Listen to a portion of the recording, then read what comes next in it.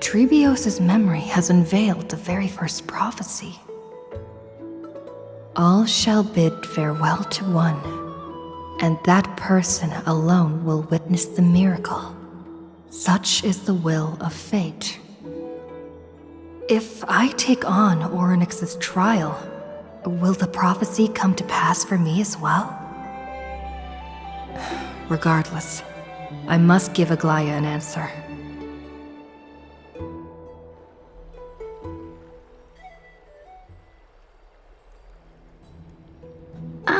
It's you, Cass. I finished the anthology of poems you lent me. Here it is. I thought you'd be too preoccupied to find time for reading.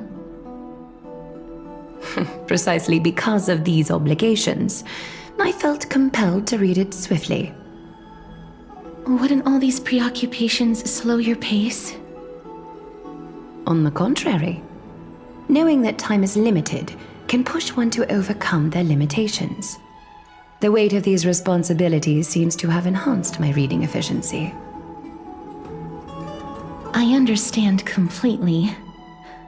During my time at the Grove, the closer exams drew, the more efficient I became at tackling everyday mundane tasks.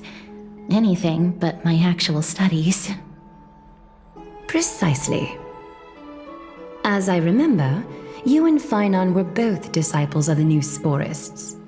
I assume that Anaxa's exams were as unreasonable as the man himself, correct? The courses Professor Anaxa taught were Introduction to Alchemy and History of Mythology. And to be perfectly honest, those two courses were the students' greatest nightmares. The history of mythology, taught by the blasphemous great performer himself. I can imagine their fear. Now that I think about it, students would often rush to the podium during class to challenge him on those blasphemous ideas. May I ask, Lady Aglaya, has your relationship with Professor Anaxa always been like this? He openly dismisses people's faith and questions the very justification of the Flame Chase journey. Our positions have been destined to be at odds. While you were studying there, I assume you must have heard of his nickname. A Dromus draped in finery? As I see it, this nickname is more of an insult to the Dromas. Despite his insufferable arrogance, I do hold a certain respect for his nature as a scholar. To remain true to his principles, he is unafraid to stand opposed to the world, and that requires considerable resolve. Anaxagoras' life is almost like a satire. As a Chrysos heir, he refuses to heed the prophecy, while he disrespects the gods. The gods have chosen him. He was indeed chosen by Circes. Is something weighing on you, Cass? The golden thread is quivering. I sense there's more to this exchange than idle chatter. With all due respect, I'd like to know what you plan to do with him. In light of his assistance in the battle against the Flame Reaver, I am willing to grant him some time to find a way to remove the core flame. However, if Anaxa decides to make any move that places us in danger, I will not hesitate to take extreme measures. Just as I feared. The Flame Chase journey is the destined path for the Chrysos heirs, yet he now seems more like an empty shell. Given his strong sense of self-respect, I trust that Anaxagoras will make the right decision. Still, I can't help but hope for another possibility.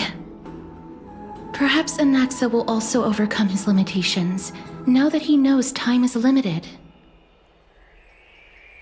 I understand your stance.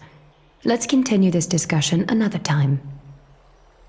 But now, let's greet our guest.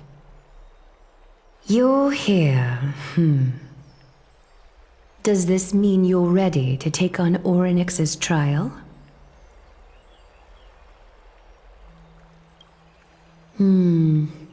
It seems that this sacred beast is just as indispensable, given their intricate ties to the Titan.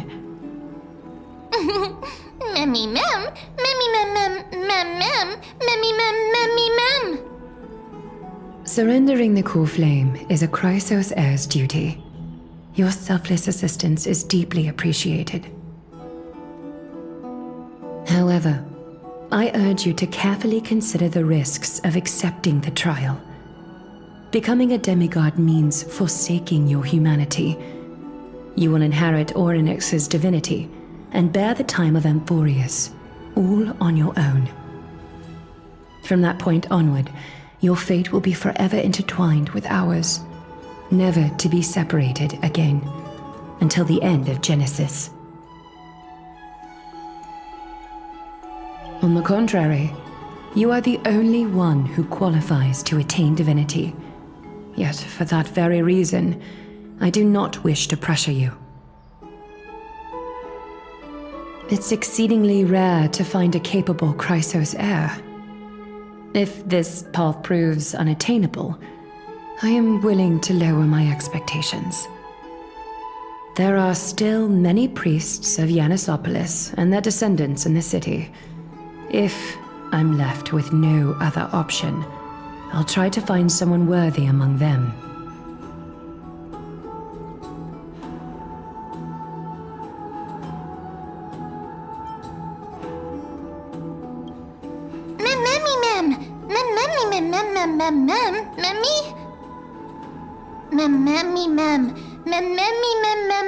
Hero. Memmy mem mem mem mem mem mem mem mem. Memmy mem mem mem mem mem mem mem memmy mem mem. Memmy mem mem mem mem mem mem mem mem mem. Memmy mem mem mem mem. It looks like you know that Titan rather well. Memmy mem mem.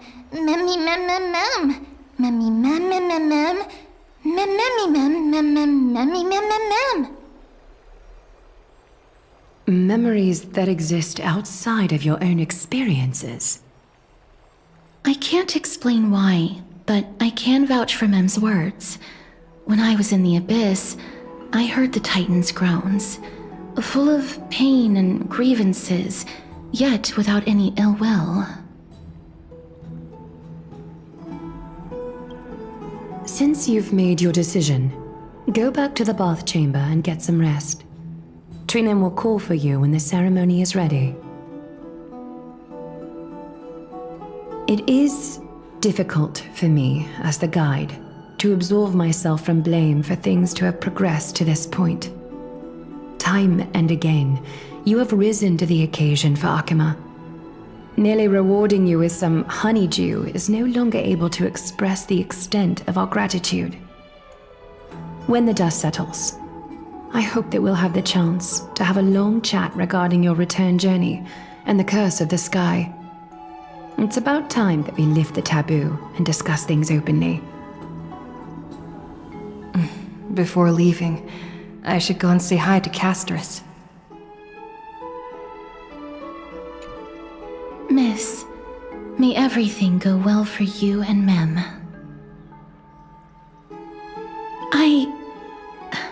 It's nothing. I only came to discuss some matters with Lady Aglaia. Previously, I lent her an anthology of poems that Lady Trianne had gifted to me. Tracing back, this anthology was something left for Lady Trianne by a bard before their passing. Although personal properties should be cleared out once their owner has passed on, Lady Trianne gave this book to me since she knew how much I like to read. It just contains an allegory. In a faraway land, in a city known as Styxia, a dragon corrupted by the black tide descended one day, swooping upon the city like death itself. It swallowed the princess of the city whole before it was suppressed. After taking down the evil dragon, the warriors discovered that the princess's life had already met its end.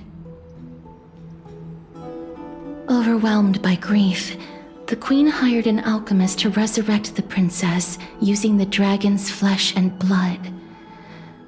However, having lost memories of her previous life, the resurrected princess turned into an evil dragon herself and wreaked havoc on the city. As a result, the prosperous Styxia met its demise.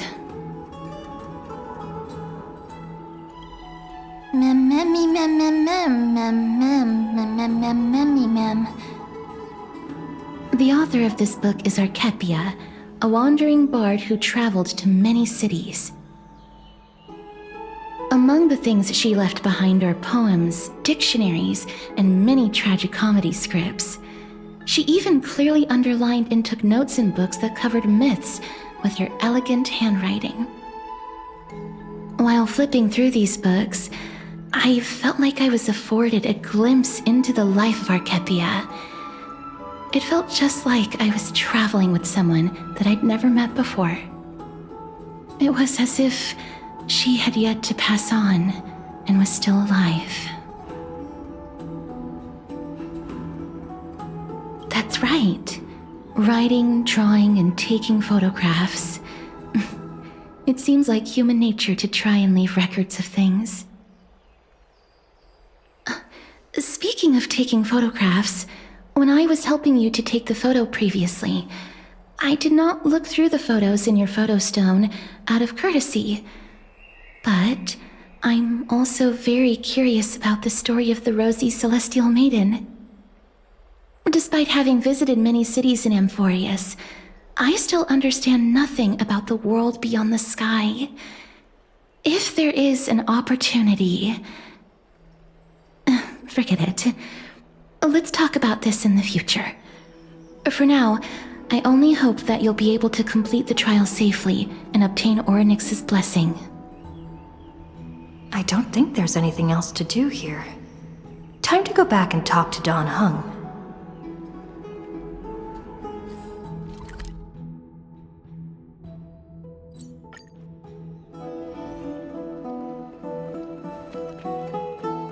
I'd love to go in and take a look.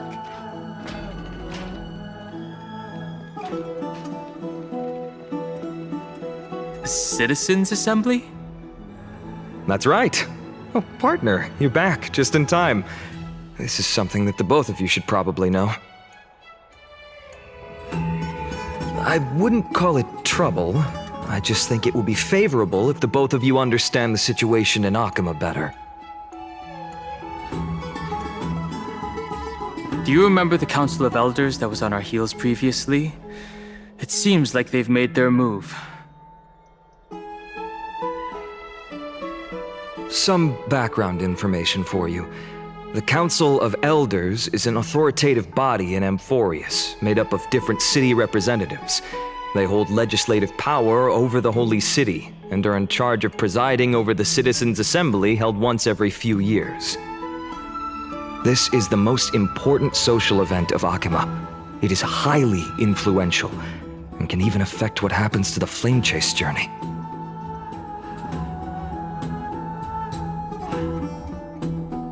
Despite her vision and wisdom that spans across thousands of years, even she cannot win over the hearts of everyone.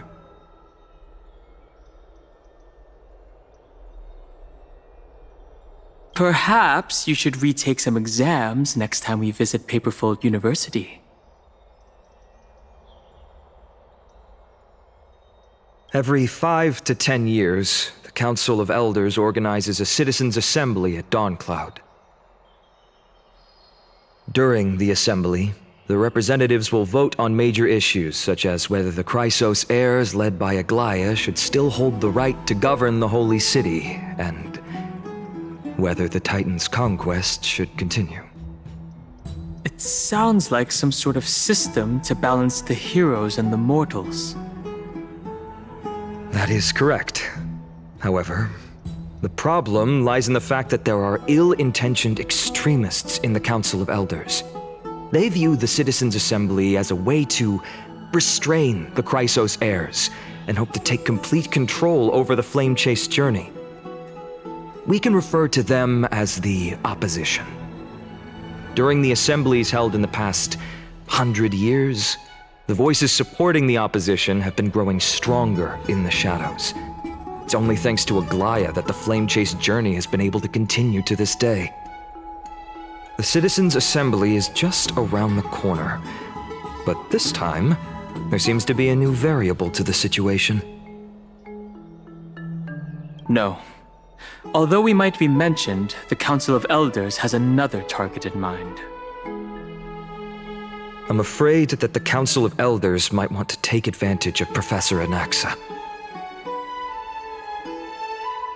Aglaya will surely take back Circe's core flame, but with Anaxa's current condition, it's so unique that nobody knows how taking the core flame away from him will affect him.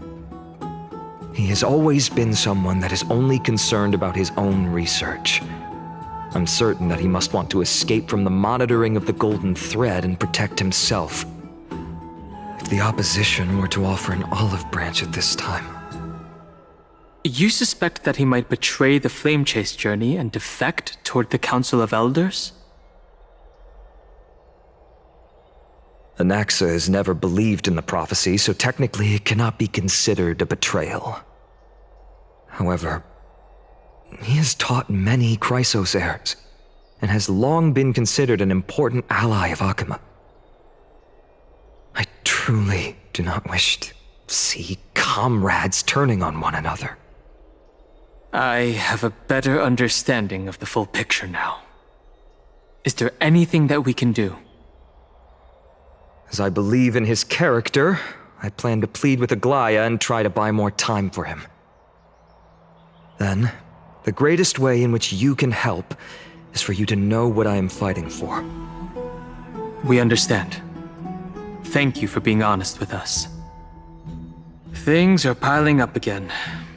You and Mem are tied up with Ornyx's trial, while I am preparing to visit the Grove to uncover clues about the world beyond the sky.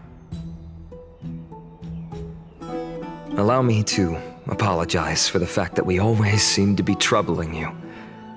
I hope that Ornyx will show more benevolence and be more accommodating. I remember that they seemed quite fond of you back in the Abyss. Go and rest and regain your strength. We'll meet at the Vortex in a few days. Oh, right. You can read this scroll if you want to find out more about the Council of Elders and the Citizens' Assembly.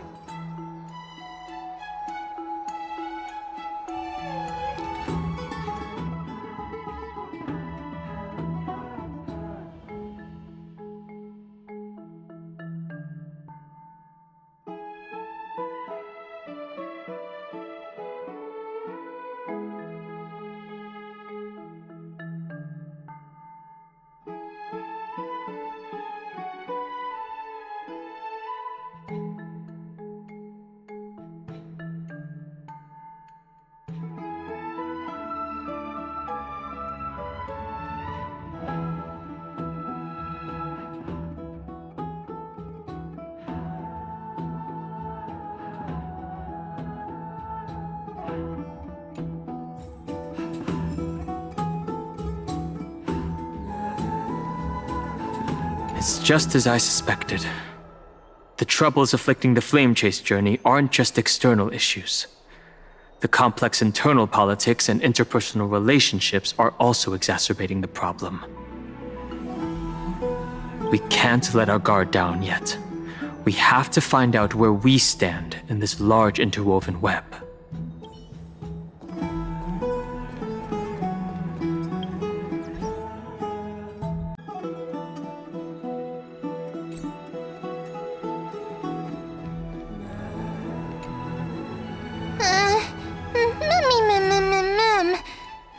Mem nervous.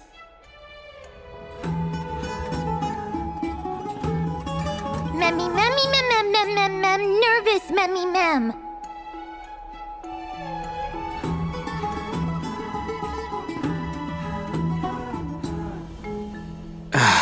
Let's just hope that everything goes well. After all, as someone who has earned the gaze of an Eon, you should be able to overcome the trial of a regional god just fine.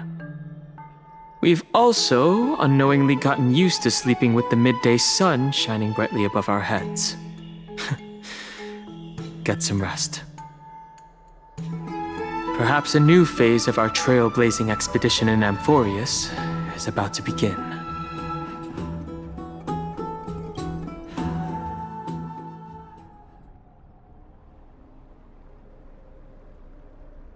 Esteemed one, Orynyx's vacant totem awaits.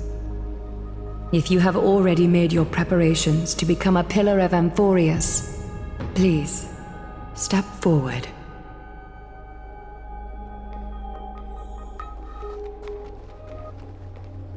Accepting a Titan's trial is a very peculiar experience. I'm afraid that I'm not able to accurately describe it. You can only go and experience it for yourself. I believe that you'll be able to pull it off. Miss, I'm sorry. I'm not sure what I should say to help calm your nerves. Right.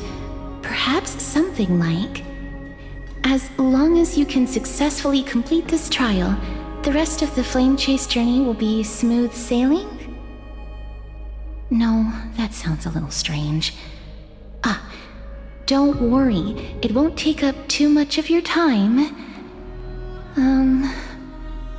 Don't worry. You'll definitely make it back alive? Oh. Sorry. It seems like I've made the mood even heavier. In any case, may everything go your way.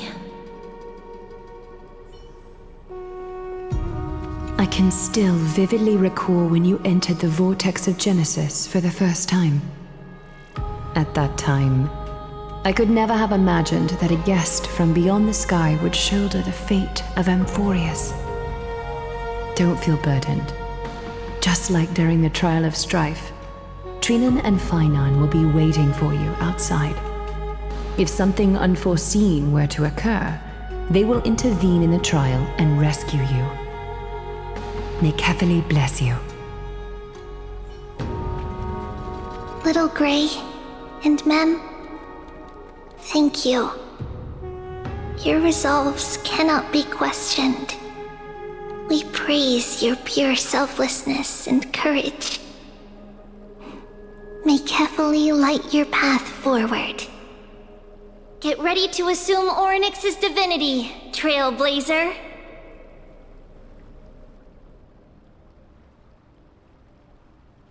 The divine position of Orynyx has already been vacant for some time. We can feel the space of the trial closing. As there isn't much of their soul left, we'll have to complete the ceremony before their soul completely dissipates.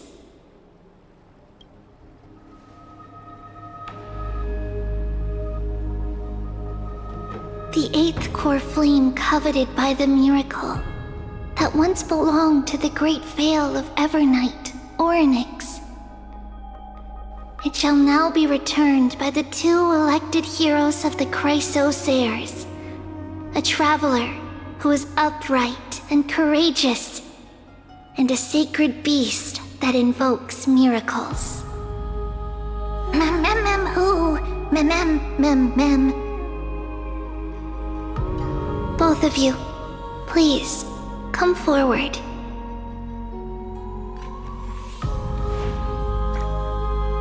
Recite along with us. O Majesty of the 12 Titans, Pillars of the world, we seek your divinity to mend the rifts of the world. Fill our bodies with blood of gold, till we wither in willing service to the prophecy. I don't think I have gold blood.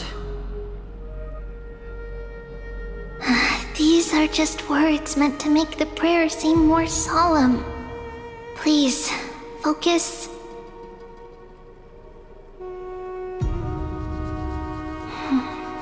and surrender the core flame.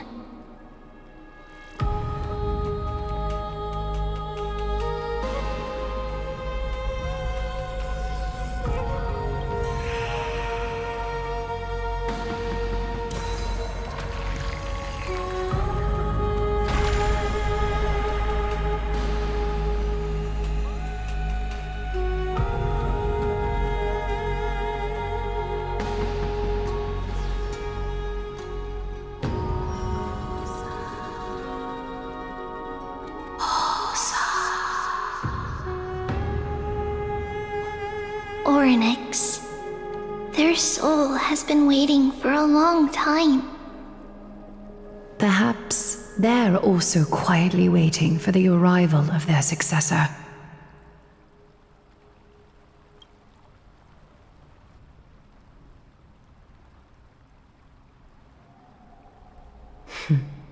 The last time I heard this, things didn't turn out that well.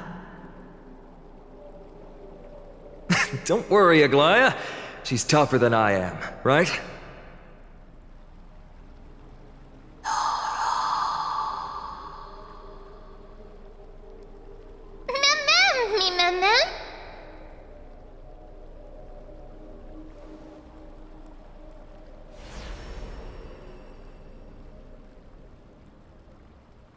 Traveler from beyond the sky, let us pray that the Titan acknowledges your worthiness. Although she loves cracking jokes at inopportune times, her determination is as strong as the Chrysos heirs. She will definitely succeed.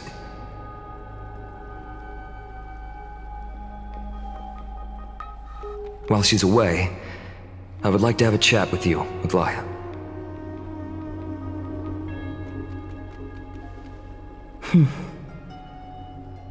Speak. I'm listening.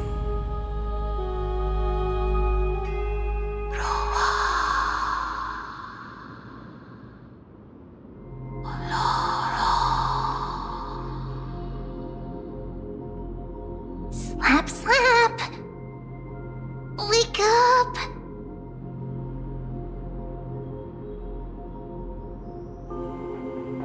How is it? How do you feel? That's right! Look! I don't know what happened, but I'm able to talk! Testing, 1, 2, 3. Testing, 1, 2, 3. I have such a cute voice! It must be because of all the memories that I collected. They allowed me to grow beyond expectations. Also, listen. The words of the Titan are becoming clearer. Mother.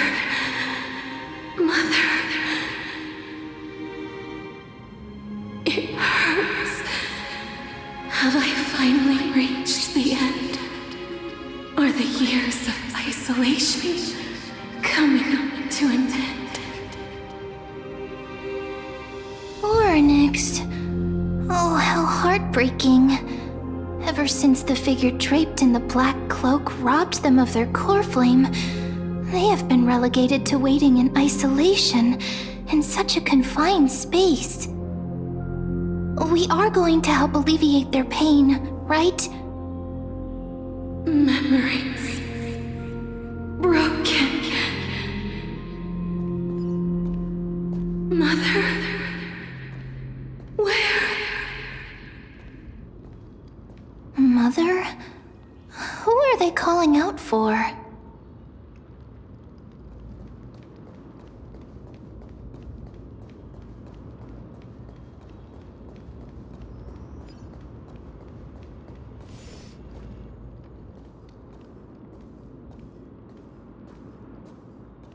You. It's you. I remember you. Skyfather has gazed upon you. Mother is calling for you.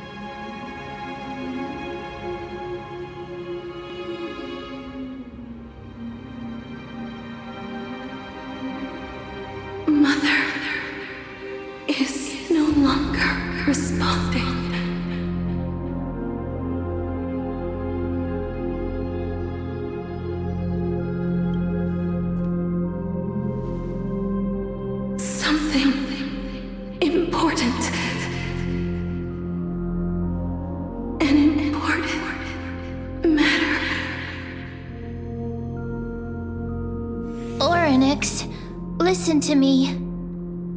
Aren't you tired? Throughout the long years, you have always been protecting the fate of Amphorius.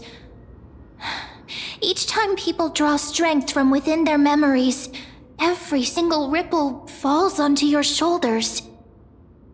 There's no need for you to bear this any longer, Orynyx. From today onwards, someone else will bear time on your behalf. This is why we have come. Freedom.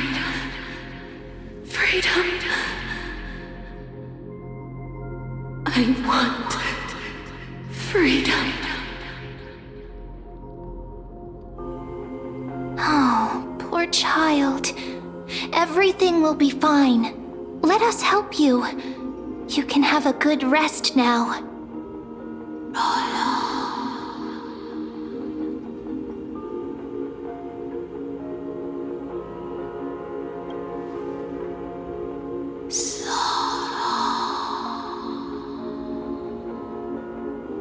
You have potential, strength,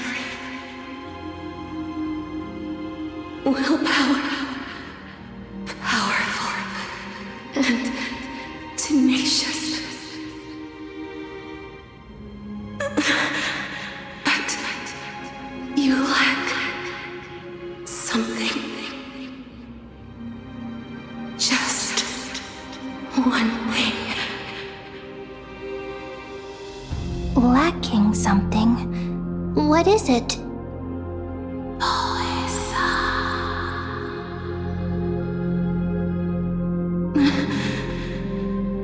What you lack is a future.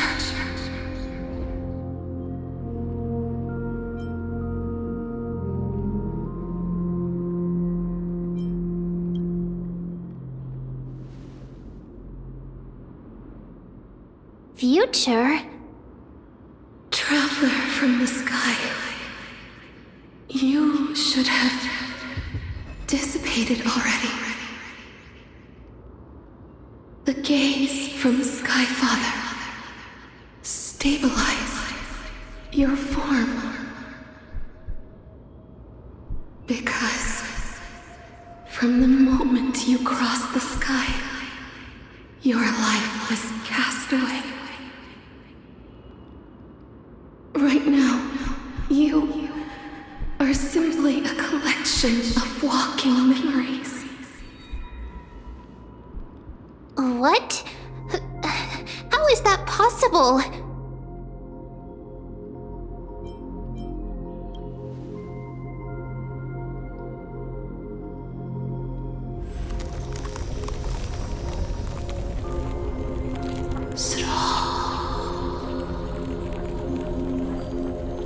The space is collapsing.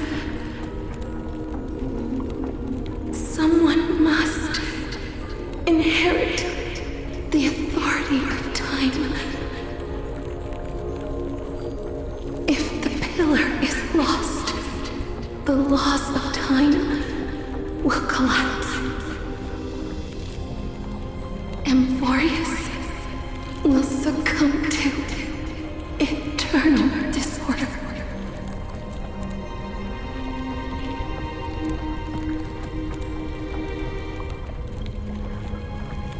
Time never compromises, never bears grudges, never forgives, never makes a choice.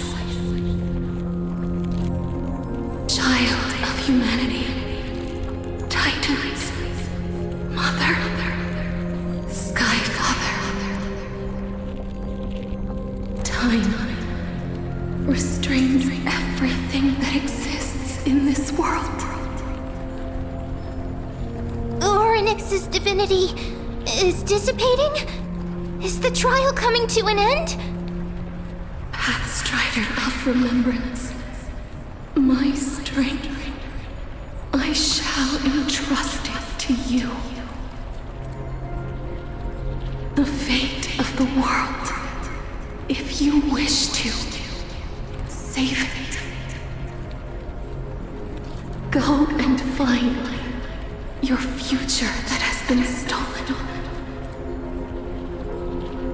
Even if that means you'll have to cheat death. You'll have to challenge that hand of shadow clasped with unyielding fingers.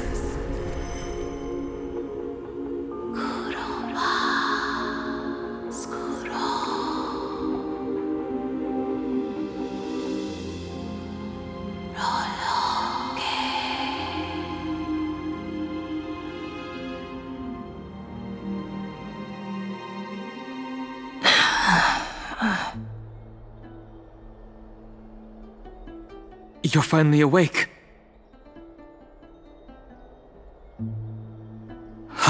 I'll keep it simple. You succeeded. Orynyx has entrusted you with their divinity. Now you're no different from a demigod of Amphorius. However, Mem has told me about what happened during the trial. They are still explaining things to the others and told me to bring you back to your room to rest first.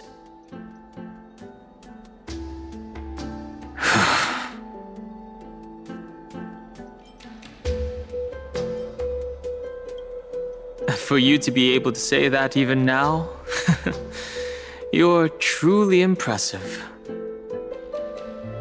There's something that I've never told you. When we landed on Amphorius, our car was pierced by Nicodor's lance. Do you remember? Back in the ruins of the Abyss, this is what I said. You passed out when our car got hit. I blacked out too, but not before dragging you out. It's a good thing we were in the car, or we would have been crushed to pieces. Actually, my account kind of made light of the situation. What actually happened was much more complicated. You were severely injured back then, with several wounds still bleeding profusely. I struggled to carry you out and used the last of my strength to stem the bleeding. But then, I was also hit by a falling rock and lost consciousness. The last time I checked, you still weren't breathing. But when I regained consciousness, I saw that you were alive and full of energy. So I never brought this up again. I'm not sure whether the gaze of Fuli has anything to do with this matter. But according to the Titan, you are living in the form of a memory right now. Just like those objects of the past and the miracles of Orynyx. Perhaps Mem is the anchor rope that ties you to the present.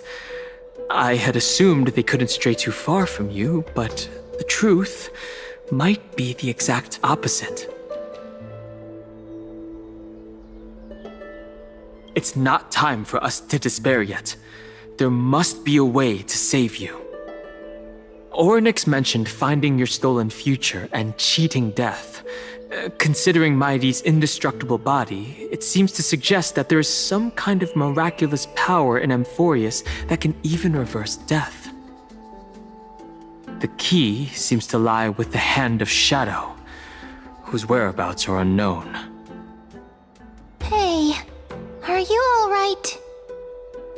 I heard you two talking about Thanatos. Cass is also very concerned about the warning. She has left the vortex and returned to the garden. Shall we go and look for her? Thanatos is the Titan that Cass has always been looking for. Regardless of whether there are any clues, there's probably no one else that understands death better than her. Let's do that then. Oh, right. There's something that I have to tell you. The Chrysosaurs already know everything that has happened to you. I was too worried, so I told them everything. Please don't hate me, okay? Let's do that then.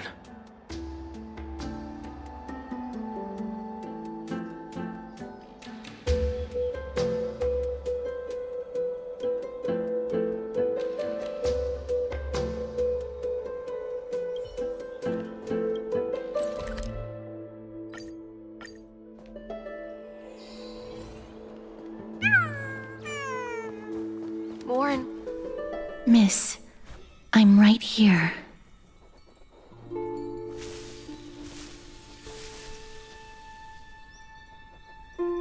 Please stay there and slowly turn around.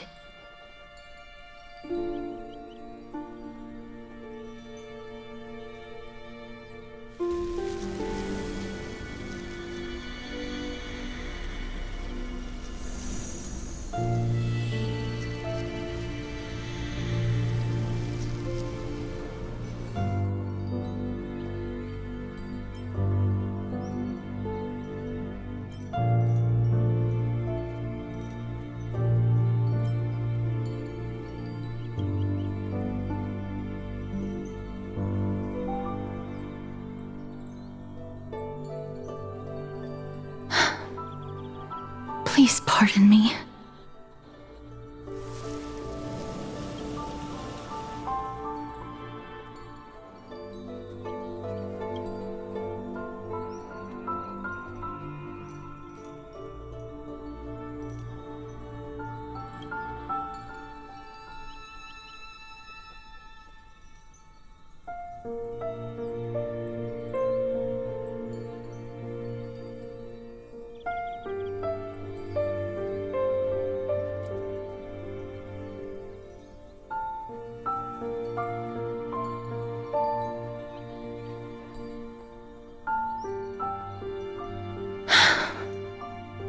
Just as I expected.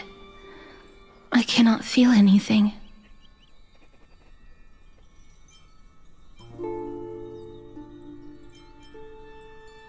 Back at the Grove, I was puzzled as to why you were not affected by my curse. I thought that it might have been the special ability of a traveler from beyond the sky. Never did I expect that this would be the true reason. I'm sorry. I should have noticed that something was amiss earlier. Miss, if my abrupt behavior just now offended you, I hope that you can forgive me. I'm just thinking, if your soul has really left your body, as a mortician, I might be able to trace where it has gone to.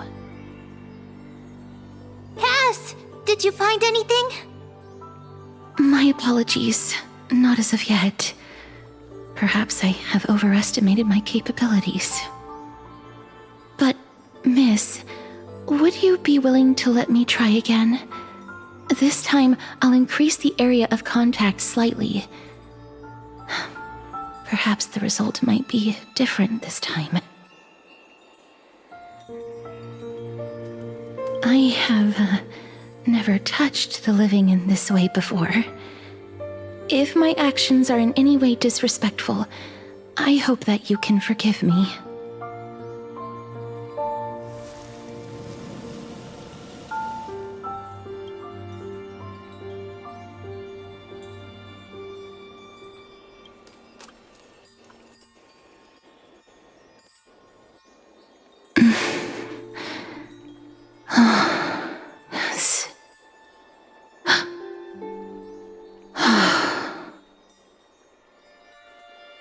I seem to have caught a glimpse of something. Your soul is currently roaming someplace and cannot find a way to escape. But perhaps it might not be a bad thing. If your soul is still wandering around, it means that we still have time. We have a chance to find it before the fingers of Thanatos sweep everything away. Clues. Just a few more. I need more guidance. The connection has been severed. With my strength, I'm not able to trace it. It was me. I was a little too hasty. Don't worry, miss. Although we currently have no leads, I will do my best to search for the whereabouts of Thanatos, bring back their core flame, and personally return to you the life that you have lost too soon. I know that I'm lacking in confidence, but I hope that you can keep this promise of mine in mind. before I manage to deliver on this promise, please do your best to hang on. Amphorius needs you. Lady Aglaia and Lord Finon are currently discussing some matters in the paths. They're worried about you too. If possible, please go there and let them know that you're well. Although, I don't actually know whether your current situation can be described as well. Also, please accept this Styxian fable. Reading can help one to focus and relax. I hope that reading this can help tide you through this difficult period. Sees her disappearing. Lady Aglaia and Lord Finon are currently discussing some matters in the paths. They're worried about you too. If possible, please go there and let them know that you're well. Although, I don't actually know whether your current situation can be described as well.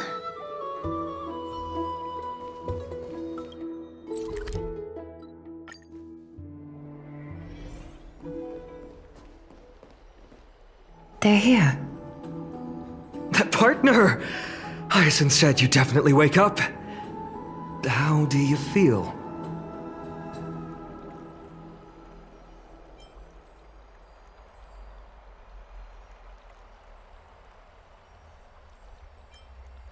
That's the medical prowess of the Twilight Courtyard. Amazing, isn't it?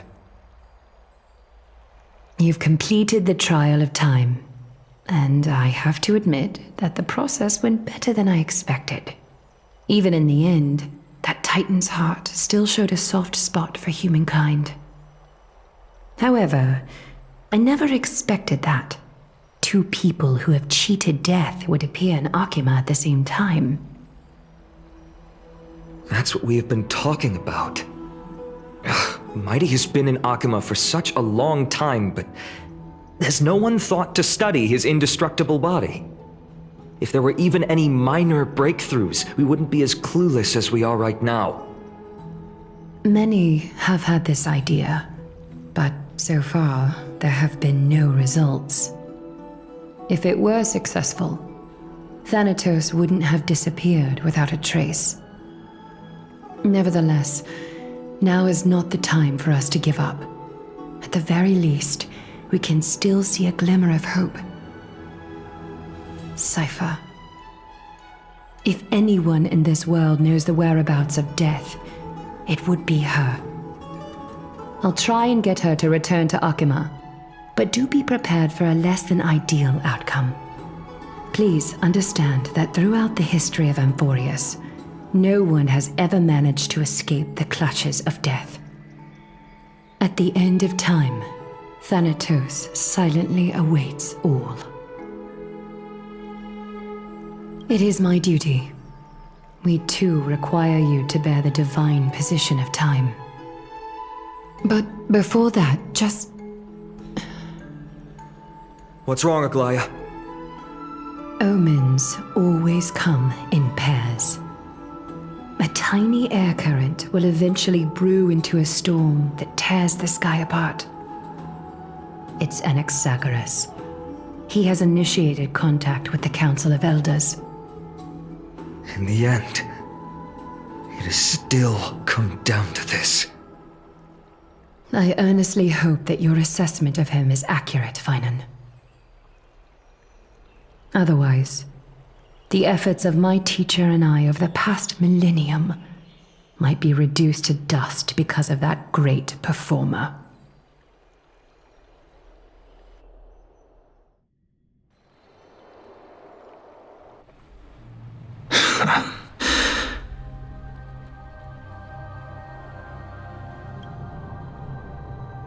I'm back here again.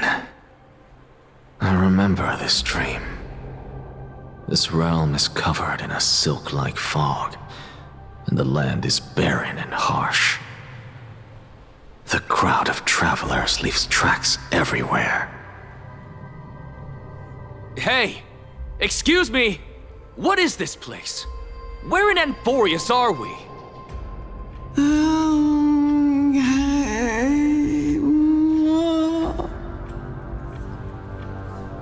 mutters of the Traveler are in a language I'm unable to comprehend.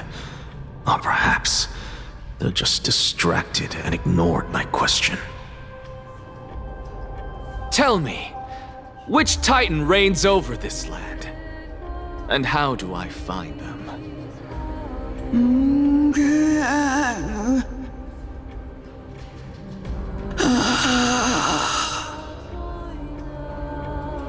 Hand of Shadow. Hand of Shadow Thanatos. Could this possibly be the Netherrealm? Not Netherrealm. Then where is this? River of Souls? The outskirts of the Netherrealm? Are you heading downstream toward the Netherrealm? The Netherrealm. Nothing but an illusion. Titan rejects you, me. Listen. What? The Traveler lifts their wrinkled fingers and remains silent. I look in the direction they are pointing and listen closely. There. A massive shadow brought the sound of rushing tides. The sound of tides. I can hear it.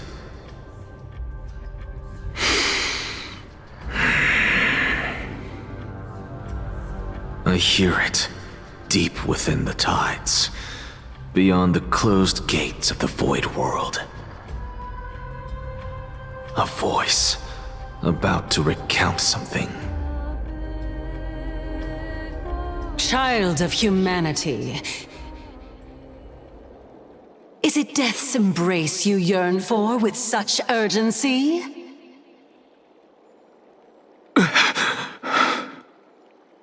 Oh, you have awoken. Welcome back to the mortal realm. Your consciousness is dissipating much faster than I expected. Ultimately, it seems like the Titan's core flame is incompatible with a mortal body. How much longer can my consciousness remain in the mortal realm? In my estimation, at best, you'll see 15 more entry hours. 15 days and nights. What is it? Are you finally starting to become attached to the mortal world now? On the contrary, 15 days feels a little too long for solving a singular problem.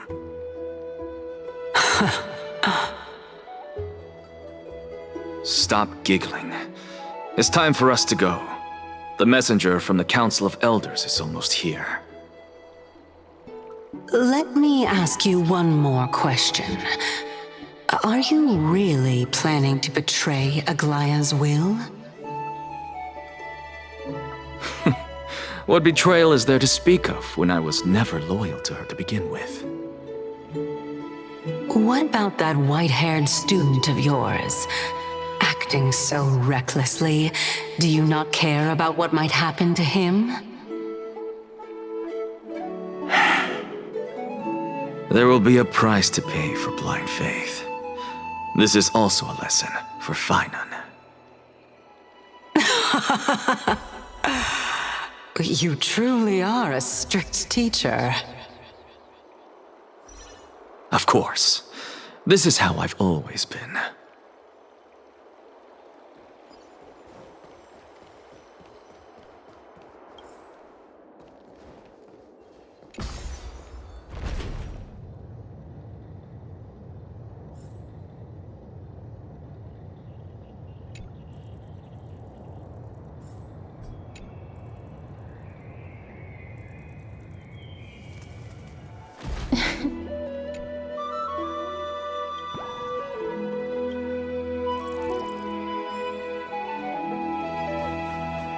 sorry to keep you waiting, Lord Anaxagoras.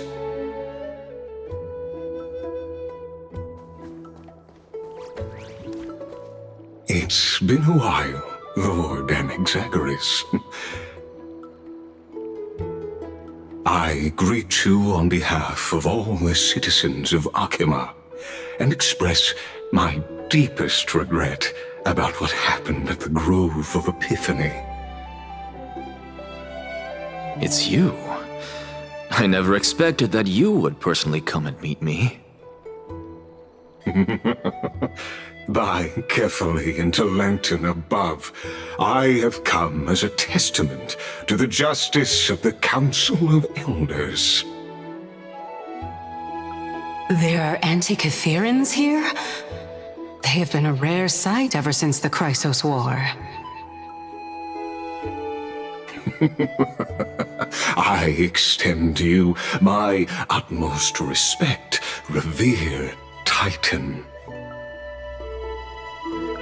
I am Lycurgus, though you may call me Lygus, holding an honorary position within the Council of Elders in Akima, and as the Theoros, I stand to protect the right of all upright citizens to express themselves freely.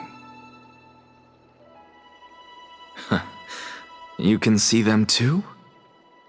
You know about us. We Antikytherans perceive the world through the amplitude and frequency of souls. Just as I am conscious that Lady Aglaya is secretly listening in on our private meeting from afar, if necessary, Lord Anaxagoras, I can sever the golden thread to protect your fundamental rights. The demigod should know better, for such is her station. Spare those poor threats, and just let her listen to my words. They shall serve only to unveil her own folly. May I interpret this as you having a countermeasure? I need not any plan, because she can do nothing other than petty espionage. As the Citizens' Assembly approaches, and with Orynyx's fall, any attempt to capture the core flame within me will only usher chaos and calamity. A truth she undoubtedly comprehends. While I, Anaxagoras, serving as the Grove's special envoy to Akima's Citizens' Assembly, have long known the extent of your abilities. Let's forego the formality of asserting authority, Lord Lygus. Lead the way. Very well. Surely Lady Kindness would appreciate such assertiveness in an ally.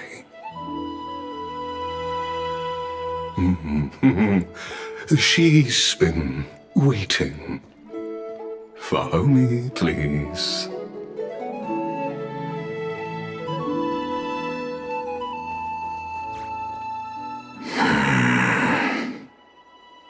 Is there something on your mind, Lord Anaxagoras?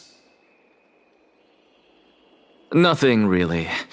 It's just a question that I contemplate every time before I ascend to Dawncloud.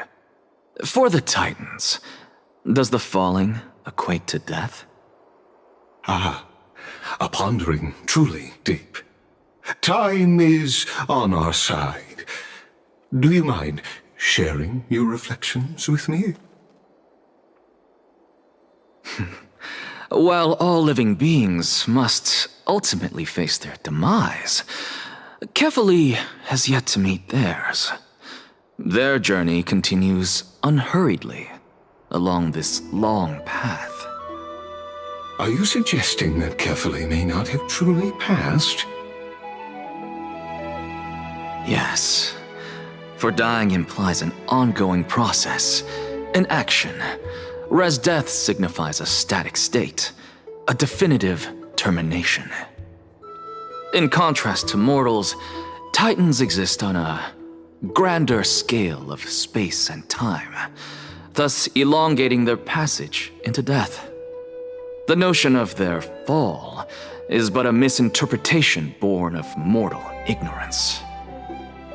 Ah, an intriguing concept, albeit challenging to substantiate.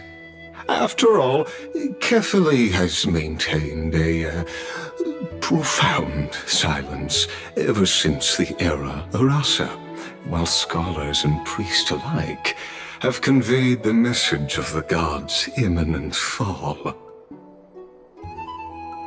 Perhaps the gods, in their arrogance, deemed it beneath them to reveal their perspectives to mortals. Could you elaborate on your statement?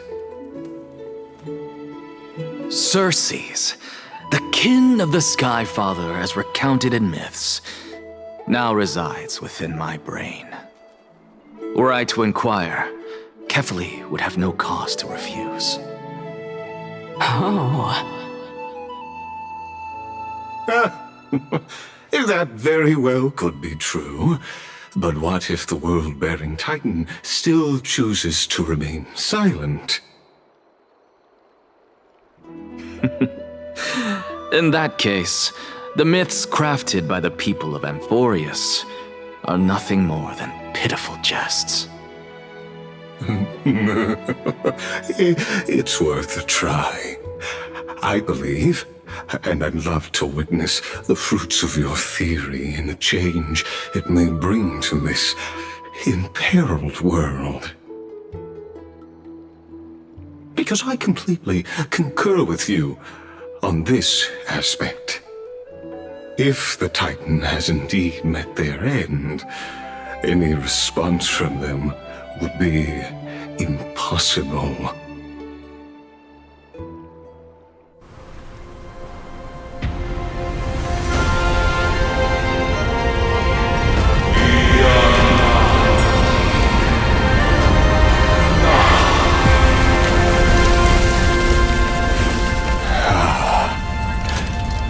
Please, Professor.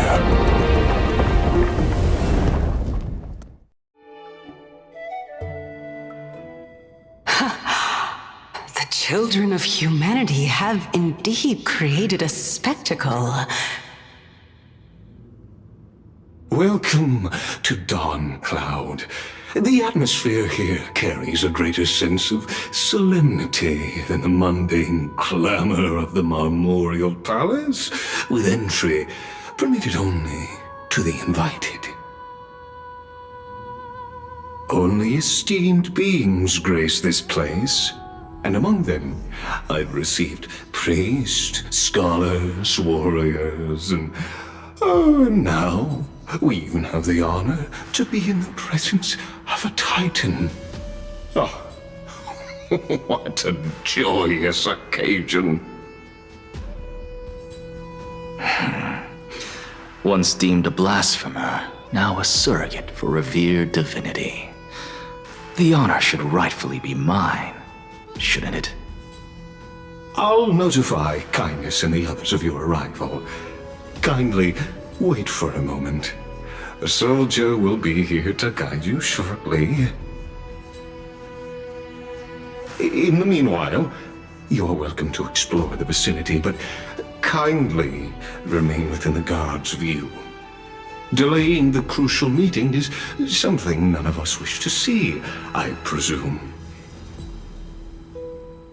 I'm well aware of Kindness's methods. There's no need to emphasize that. As you wish. Your cooperation is much appreciated.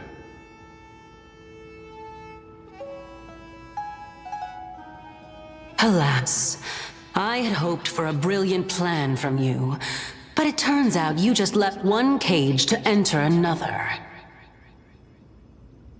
Save your concerns. I know very well what I'm doing.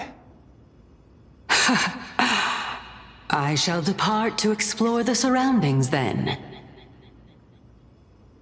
Now that I look around, I wonder if there are any murals bearing my portrait around here. I'm quite intrigued to see how the children of humanity beyond the Grove perceive another Titan. Off you go. I won't be joining you. This Titan appears to be quite at ease. I should investigate the Council of Elders' recent activities first. Be aware, I can hear you perfectly well from here.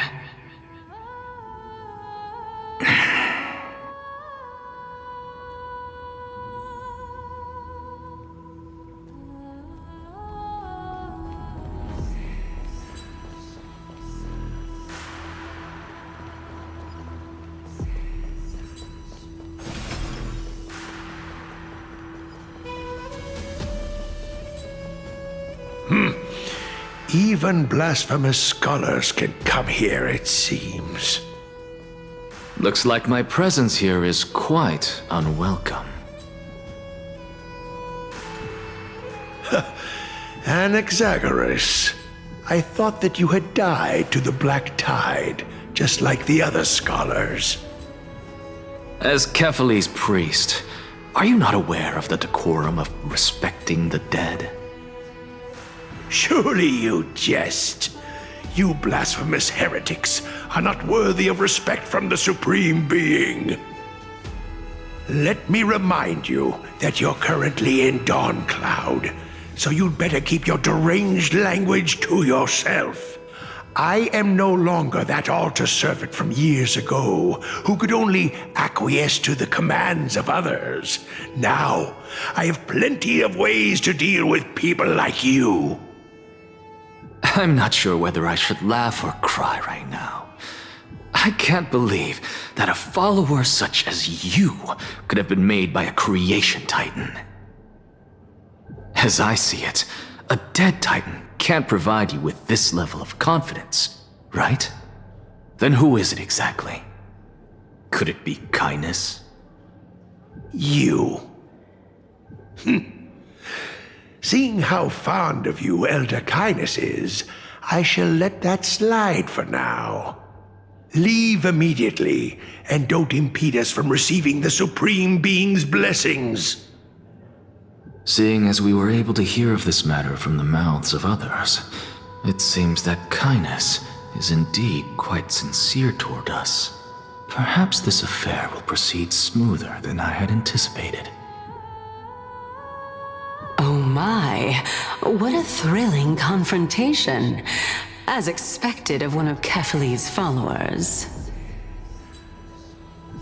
Are you praising or insulting him?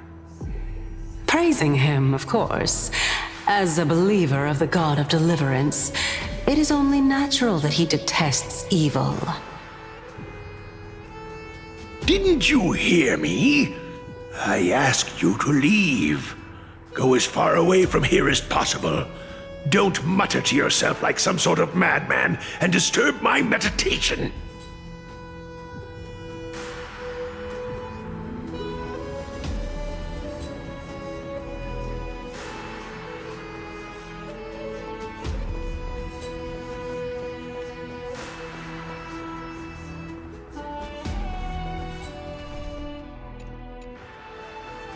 Professor Anaxa!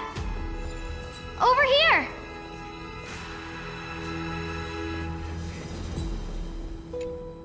Professor Anaxa? Word has it that the scholars of the Grove valiantly perished resisting the Black Tide. To find you here safe and sound, thank the Fates. You could say it's the Fates toying with us. It's only the Crimnoans and Idonians who chase glory through death. But your survival is a victory in itself. I'd settle for that gladly. So, are you here to report the incident to the Council? I heard that after the Black Tide devoured the Grove, Akuma would be next in line, even with the demigod of strife standing alongside humankind. Tell me, how much does the Council of Elders know about the Black Tide? Once Kindness and her followers learned of Circe's and Orynyx's fall, They proclaimed in the council that the Flame Chasers could no longer stand against the calamity alone. Yet, when the Crown Prince ascended to godhood and repelled the Black Tide, she immediately altered her tune, declaring that all was resolved beyond Akama, with the only remaining menace now being Aglaya and her adherents. They might well make their move at the upcoming Citizens' Assembly. No surprises there, those shifty opportunists. Thank you for your honesty, virtuous student. Being an opportunist could very well be a facet of wisdom. Shouldn't you be searching for murals of yourself? I've had enough of your prattling. I was really curious to see how you would find the middle ground between both factions, so I came to listen in. But it seems as though this kindness is much more ruthless than Aglaya. If so, why do you want to work with her?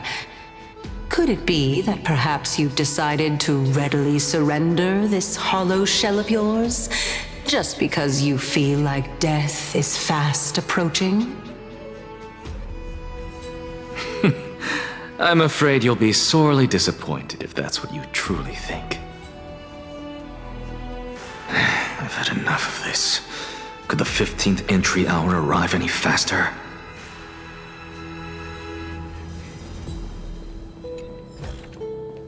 I want to make something with it. But what to make? Oh, my. Could it be that the great tree painted in this mural is actually depicting me?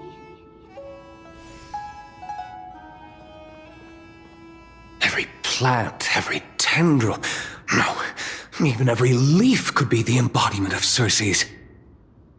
As a result, mere mortals who did not know what the Titan actually looked like chose to paint them as a giant tree instead. Their wisdom was portrayed as fruit, to symbolize how they shared their knowledge equally among the masses. Such exquisiteness indeed. This mural is quite abstract. I really can't tell whether you are praising or demeaning yourself. Now I'm quite curious whether the Reason Titan has studied figures of speech before. Of course I find such stylistic devices interesting. For all we know, this could be the answer to the question, what exactly are we? I, for one, am not willing to admit that I could look this ugly. Was this the reason why you failed in your attempt to refine my soul when you were ambushed at the Grove? Since you are aware of this, why did you save me back then? From my perspective, this point alone was enough to separate you from the average person. How do two lunatics coexist in the same brain?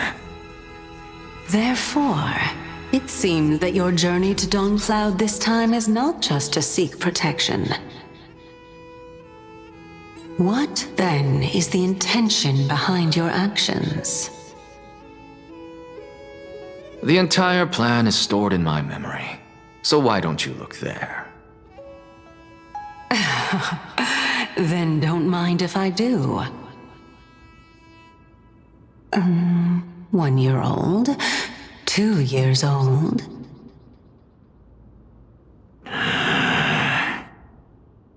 Oh my! Even a member of the preeminent 7 sages must hug his Dromastal to sleep? How interesting. That's enough. How unusual. Your soul is actually trembling. This must mean that behind this toy hides a secret that nobody knows, right? Since our days are both numbered, I don't mind telling you more about it. This is a present that my sister gave to me. It's a doll that was made to look like our family pet. So there are other members in your family, eh? Are they also living in Akama? Don't you just love to pick through my brain? Go on, continue flipping through my memories. It won't take long. You'll discover the answer when you reach the memories of when I was 5. Oh, the black tide is everywhere. I can't bear to look. When I was young, I couldn't accept this outcome either. Georios, Aquila, Kefali, and you, of course. Although I prayed to every titan that I could think of for help, my efforts were ultimately futile. This...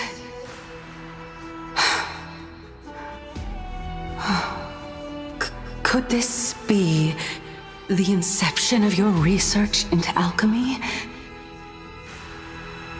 Indeed it was. Everything started from that verdant courtyard of yours.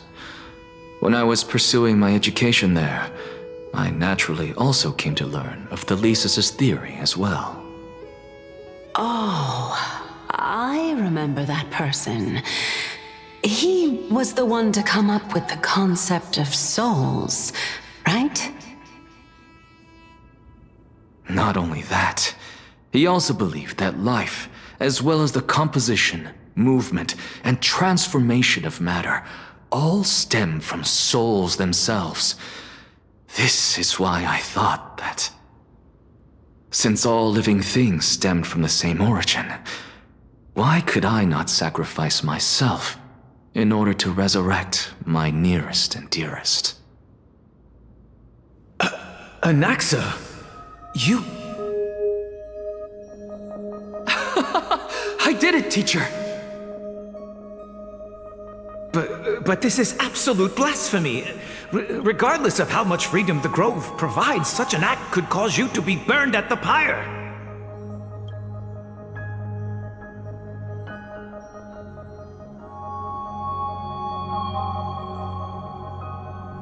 Your beloved, where is she now? Send her away from the Grove at once, to a place where nobody will ever be able to find her. Otherwise, the both of us will be judged by the Council of the Seven Sages. Calm down, teacher. My sister, she's still not in the mortal realm, even to this day. What do you mean? It was naive of me to think that I could snatch the deceased from Thanatos' grip by merely sacrificing one eye. Equivalent exchange. All I received for that price was but an opportunity to see her for one final time. Nothing more.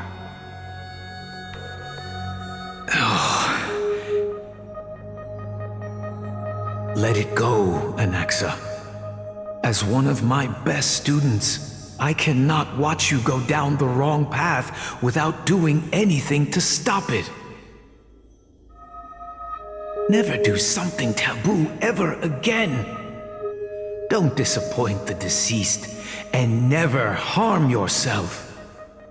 If you can do that, this classroom will still be yours, and you'll have a chance to live out your own life.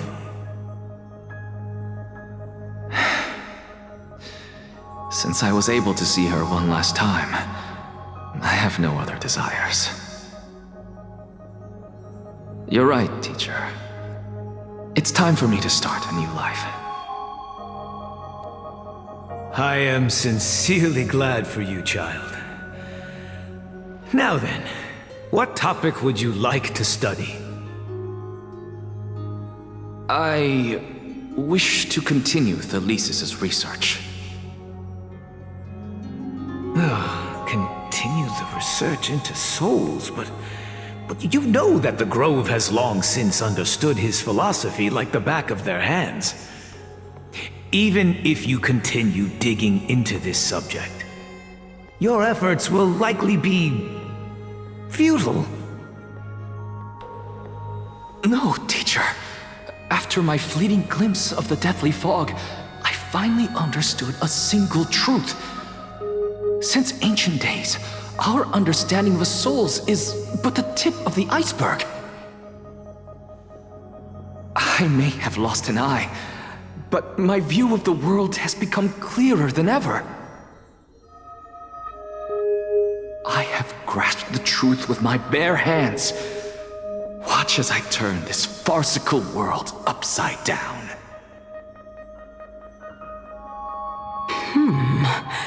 Who would have thought such a secret lay concealed beneath that hefty eye patch of yours? However, this story doesn't seem to be connected to your plan. In fact, I'd say that they aren't related at all. The answer lies within the tale. If even you cannot understand it, perhaps you should relinquish the divinity of reason to me. After all, it'd be a waste for you to hold on to it. My story ends here. Now it's time for you to tell me your secret. After all, this is what equivalent exchange means, correct? As expected, you laid a trap for me to step into. Unfortunately, even if I was willing to talk about my past, I may not know more about it than you do. Oh? Are you saying that the renowned Reason Titan is now admitting a lack of wisdom? Your followers are going to be sorely disappointed by this. Child of humanity, remember this. Being cognizant of one's ignorance is the greatest wisdom of all.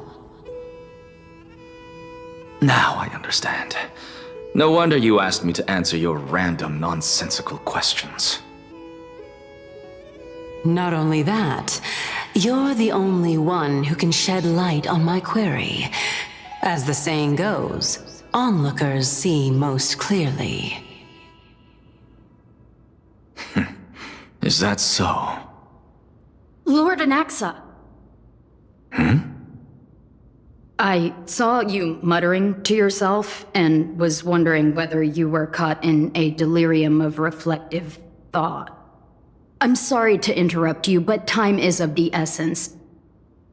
I have a message from Lord Lygus. Lady Kindness has met up with the Council of Elders and is awaiting your arrival, so please depart forthwith.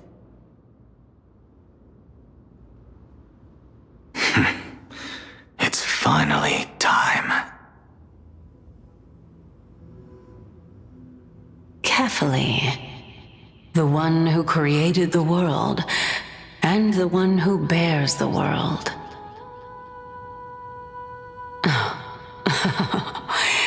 If you truly have not met your end, how will you answer the challenges of those who defy you? I didn't expect you to agree to Lady Kindness's invitation. What a wonderful turn of events. To tell you the truth, there are many people who hold grudges against that Lady Goldweaver.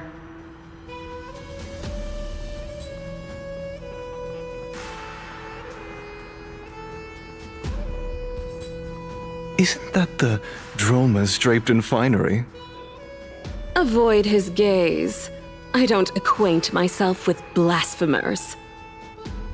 Don't worry. He's too full of pride to pay us any attention. Your nickname is Dromus as well? You must really like those creatures.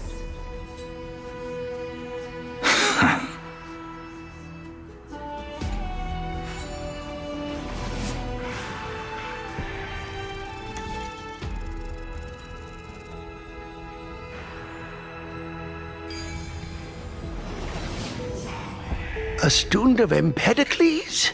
I hear that his views run counter to the Venerationists. This is what being a scholar is about. A collision of ideas only occurs when there are differences in beliefs, and it is such collisions that lead to progress. Yet, in my view, there are only right and wrong perspectives. neither of which can coexist with the other. What radical thinking. I guess this is why the children of humanity always squabble with each other. How boring. You seem to be avoiding that Goldweaver person. Why don't you address her face to face? I have nothing to talk about with her. Since you're in my brain, you can look for the reason yourself. Oh, the leader of the Flame Chase journey and a demigod of Nestia. You're really searching through my brain. What are you treating it as? Some sort of toy? Regardless, you think quite highly of her, no? That's because I'm a teacher who grades everyone fairly.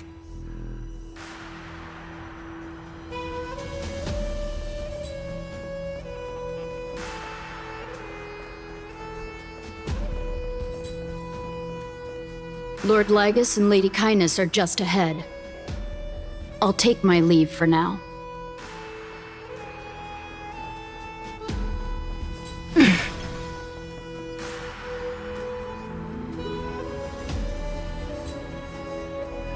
Welcome to the Demigod Council, esteemed guests.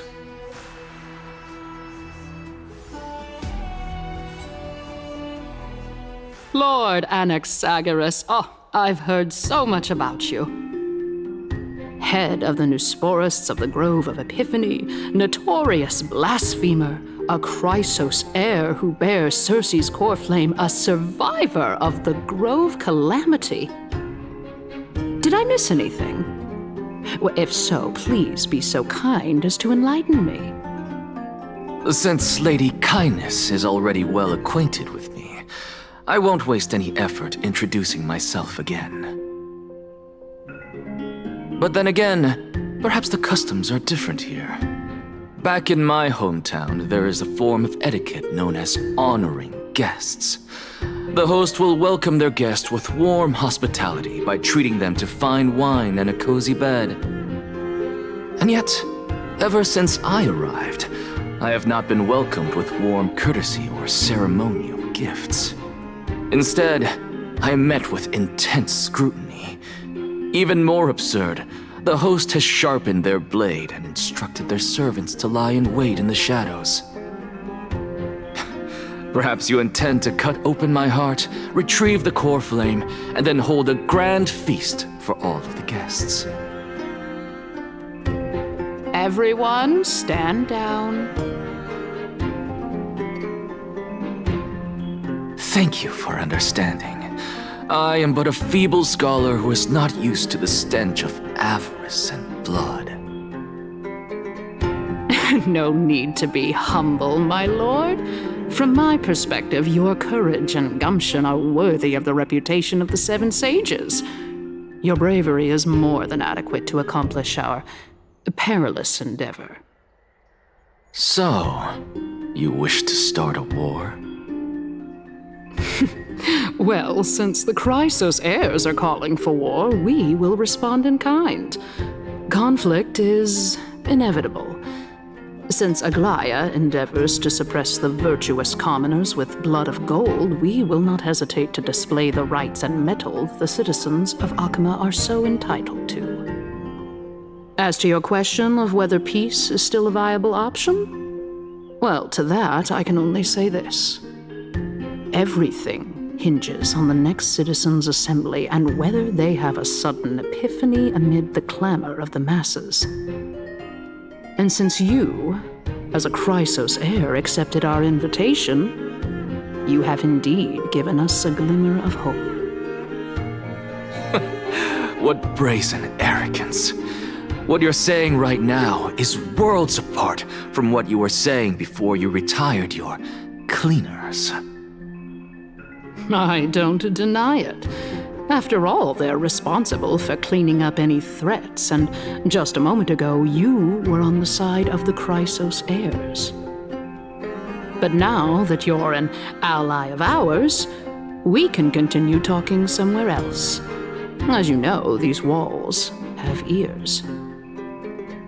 I was fortunate enough to have the opportunity to discuss a treatise about the Venerationists with your teacher, Empedocles. Yet, it seems you subscribe to the Nusporists instead, Lord Anaxa. I've heard that this school of thought is one with many detractors. It's normal for ideas to have supporters and dissenters, just like how there are two types of people in this world: geniuses and dimwits.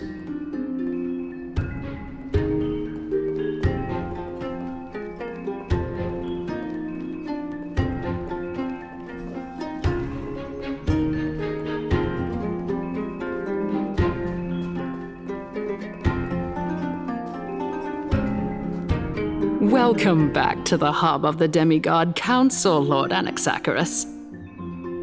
Surely you remember that countless eloquent orators have stood in this spot before and emerged victorious by stoking public sentiment with their words. And yet there have also been innumerable blasphemous philosophers who set themselves up for failure because they refused to defend their actions. This tiny stage is the most profound embodiment of Akama in centuries. In 15 days, this site shall also become the most important, as well as the final turning point in Akama's history. May the both of us carry out our duties with honor and lead the masses back toward the Era Chrysia, a golden age with no death, strife, or trickery. Oh my, 15 days and nights. That aligns perfectly with the date of your demise. Could such a coincidence truly exist? Using death to prove myself fits my intentions perfectly. What strong conviction you have, as expected of the hero who dared to stand up to the Gold Weaver. As expected, she misunderstands you. That's enough, Lady Kindness. Dispense with the niceties. I only accepted your invitation so that I can serve the commoners alongside the members of the Council of Elders. Don't test my patience with such superfluous formalities. Well, you say that now, but surely you also require my aid as well, so that you can stay alive even when being pursued by the Golden Thread? You worry too much. She won't show her hand too freely, as she still needs to garner support from the masses at the Citizens' Assembly. Even someone like me can tell that only a sliver of her humanity remains. Surely you're not asserting that she will definitely act in a rational manner. As you're no doubt aware, Aglaya covets the core flame that I possess, which makes it the bargaining chip that allows me and the rest of you to negotiate with her. However, in return, I'll need the Council of Elders to support me as much as possible. Naturally, this includes the guards as well. You're well aware how valuable Circe's core flame will be in the Era Chrysia that you are desperately pursuing. Talk is cheap, so you'd better act prudently as well. I understand. After all, this battle of wits is just a means for each party to acquire what they need. As long as your request is reasonable, the Council of Elders never shortchanges its allies. Since we're both intent on mutual cooperation, let's not mince words and just speak plainly to each other. Let us decide how much we can secure for ourselves and how much we're willing to sacrifice like true philosophers, with our words and wisdom. Continuing from the earlier topic, let us discuss our common enemy, Aglaya. She is the second most experienced Chrysos heir across the whole of Akama, who has gradually lost her humanity to the ravages of time and the ablation of the core flame. A formidable opponent indeed. Admittedly, there is ample reason for her to take your life. Yet your previous reasoning is quite sound. As a seasoned political animal, it's unclear whether she will actually cross that irreversible boundary. Moreover, she still needs you alive so that the Titan's trial can be completed. Is there anyone present who can swear by the sacred vow of Kefali and guarantee that you weren't in league with that woman before coming here? Are you just trying to pull the wool over our eyes and aid her in her savagery?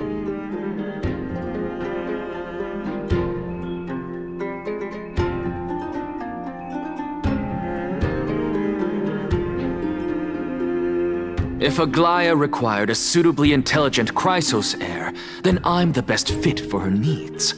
However, it's quite evident that she has no need for a Chrysos heir who could break free of her control at any time. Since I believe in neither Titans nor the prophecy, there's no way that I would willingly walk on the path that she extols.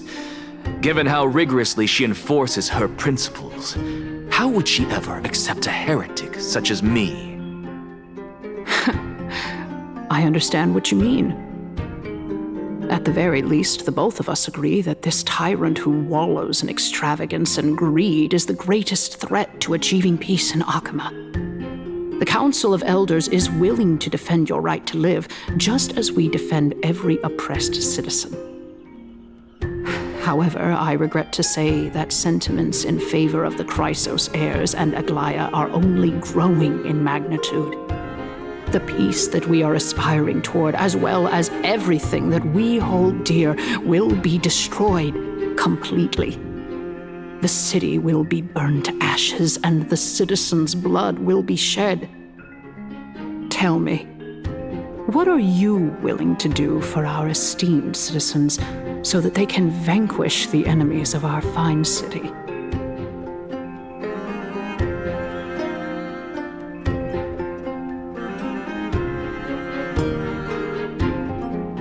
Aglaia's authoritarianism, conceit, and arrogance have granted her unfettered control for the most part. Yet these traits are also her greatest weakness.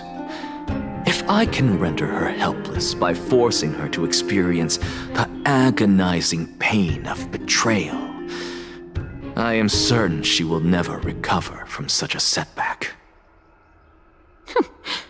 Surely you don't believe that such a tiny betrayal will be enough to push her to her wit's end. What's more, there are many who remain silent, merely watching to see how much chaos I can unleash. Not to mention, you know full well that the Chrysos heirs have never been a united front. In the name of Kefali, Akama thanks you for your sincere and valuable thoughts. At this stage, it's clear that you and I understand the benefits to be won from this discussion. Let me put it plainly.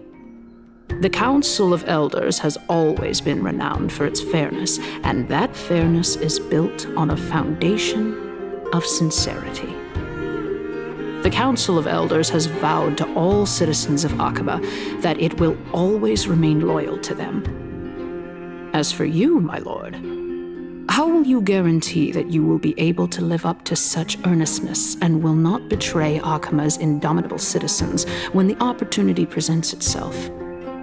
Just as you now betray Aglaia when it suits you.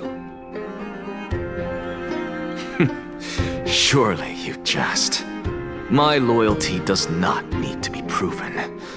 The fact that the Council of Elders is asking for proof of my loyalty is itself akin to a form of betrayal. I am incredibly honored to have witnessed the both of you bury the hatchet in a civilized manner.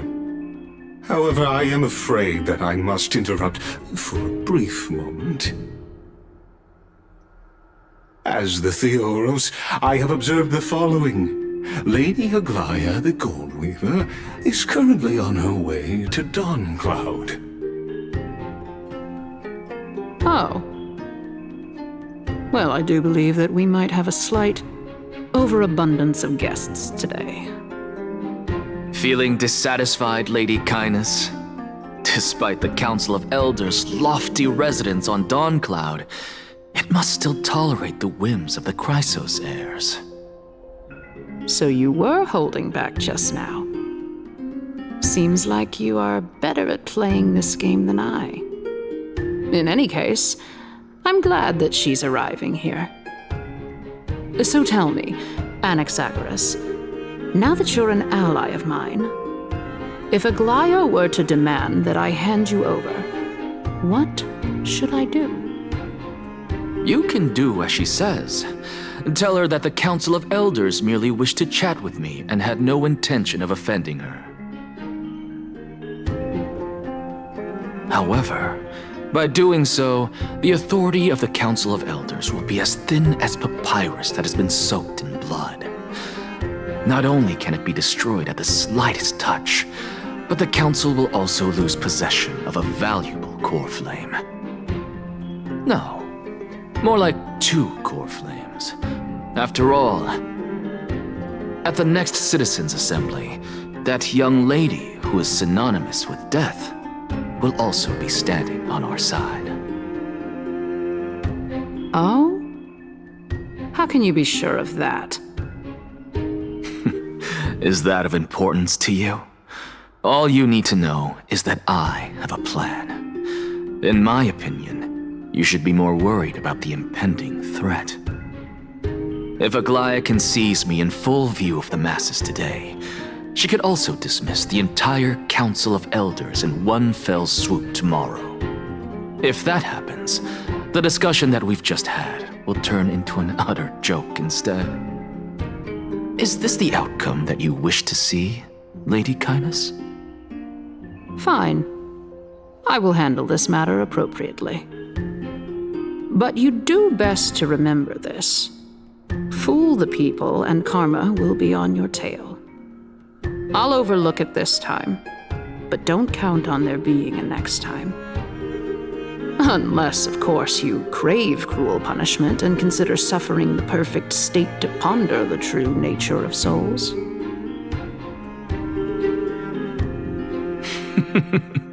Well, what do you know? That happens to be one of my rare talents. We shall see then. I've got to say that you've managed to really impress me again. But shouldn't you be going after more? Dying to know what I'm after, I mean, I'm the reason Titan after all. It is in me to ask and seek answers. Easy there. You'll learn the answers soon enough. I didn't bring it up with her purely because she doesn't have the means to give me what I truly want. It's as they say, onlookers see most clearly. The true masters of Dawncloud have always been the Theoros, who watches over everything.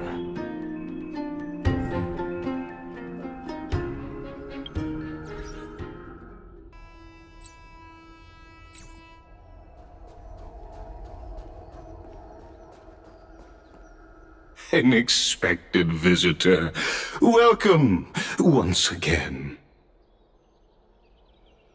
You know, you could actually skip all the pointless debate and come straight to me to seek an audience with Kefali.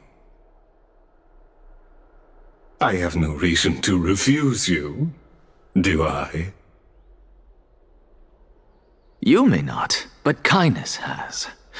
Whoever gets hold of Kefali's core flame will get to rule over Akama. She's wary of me, so naturally I had to gain her trust. I would say that debate was not at all pointless. Very true. In my view, this individual has gone to great lengths to get close to Kefali. He might very well be plotting something nefarious against the Titan. Are you still willing to let him pass, knowing this? Yes, very much so. All living creations are always free to visit Kefali's transcendent vessel. This comes with being the World-Bearer. How convenient it is to be able to hear what they say. It is truly my honor to speak to a venerated Titan in person. Please, go ahead. Let me join you both on this journey. Oh, a bygone myth tells of an occasion where Kefali once answered their followers' questions on the peak of the holy mountain. Their followers have since believed that scaling this Titan cliff is one way of being with the god. Hear that? It's not every day that you get to climb a mountain with Circes. You should sing me a hymn of praise. Titan hymns are beyond me.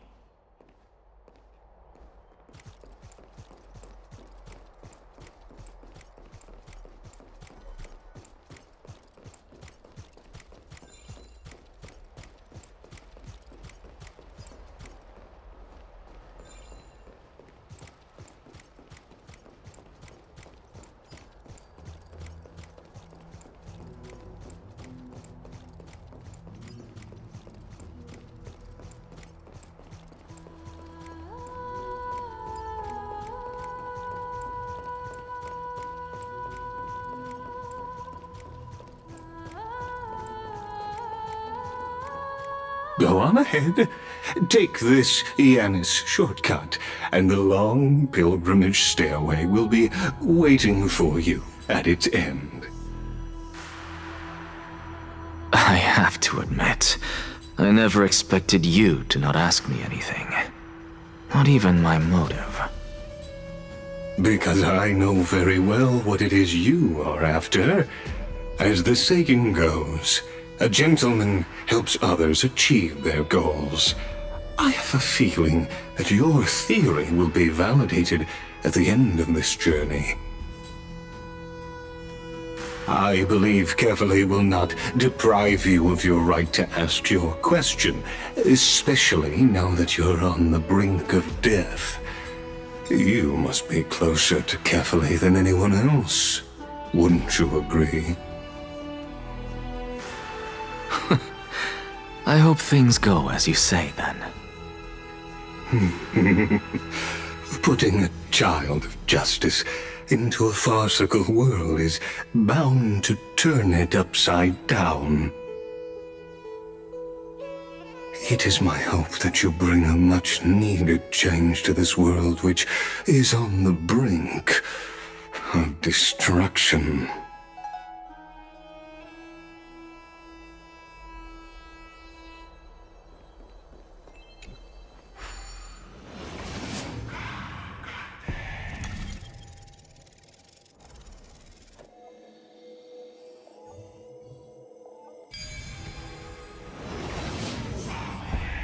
Honestly, this is my first time going up to Dawn Cloud's peak. What a splendid view. Isn't it about time you recognize the magnificence of us Titans? Well, I don't see how this place is different from those temples in the city.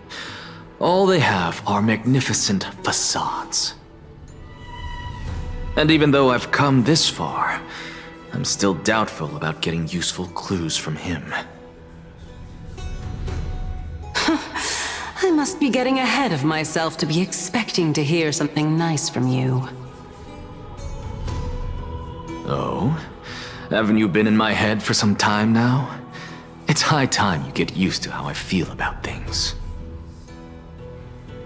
All right, we're just a short hike away from Kefali.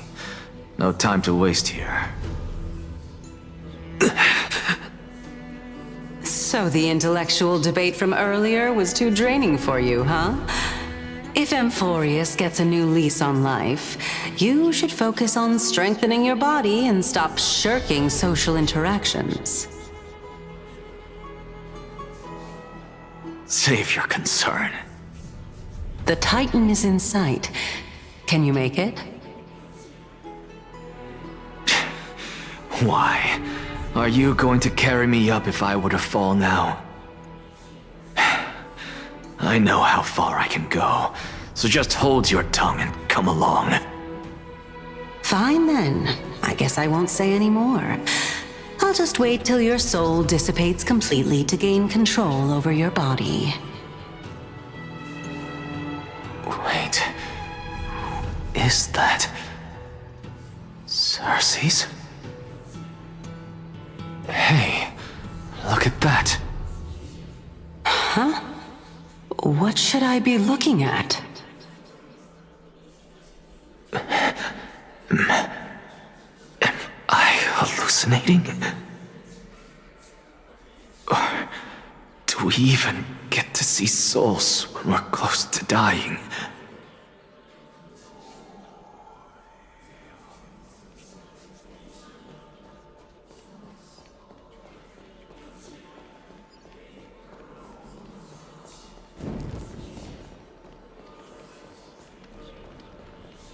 Oh? Why didn't you bring your favorite spear with you on this trip, Nias? Nias. I know I've heard this name somewhere. It's unfortunate. The Black Tide destroyed every last inch of my calyx. How could that be? Even a creation of Georios, from their prized ores and molten fire, couldn't escape the fate of destruction? Hey, Cersei's. Do you know a certain Nias? Nias? No, not that I remember. How did you even think up such a strange name? I just saw him. Nias. A warrior-like figure who was just chatting with you here. No, I have no such memory. Could you be hallucinating?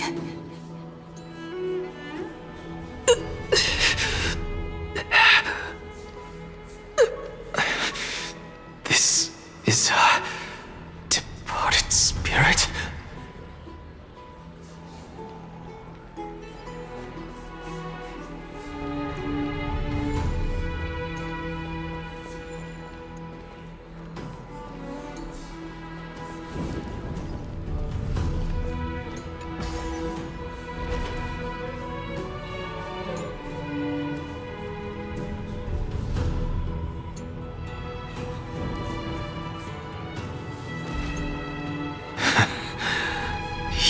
Again.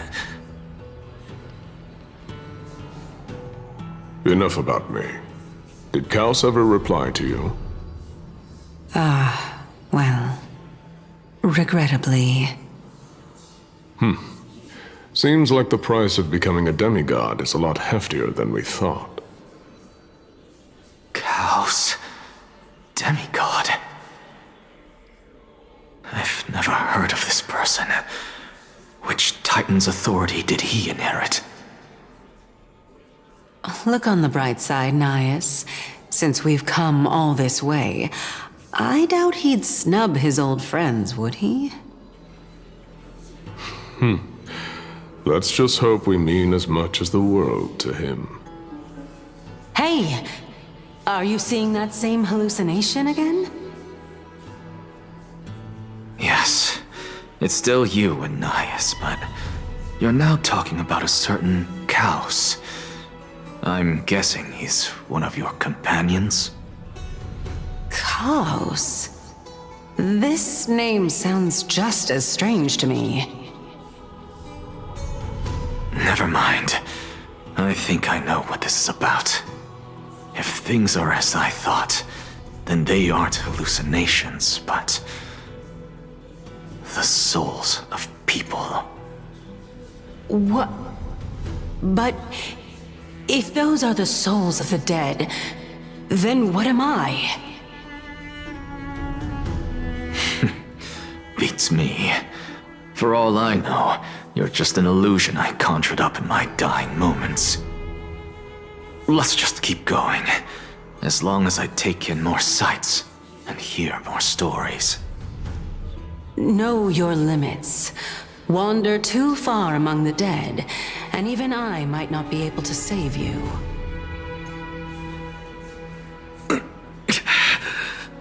I'm fine. If this is indeed as I thought, then this will be very amusing.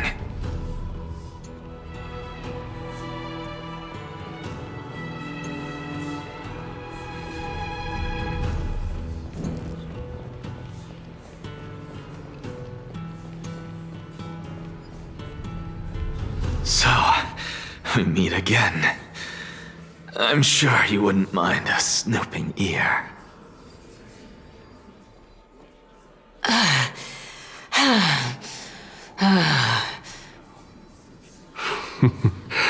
Can you keep going? Of course. I'm just... If I knew we had to climb a mountain, I wouldn't have come along with you. I guess this also counts as one aspect of the world-bearing burden. If Amphorius does have a next life, you may want to get your body in shape. Keep your sarcasm to yourself. I'm not getting anything of value from them. I would sooner throw myself off this cliff and hit rock bottom than exercise even a little. I am Calypso of the eminent Seven Sages, after all. Training would make me no different from those Helcalithist barbarians. Calypso. She's one of the Seven Sages. A member of the Grove? No, she can't be. I would know her name if she really were one of the Seven Sages. Hey, Circes. Does the name Calypso ring a bell? Circes? Daggone. Doesn't matter. I can do this myself. Looks like I'm nearly there now. The land of the dead.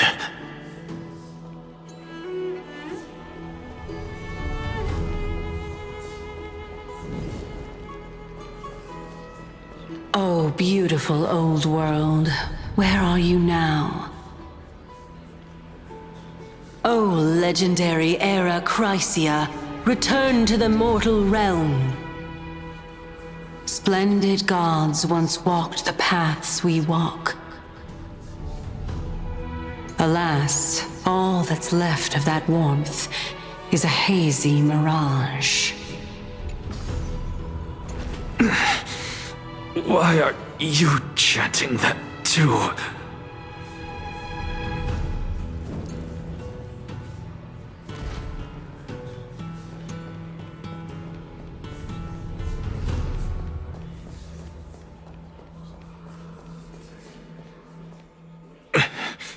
We're here, finally. So, I don't get to ask the Titan my question. But all of you make for a pleasant surprise, nonetheless. Very well then. Let me uncover the truth for myself. Did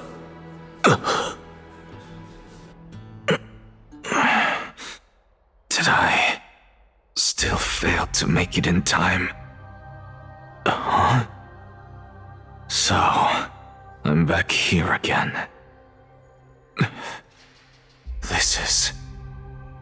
I can hear it.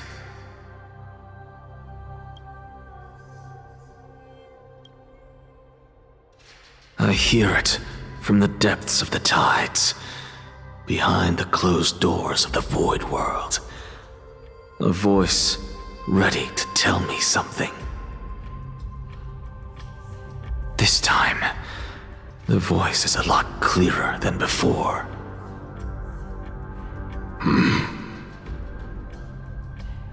Since we've come this far, let's just wait.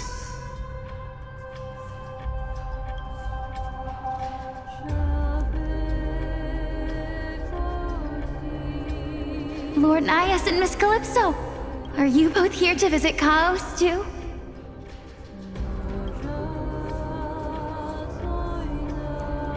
Yes, and we've been waiting for quite some time now. Regrettably, he hasn't answered us. The worst-case scenario is that he's already been overwhelmed and crushed by the world-bearing burden. You're overthinking, Lord Nias. I can still sense Chaos' soul in the area. And besides, we both know Chaos' nature.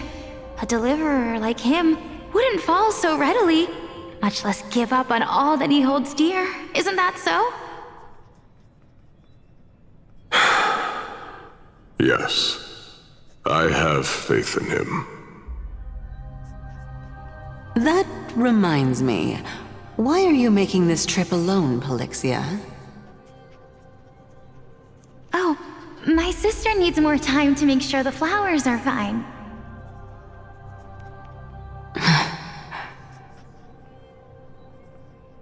Such a pity. Both of you have hearts kinder than anyone else. Yet you are born only to take over Thanatos' divinity. Everything that I see and hear this time has left me shaken to the core. What may seem like a mundane conversation is in truth a once-in-a-lifetime exchange that has revealed the ultimate answer to Circe's question. The conjecture has taken shape and must now be solidified into a theorem. Next, I only need to seek verification from Kefali. By doing so, I can answer Circe's question and reclaim my body. But no, I will not do that. That isn't important. Because another one of my conjectures, one that I have always dreamed of proving, has been proved right this very instant. Fusing a mortal soul with that of a Titan to replace said Titan is not a ludicrous idea after all.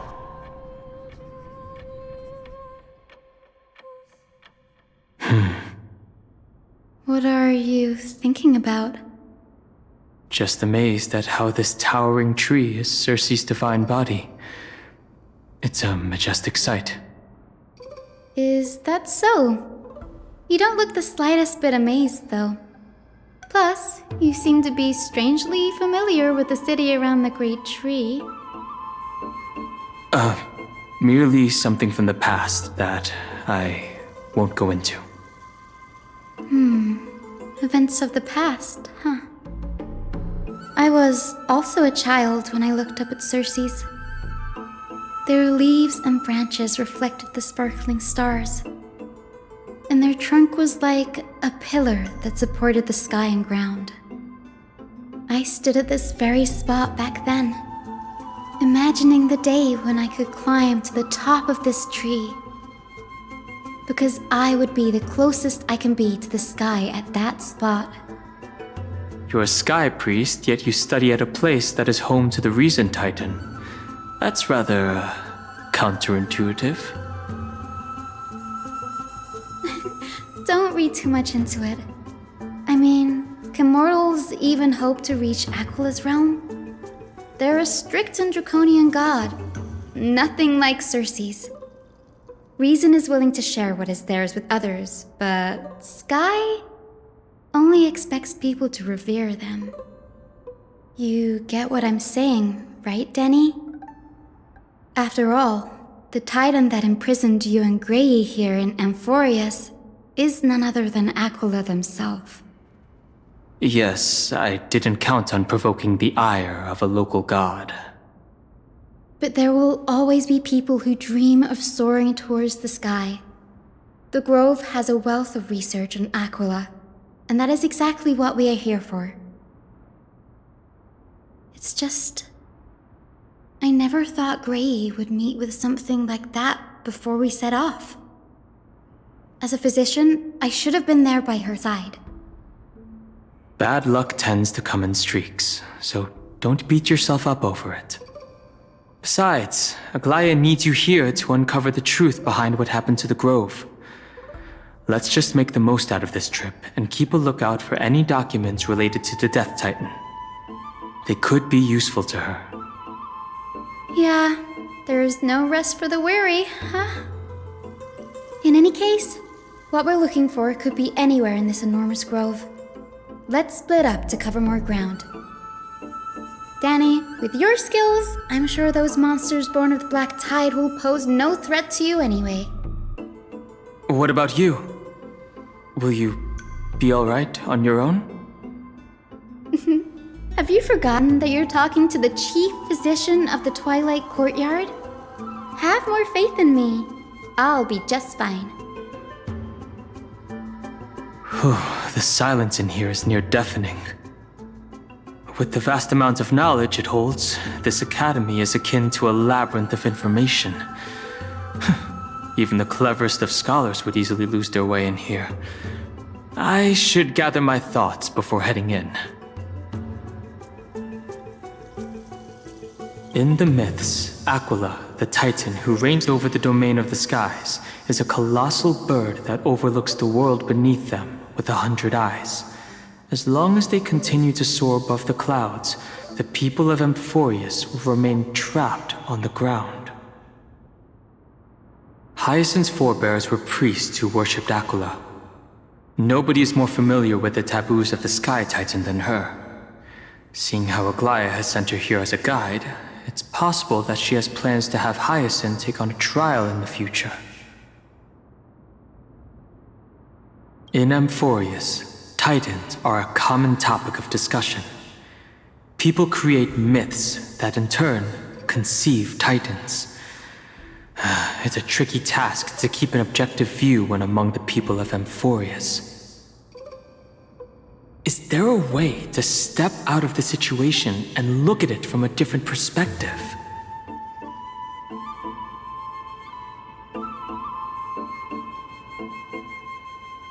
Titans and Eons are two distinct classes of beings. Titans can communicate with us humans, and it is not impossible for us to overpower them. Upon their demise, we can even take over their divinity. In this regard, Titans can be said to be a lot more similar to humans than Eons are. Chrysos heirs are humans who possess heroic qualities, with most of them demonstrating extraordinary combat prowess and strength. Upon clearing a core flame trial, a Chrysos heir can even ascend to a demigod and inherit a Titan's divinity. Wait. Something about that feels off. Is this a selection process of some sort? Guided by the prophecy, the heroes are on a quest to reclaim core flames and usher in the Era Nova. Their efforts have seen gratifying results to date. As I expected, the prophecy is the hardest to make any sense of. But with barely any information to go on, no matter how much I ruminate on it, it won't yield any results. I should leave this for another time. I should probably turn my attention to something else. Nobody could have ever imagined that her life would be forfeited the moment we landed on Amphorius. I should have done more to keep her safe. But it's not too late. We still have a fighting chance. The unique rules that govern life and death on Amphorius might just work in our favor and save her. The Grove is a veritable library of knowledge. Maybe they'll have records on a similar case? Please let there be one.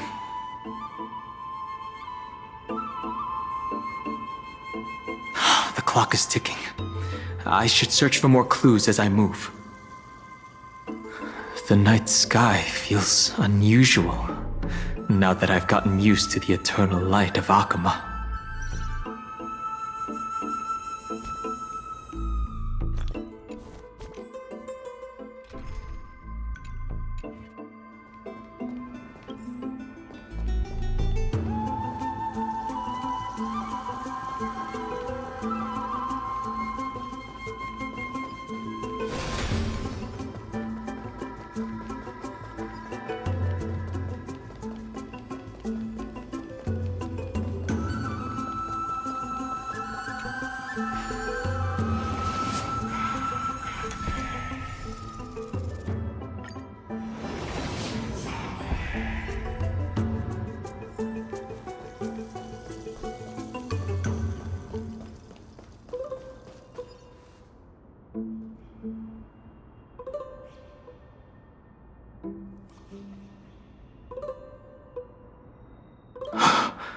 These are the remains of a black tide monster. It does look different from the Titankin from up close. What's that underneath it? A scroll.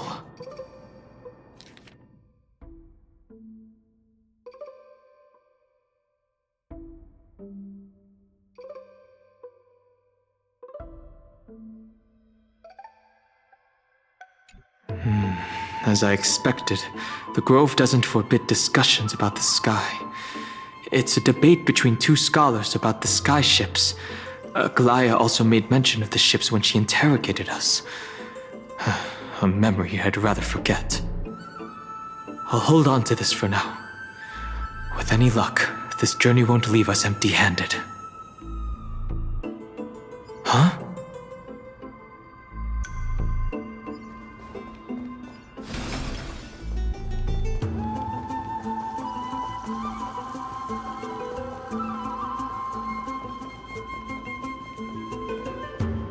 That's Hyacinth.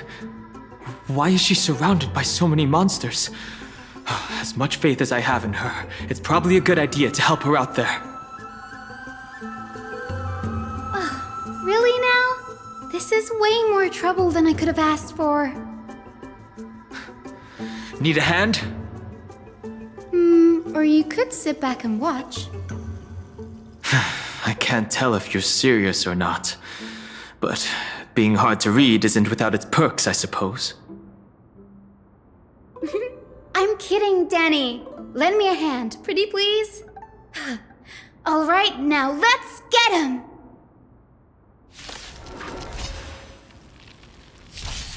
I'm on it. I choose you. Ma'am, show me the way. Dispel the gloom, restore the skies. Awesome! Me. We can do anything! Go! Wilt here. Embrace a new life. Awesome! Riding the west wind, away we go!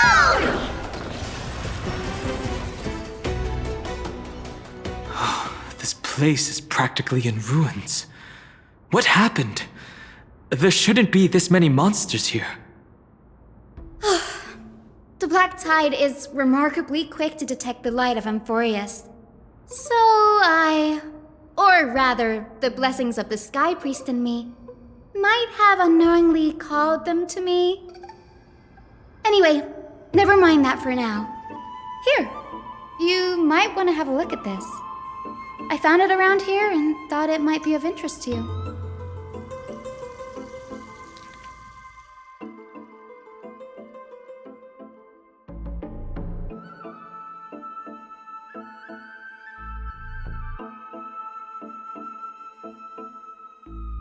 Anaxagoras. He's the scholar who fused himself with the core flame of reason. This is new. I didn't know Professor Anaxa was researching this guy. He's never mentioned anything about it. Finance said Anaxa might be opposed to the flame chase journey. Might is an understatement. Anaxa has never been one to venerate the gods, nor has he ever found it within himself to put any faith in the prophecy. People have come to think of him as a heretic, even in a place as liberal as the Grove. Yet, it is also this very blasphemer that Circe's favors. Fate sure works in mysterious ways. I picked up a scroll on my way here too. It looks like it may be related to the one you're holding. Oh? Let me have a look.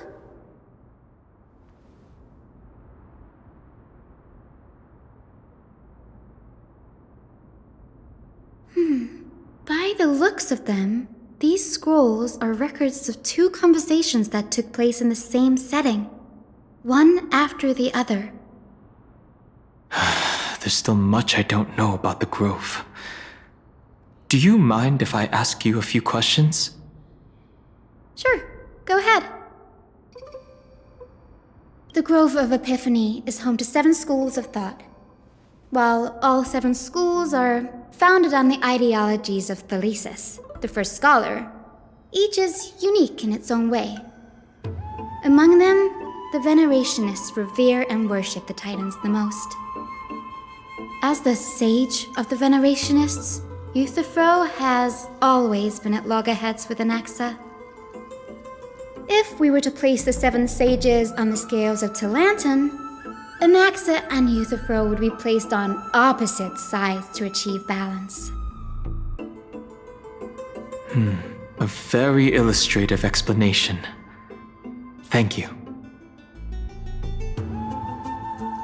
Nearly everyone in Amphorius has heard the story of the skyships by now. Aquila's stature is loftier than the heavens, and their divine retribution is merciless. That's why it's no use building giant skyfaring ships. Oh, but I do wonder if a supercharged mini Treaty cannon could slip past their watch. That was a joke. Right? Newsporists primarily study the application of alchemy in soul repair. Everyone considers Anaxa a blasphemer, but that has never stopped him from sharing his ideas, no matter how taboo. If you must say that he's hiding something, then it's likely what lies beneath his eye patch. Anaxa often says that every failure brings us one step closer to the truth. Perhaps, to him, the crash of the skyship carries a different interpretation. The firmament is not impenetrable. On the contrary, it was precisely because the skyship represented the first step toward breaking free from the shackles of the earth that it provoked the wrath of the Sky Titan and brought divine punishment upon itself. It's a shame that the majority of the Grove's research on Aquila was headed by the Venerationists, with sacrificial rituals making up a predominant part of their findings. Discourse about more esoteric subject matters in relation to Aquila dwindled even further after the skyship incident. So much so that even this scroll is completely new to me. Don't worry about it. We'll just collect everything we can find on the Titans for now. There's something else that's caught my attention, though. This says that Anaxa is conducting secret experiments of some sort. That's what I'd like to know. What are these experiments he's involved in? Even I, the assistant lecturer, know next to nothing about them. I have a bad feeling about this. Could there be more to what happened at the Grove?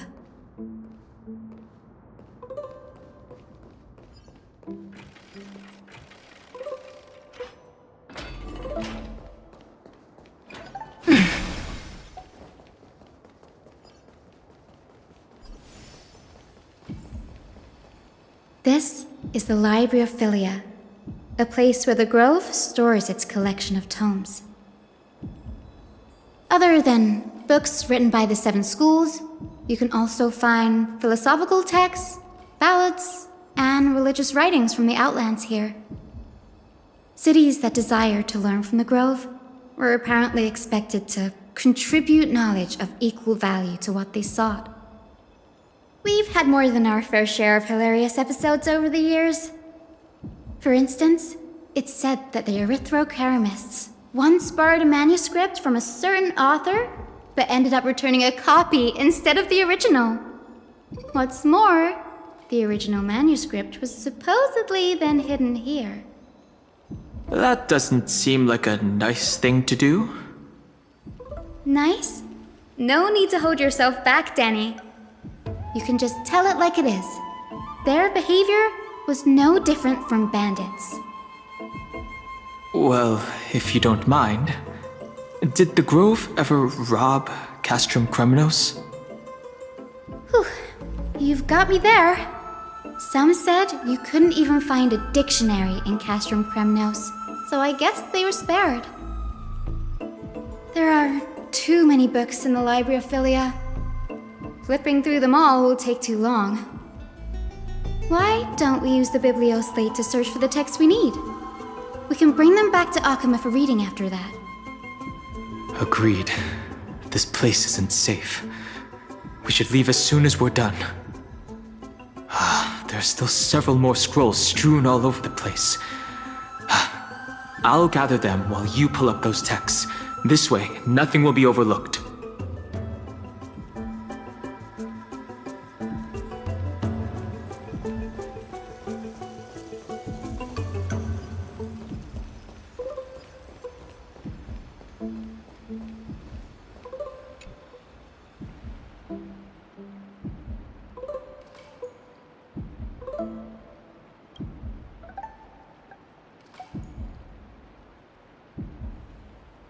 This is about Anaxa.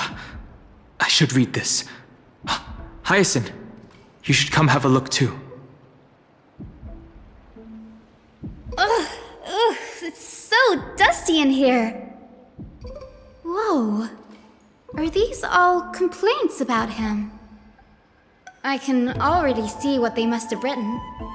Anaxa has no respect for the gods. His very existence undermines order in our society. They're probably all things like that. Does Anaxa hold that much influence? Why else would they call him the Great Performer? When Anaxa established his school of thought, the first thing he apparently did was read his own work to everyone. Are the Titans truly an accurate reflection of what humans think gods should be?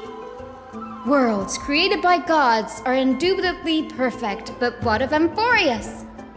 Only foolishness and insensitivity everywhere you turn. An uncanny impersonation.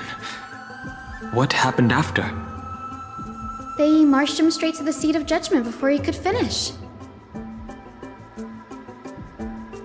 Though what he took on in the end was more of a debate than an actual trial. He had to address every one of the scholar's allegations, or face expulsion from the Grove. The first allegation was... Do you agree that since the Titans created the heavens and earth, so the mountains, rivers, and seas must likewise be their creations? Am I supposed to put myself in Anaxa's shoes and answer that? As told in the myths, the seas, the skies, and the earth are all, beyond the shadow of a doubt, creations of the Titans. Anaxa would have probably been spared a lot of trouble if he had answered this way. Instead, he quoted past instances of the flame chase journey and posited that humans have the potential to take over the divinity of Titans. Needless to say, his critics didn't take kindly to his answer, so they followed up with a second allegation. You claim to be studying souls, yet you are, in fact, defiling them and committing acts condemned by the gods. Do you admit it? That's a serious allegation. Did he really do that? Anaxa always wears an eye patch, never removing it, even when alone. Some say he used one of his eyes as an alchemical ingredient. Every being in the world owes their safekeeping to Kifili, and this is even more so for the Chrysos heirs who have divine blood coursing through them. If he has really done something of that nature, then it'd indeed be sacrilegious. Thankfully, they had no way to prove it, so it amounted to nothing more than an allegation in the end. One by one, Anaxa engaged in wars of words against those who would challenge him. Toward the end, a scholar asked him, Anaxagoras, have you any respect for the gods? It was only after a brief silence that he answered, I have never denied that Titans are meant to be noble constructs. Oh, what he didn't say, that the Titans are not noble, rings louder in this case. Yes. I'm not sure how that controversy was eventually resolved.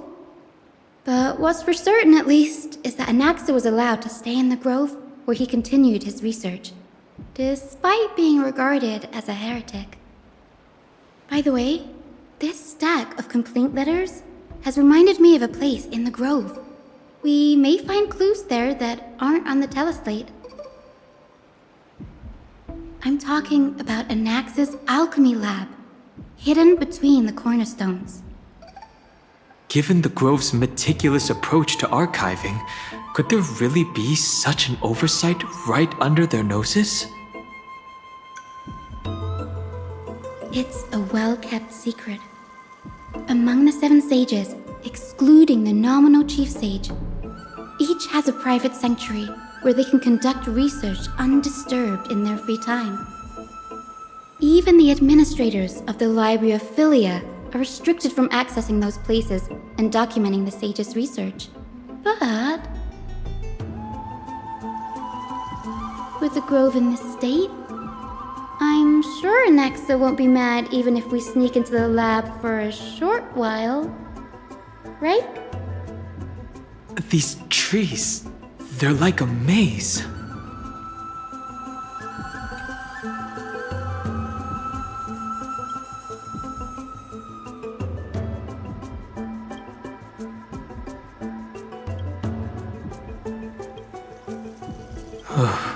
Impressive tenacity. Hopefully it helped him survive the black tide.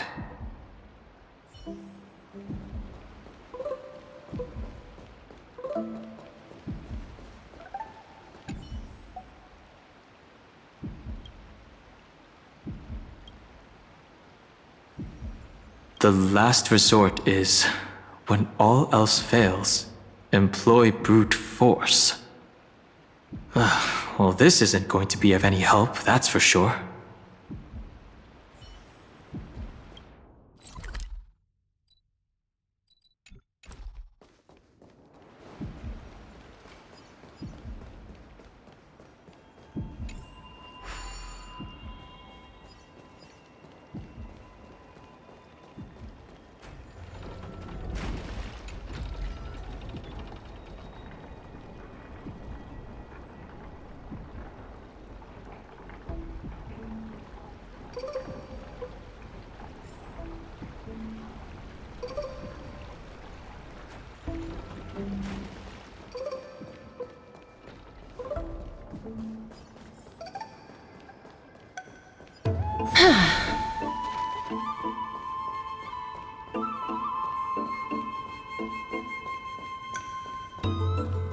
This is the place, but Where is everything? Materials for alchemical experiments, matrix diagrams, and even the seal to the lab. They're all gone. Did the Black Tide destroy it all? No wonder we didn't see any defense mechanisms along the way. Have you ever been here before?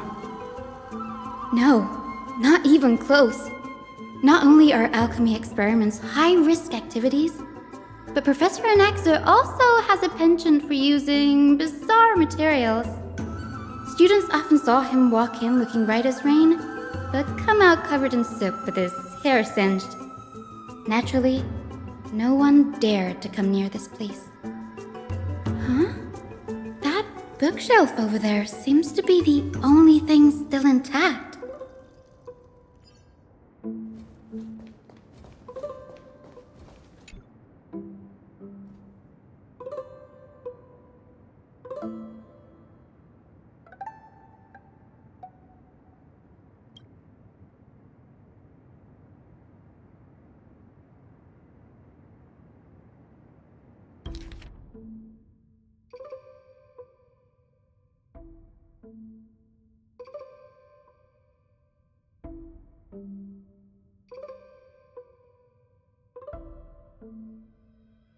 What's going on? Anaxa is conducting research on our friends in Alchema and... me? This journal contains several intriguing points. From the Abyss of Fate to Castrum Krumnos, I've seen many a Titan creation during my time in Amphorius. Life forms created by Circes can also be found in the Grove. But fusing them with human souls through alchemical means? I can't even begin to imagine. Anaxa seems to hold special interest in the divinity coursing through the Chrysos Heir's veins, and has even conducted a thorough investigation into the heroes' backgrounds. It wouldn't have been so strange if he had focused only on Cassie, given her own curiosity about her origins. Plus, considering that the new sporists have crafted omnipotent medicines capable of curing diseases, it also makes sense that he would conduct research on immortal Chrysos heirs. But now, it seems Anaxa's objective was never to create medicine, but to identify the origin of the golden blood and figure out its inner workings. Through alchemy, Anaxa aims to refine the golden blood in the Chrysos heirs to a degree of purity equal to divinity. This must be what he means by close to true purity. But treating both Titan creations and the human body as materials to be used in alchemy experiments? That's rather extreme. Danny, look at this. I have a bad feeling about this.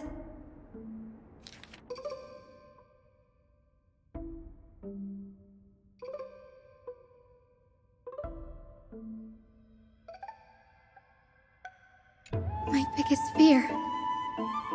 It's come true. After going through his notes, I think I can piece it all together now. Anaxa was carrying out experiments on soul transmutation. Do you mean he's trying to reconstruct human souls alchemically? Yes, this is what he was secretly conducting research on. Something he had to keep hidden from others. Compared to his public speeches, this is the real blasphemy. Oh, I just thought of something. What's wrong? Do you remember when the Black Tide was approaching? The Grove had planned to send Circe's core flame to a safe place. But an accident happened along the way, and Anaxa lost his life in the process. But Circes took over his body and resurrected him, which led us to the situation we're in now. That's right. But what if Professor Anax's fusion with the core flame of reason wasn't an accident. What do you mean? Put yourself in his shoes. Knowing that the black tide was closing in and your time was running out, what would you have done?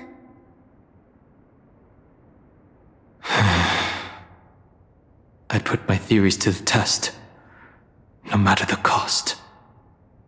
Exactly. When the black tide came, the true reason Anaxa headed to the Luminary Throne was to transmute and fuse himself with the Titan's core flame.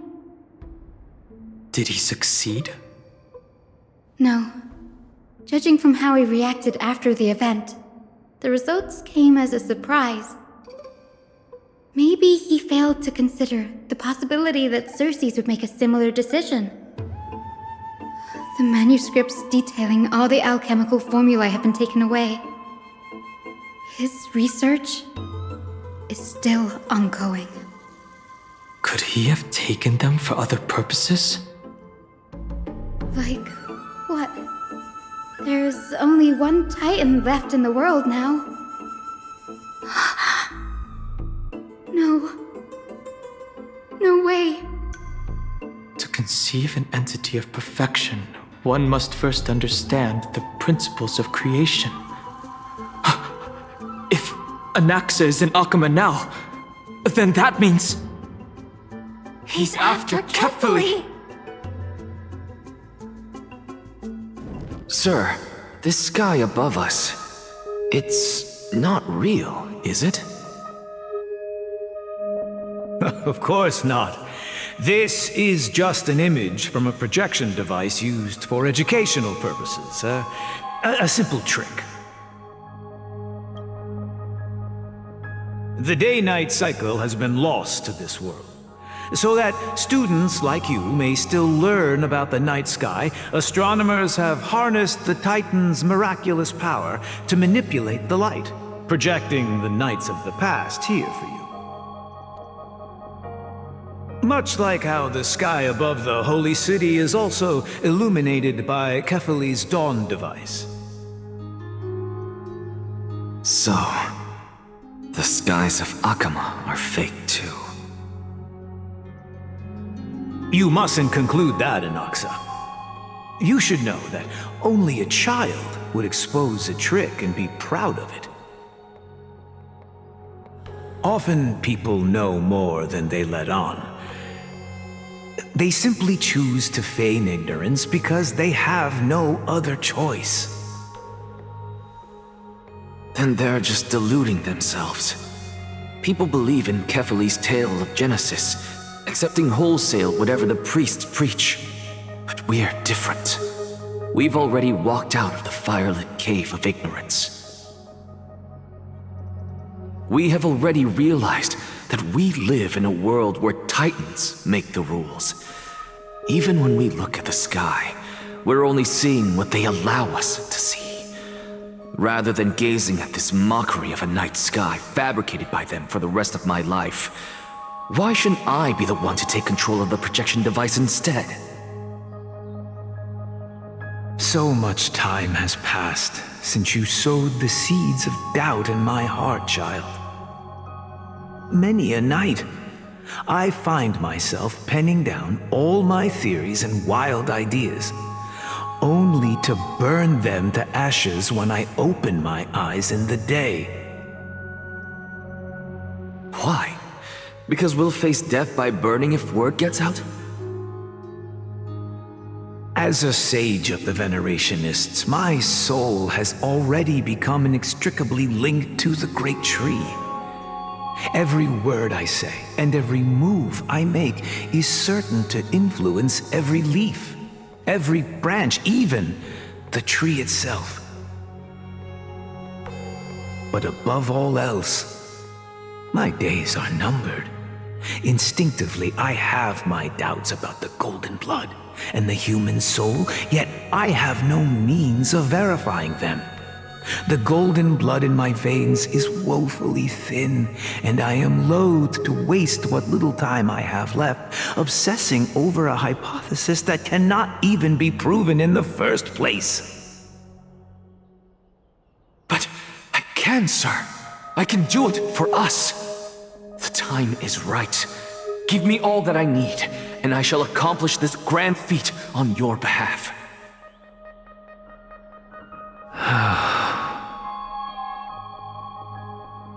You're right. I shall do just that. In the next meeting of the sages, I will spare no efforts fighting for the rights you deserve. Go. Establish your own school of thought. Find out what we are. Become the one who conquers the ultimate truths of the world. Child of humanity.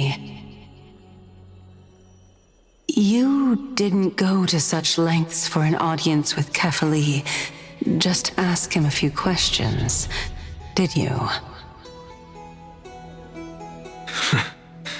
So, you figured it out.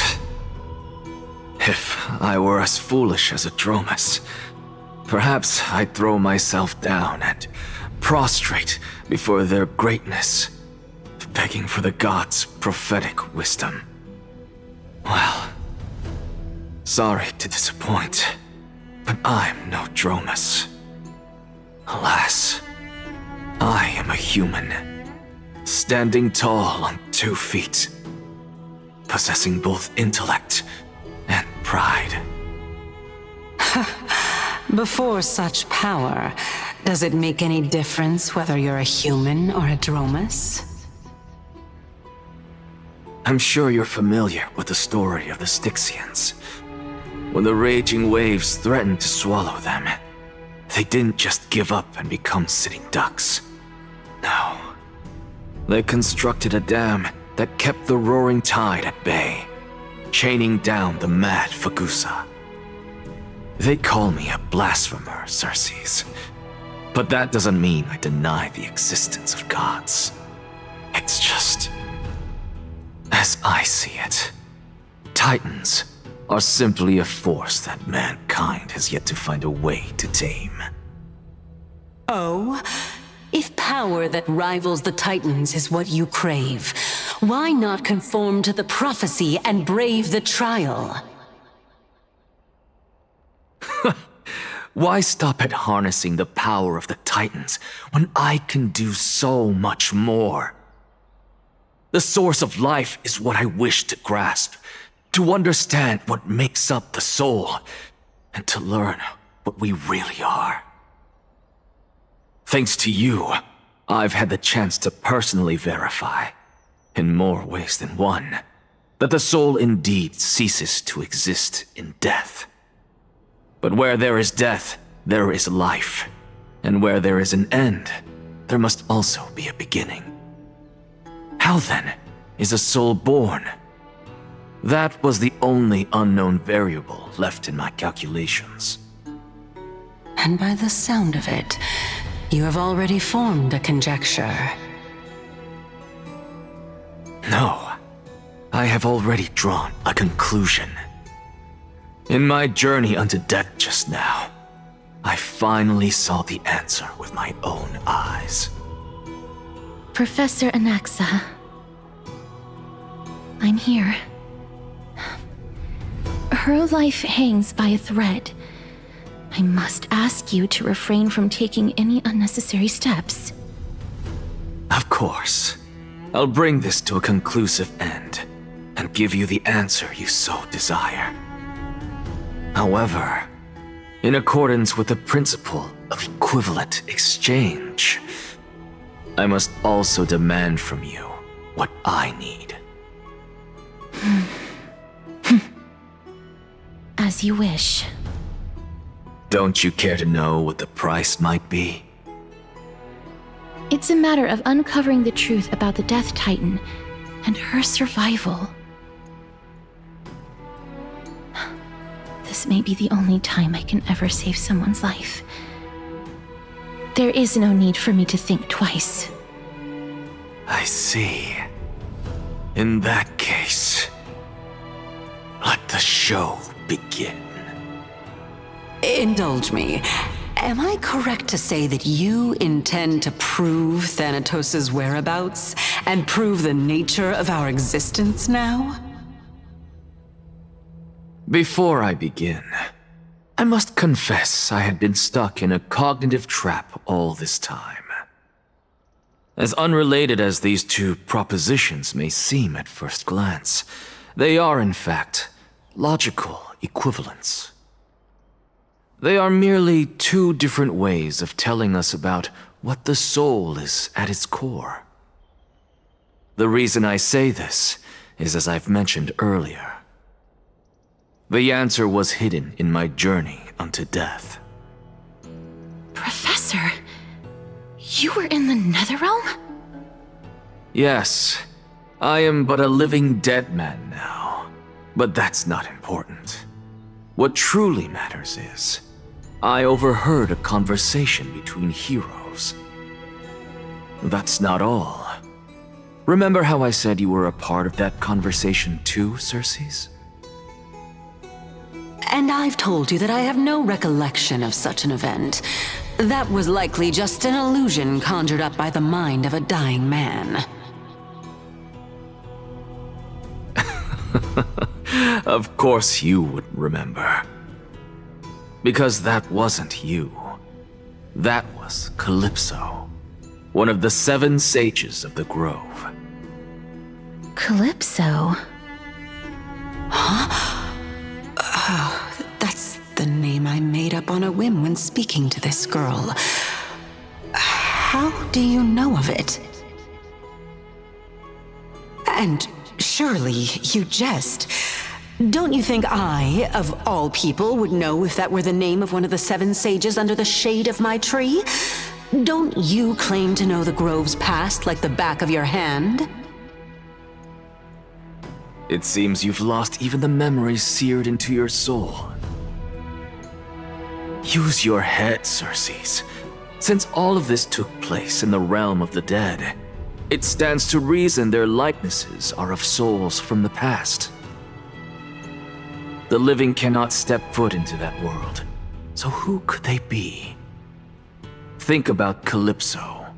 Why does she share your likeness? Yet you have no idea who she is. The answer is evident, is it not?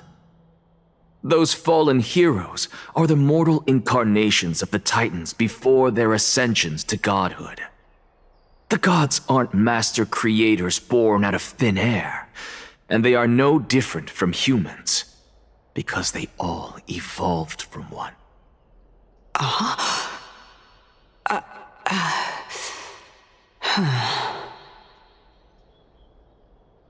Does this answer disappoint you?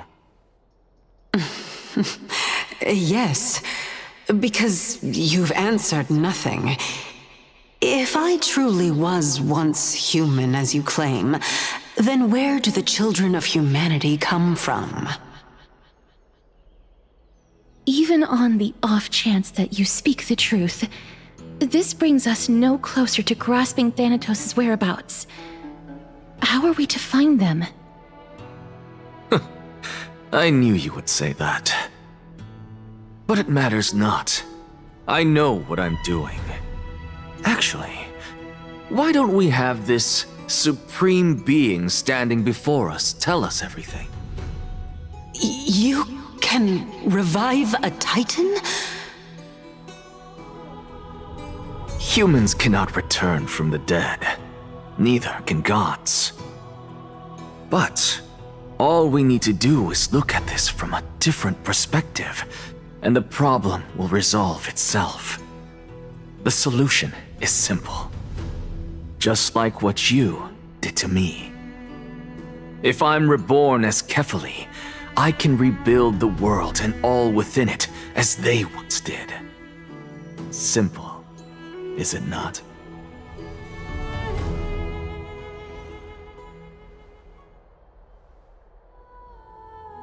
I have news from Hyacinth and Dan Heng.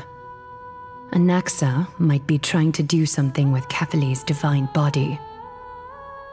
Kefali? But what could Anaxa want? Is the Council of Elders going to sit around and let such a sacrilegious act unfold? That is not possible. He is indeed the great performer, capable of fooling anyone and everyone with his tricks. I'm sorry. No need for guilt, for this is good news to us. The Council of Elders has found themselves a traitorous ally. Anaxa's ambitious desires will be something we can exploit. What we should be doing now is to keep our eyes peeled for whichever trickery Kindness is up to, and react accordingly to thwart her plans. Being Akima's political center, the Demigod Council holds just as much significance as the Vortex of Genesis. Someday, after my duty is over, this site will take the place of the battlefield where you hunt gods, become the next challenge you ought to overcome. Till then, it's best to get used to this place as soon as possible.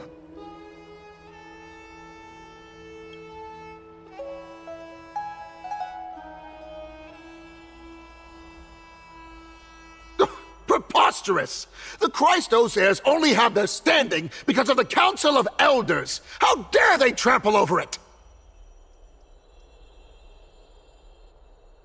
Oh, wow. These people are shooting daggers with their eyes. It's been a while. What is that supposed to mean? Is this really the sort of person that the young lord praised as a ferocious warrior? It has indeed been some time, Lord Krateros. What brings you here in such haste? Shh, keep it down.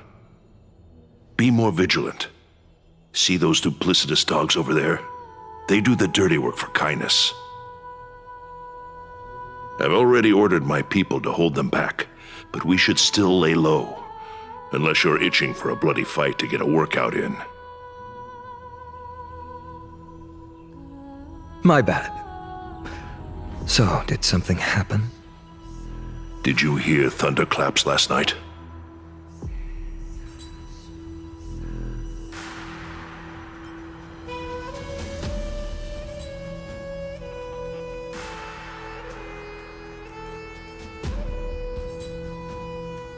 Hacker, what? She's been through a lot lately. Please pardon her. Can you tell us more about these thunderclaps? Thunderclaps are beacon signals of strife. They are a message from the young lord. He threw a spear bearing several words at Akama. Watch out. The Flame Reaver is back. I guessed as much. We didn't actually kill them back at the Kremnos Arena. I figured this is something you would want to know. We Kremnoans never back down from a fight. So if you plan to take that thing down in a battle, reach out to me anytime. You have my gratitude. I will let Aglaya know about this right away. Remind her to be on her toes while you're at it. That vicious Kindness has been unusually active lately. Those lackeys she keeps under cover have been going in and out of the city a lot more frequently these days. Some even seem to be getting Kremnoans to defect to the Council. Get off the Tear the dog! Out! How dare you! Don't place that! That's her. Looks like you can see it for yourself. We should get back. Thank you for the intel, Lord Krateros.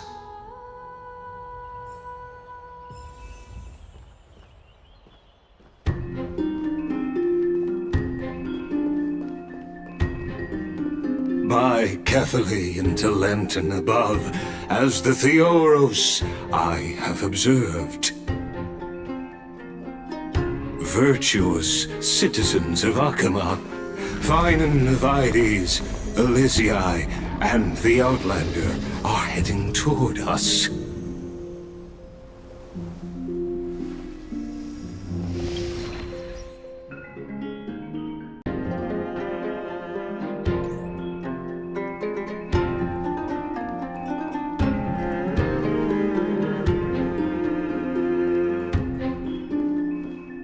Aglaya, what happened here? I know about the poisonous fangs of that king snake through the golden threads. In the past, I would be confident about keeping her in check, but I admit I am now unable to do so. What do you mean? It is no longer about eloquence or arguments. I have been a demigod for far too long that I hardly have any humanity left. Before I realized it, I have become no different from these hypocrites, no longer capable of relating to the people. This has come a lot sooner than I expected. But perhaps it is time. I need you to step up, Finan, in order for me to retreat behind the scenes. Yes, this is my duty, but... It is far easier for the Council of Elders to fool many than just fool one person. Their so-called more support is no more than a ruse to distribute power using words instead of lances. There is no glory in winning this debate, but that makes having respect for humans so much more priceless. Finan, you are a Chrysos heir without flaw, capable of relating deeply with humans. I appreciate what you've taught me, Aglaya. I hope we'll live up to your expectations and win this debate.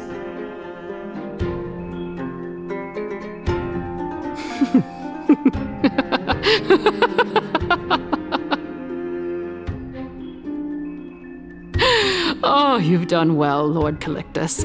Let me take over and personally close this debate for today. Dearest counselors, let it be known that I sorely miss the blissful times portrayed in lyrical poems. Back then, Amphorius was home to nearly 1,000 cities, each with their own local faith, while gods walked the earth and shared close bonds with humans. Yet, in the present, people from all over are forced to leave their homeland to seek refuge in the holy city, where they hope to rest under Kephales's protection. All of us have long been in the same boat, with no way out of this plight. We didn't have a choice in the past, but now, the Council of Elders brings to the table a new possibility. All I have left is one question for you. Would you rather strive toward the unheard of Era Nova, or return to the prosperous Era Chrysia of our past? Make your choice. Now, which of the two would lead mortals to an ideal future?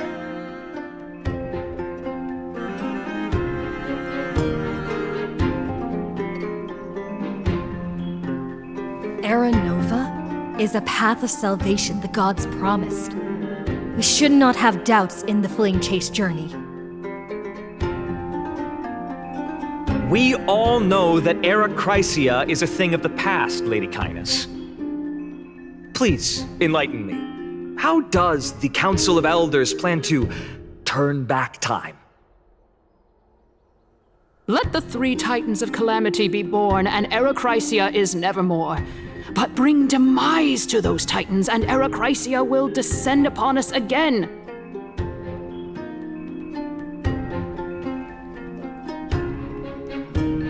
Know that the Council of Elders is never one to make empty promises. Look at who we have on our side. Anaxagoras, one of the Grove's 7 sages, and Castorus, Idonia's goddess of death. With the help of these 2 heroes, I can promise all of you that Era Chrysia will exist once more.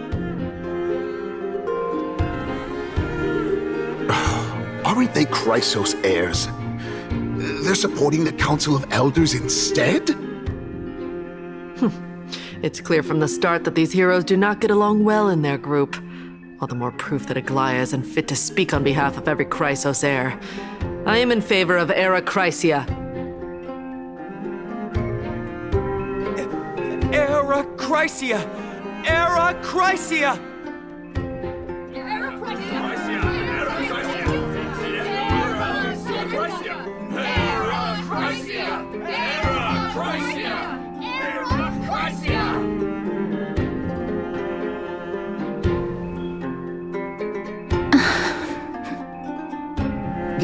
Castorus?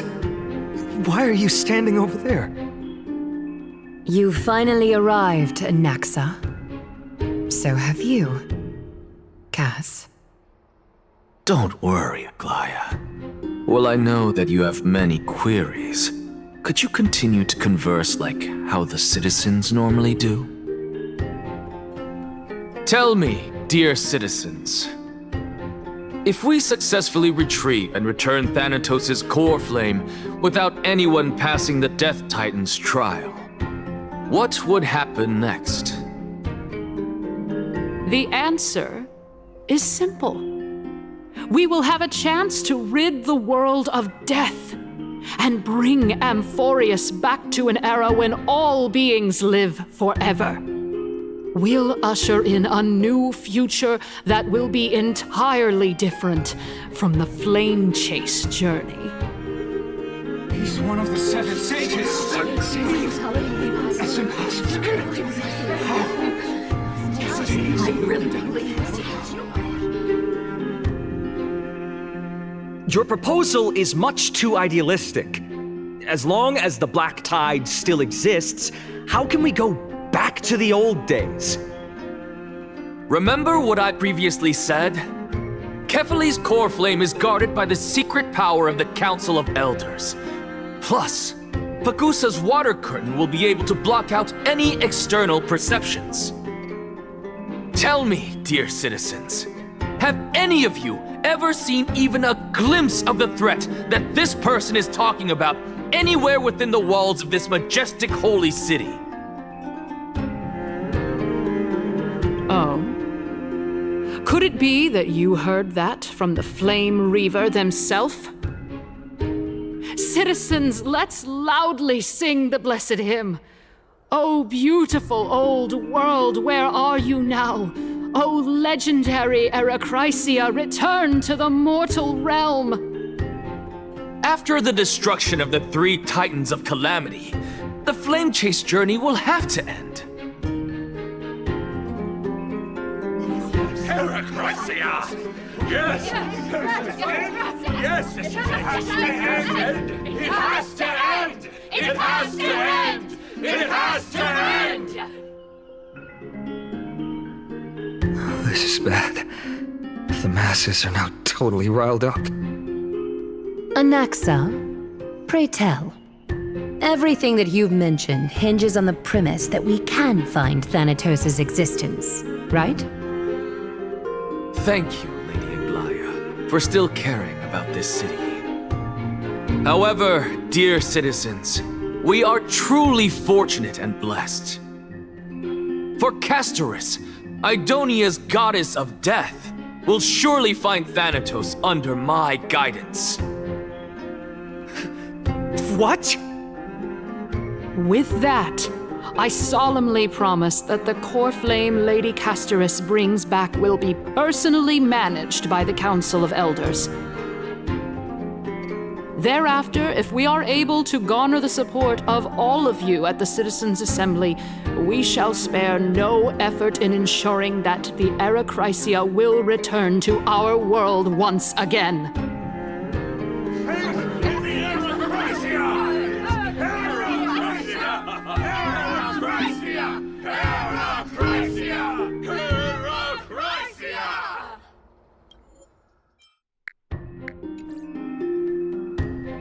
With the balance shattered, the result is clear. Buy carefully into Lenten above, as the Theoros I have observed. Akama has chosen her destiny. The issue up for discussion at this Citizens' Assembly shall be modified to the suspension of the Flame Chase journey. This resolution shall be put up on the Wall of Heroes, such that all citizens are aware of the city's way forward.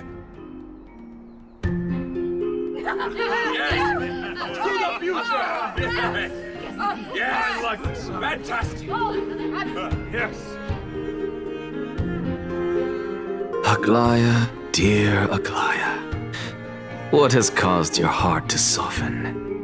You also don't seem to be as quick-witted as before. Wag your tongue as much as you like. Since the Flame Chase journey has been preordained by the prophecy, our failure has never been on the cards. Well then, I guess we'll find out if that's true at the Citizens' Assembly.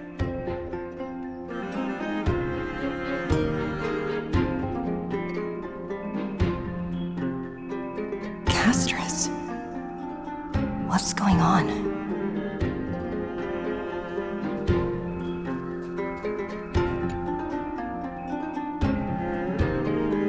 Well, it seems that when I sent you to look for Anaxa, I unintentionally facilitated your partnership with him instead. My apologies, everyone. I know that you have many questions to ask me.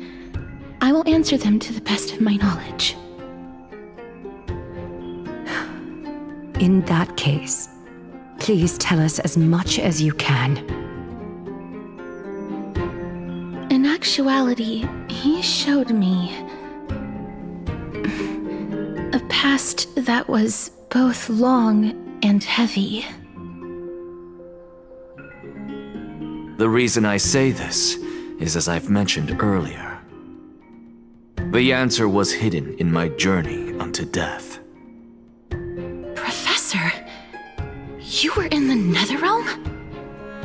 Yes, I am but a living dead man now, but that's not important. What truly matters is, I overheard a conversation between heroes.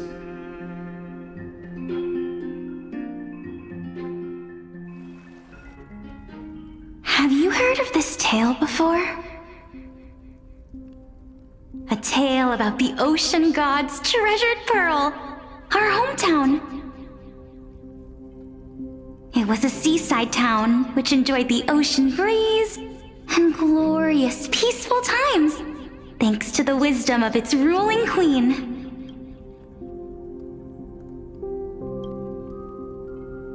Until one day, an evil dragon descended upon the town. Its wings were large enough to blot out the sun, while its claws were sharp enough to rip the waves apart. It barged into the tall tower and devoured the queen's beloved daughter. It even settled itself in her bedroom, like a tyrant king. The queen assembled 300 warriors who managed to subdue the evil dragon by chaining it up. However, when the queen slit open the dragon's belly, she realized that the princess had long since been digested, and all that was left of her was a pile of bones. Devastated, the queen wept for several days. It was then that a devious, smooth-talking scholar arrived at the palace and suggested that the princess could be revived through the use of dragon bone and dragon blood. That liar called this process the secret art of alchemy. The princess was reborn! The queen was overjoyed, blissfully unaware that the evil dragon's soul still lurked within the princess's body. As revenge, the evil dragon swallowed the poor queen, the glib liar, the courageous warriors, and all of the town's innocent civilians in a single gulp. Worse still, the souls of the deceased refused entry to the Netherrealm because they were filled with regret. Forced to roam the mortal realm, these resentful souls ultimately converged into a river of souls that would not retreat for a long time. The terrifying death had consumed all. Thereafter, our hometown fell into ruin as well. Until... Until?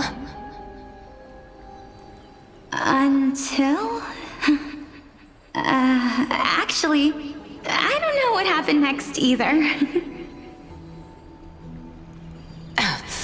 Oh my... It seems that you still like to whet people's appetites even after all this time, Pelixia. So, according to your story, this is how I used to look? It's practically a mirror image. And yet, what exactly is this? A miracle that I created with alchemy. As for what it is and how I was able to accomplish it, I'll keep the answers to myself for now. Oh, my goodness. Is this cliffhanger really necessary?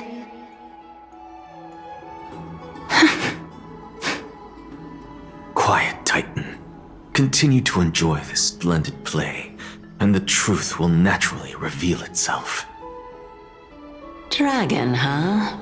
I've heard this legend before. In that case, what do you think of it? I think that this so-called alchemy was a tenuous analogy added to the story by future generations. After all, you've never heard of a tradition of alchemy in your hometown before, have you? Indeed. Before I left home to pursue my education, I never even knew that anybody was looking into this area of study. Therefore, we can just treat this tale as a fable told to young children. A fable, you say? If so, what moral is it trying to impart to the kids?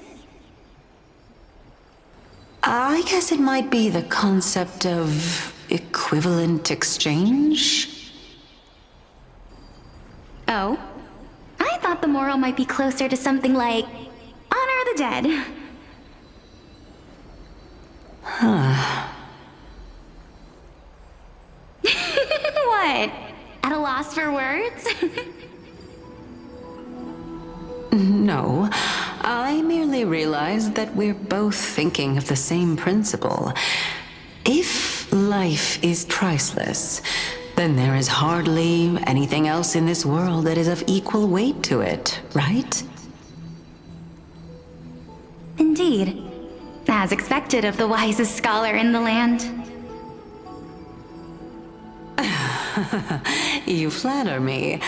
Why don't I ask you a question as well, as a form of equivalent exchange? Of course. What is your question? If I imparted my knowledge of the art of alchemy to you,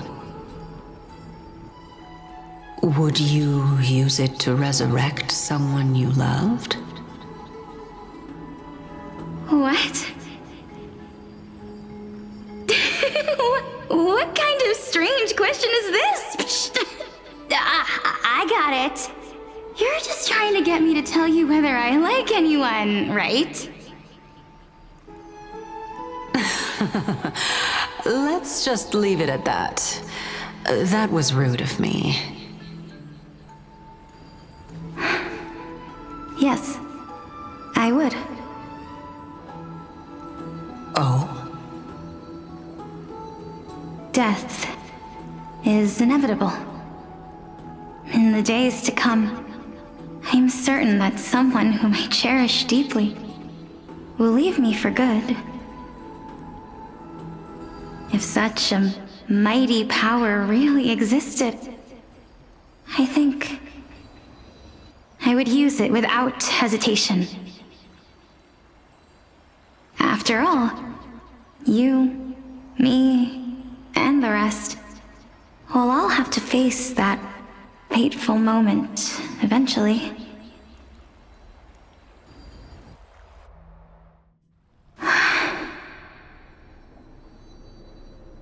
My time is finally here.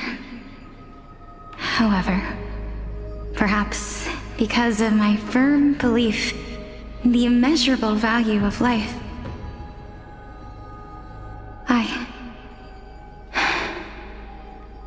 I am unable to complete the trial. You shall wither, and through that, the dead will sprout again from the remains and be reborn with the dead flame.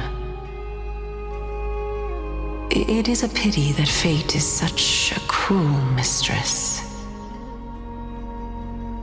Is there no other way of interpreting those words? I'm afraid that the meaning is clear. Between my sister and me, one must pay the price. Our trial can only be completed when the one chosen sacrifices her life.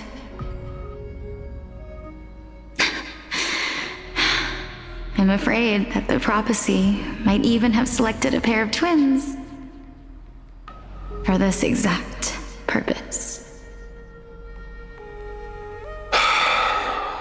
Fortune makes fools of us all.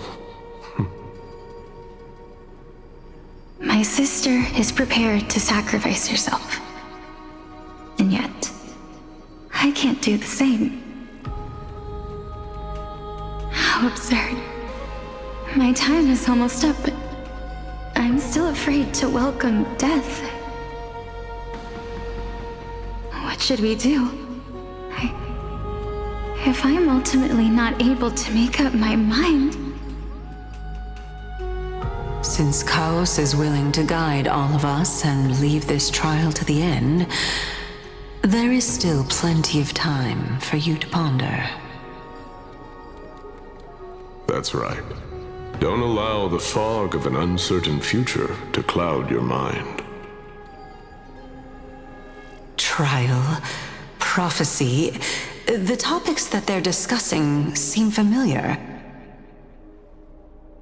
But these three people must not have left their names in the epics. Otherwise, I would have some recollection of this. Amphorius's history before the Titans were born was complete chaos. Is that not strange by itself? I have long held 3 hypotheses about this. However, let's continue watching for now. Calypso, Polixia, and this warrior. I seem to have met him somewhere before. Regarding this matter, Nias, are you confident that you'll complete your trial? Of course. Though, I am worried about what will happen once I've emerged victorious.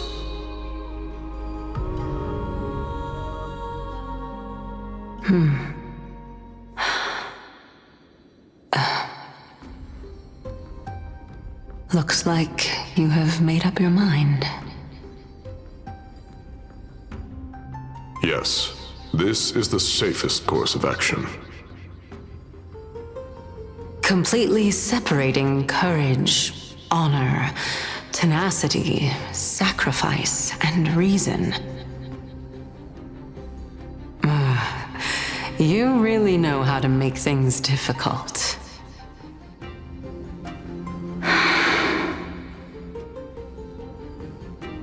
Please, young lady, witness my fall and demise. Lady Calypso, you shall host the soul-rending ceremony. I do not understand. Why would you dare to sacrifice yourself for a future that you won't get to witness? Because this is our destiny. The power that resides within me is so intense that I will one day be engulfed by it. Furthermore, a valorous death before glorious return has always been the path I chose to walk. A journey I began long ago. If your sister or Kaos were in my position, I believe they would make the same choice as well.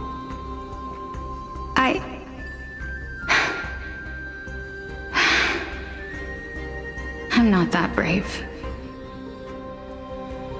I don't know how I'm supposed to face such a serious affair.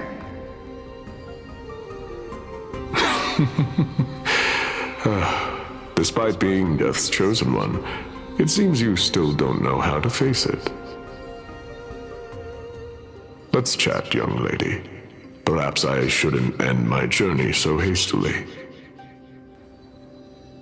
Since there's still time, I'm not worried about letting fate wait a little longer. Of course.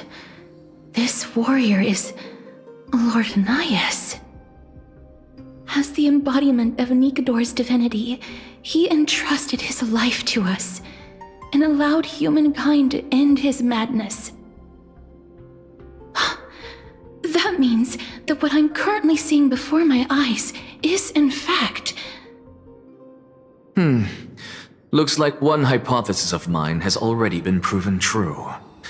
These heroes are the true forms of the Titans, before they attain their divinity. If so, the chosen one of death that he speaks of is actually... Polixia? Is the previous form of Thanatos? But her appearance... If this is true, as long as we can find out where she went, we'll naturally be able to figure out the location of the Death Titan.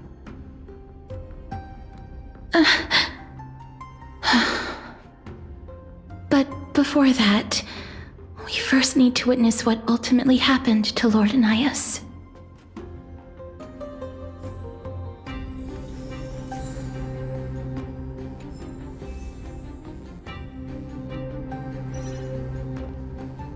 Nikador's courage is a testament that they have never once retreated from a battle.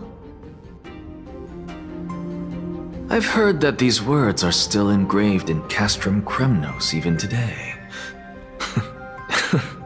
It didn't occur to me that they were actually part of an alchemical formula.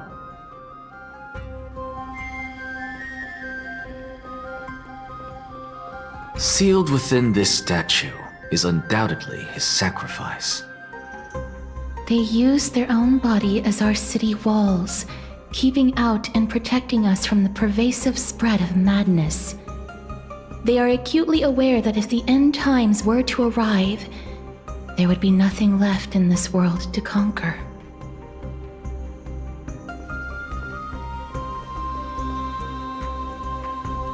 Lord Anias' honor is sealed here. Incredible. The honor in this child's soul is so light.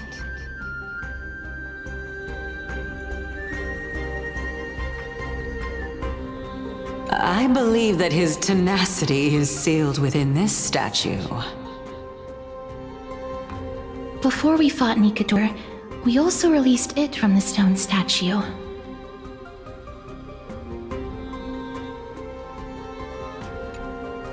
Honor, courage, tenacity, sacrifice. And finally, the only thing that remains is reason. Cheer up, young lady. There is no need to shed tears over a glorious death. All farewells in this world are sorrowful, Lord Anias. No, young lady. As a warrior, I have witnessed too many bitter deaths. But now, All I feel is peace. I did not know until this moment that mortals could live their lives in such a way. Although only a sliver of your soul remains, you remain so optimistic. Or maybe the truth is that you aren't able to feel sorrow anymore. To be honest, I don't know either. But I am certain of one thing. This is not an acceptance of death nor apathy toward it. It's not even a feeling of despair. I am just enjoying what remains of my life to the fullest. Enjoying? Indeed. Along this journey that we've taken together, not only have I changed the world, I myself have also changed in the process. And now I have reached the journey's end. When I look back and see the grand epic that I've personally written, how could I not revel in that fact? But when you depart the mortal realm, won't all of your accomplishments be reduced to nothing? Separation and death are two sides of the same coin. Reconciling this doesn't come easily for a mortal.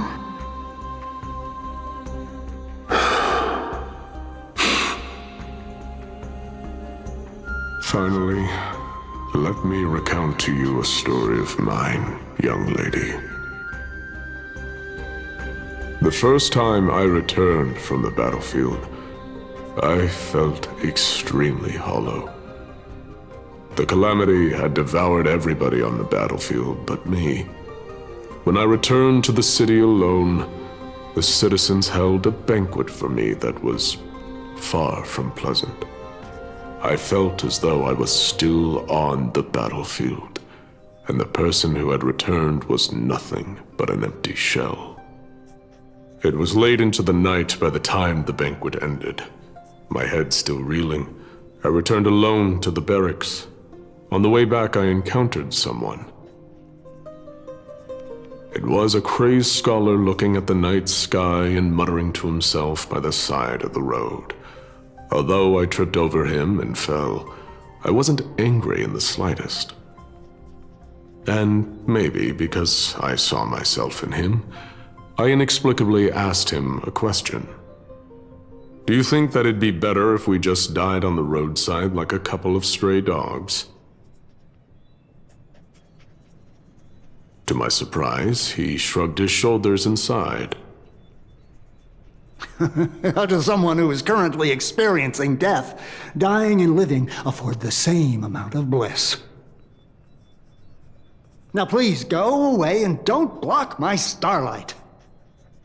Are you trying to say that there is no difference between living and dying, for they are both journeys that lead toward death?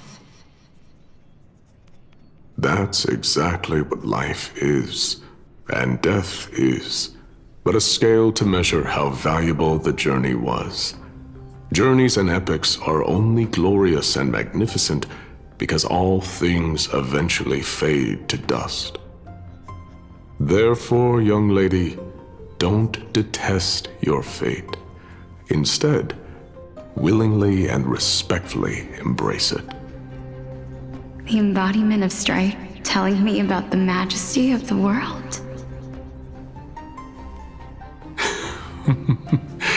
Indeed. I believe that when the fated moment eventually arrives, you will be able to understand my words. It is time for me to knock on death's door. I will set up a long table at the end of the road and humbly await your arrival. When that moment finally comes, let us drink and be merry then.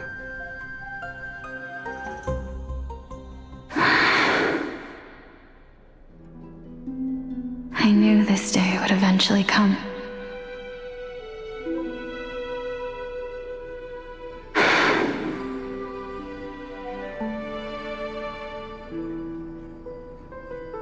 Are the both of you ready? Polixia. I'm here.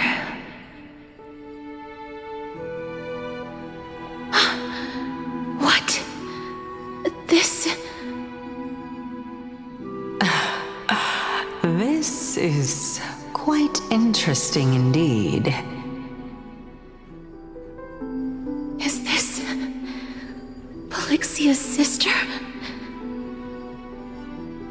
Is it... me? Now, it's time for us to fulfill our promises.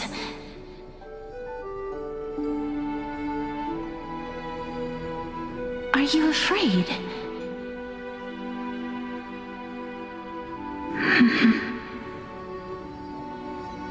What are you afraid of? That I won't be able to do it.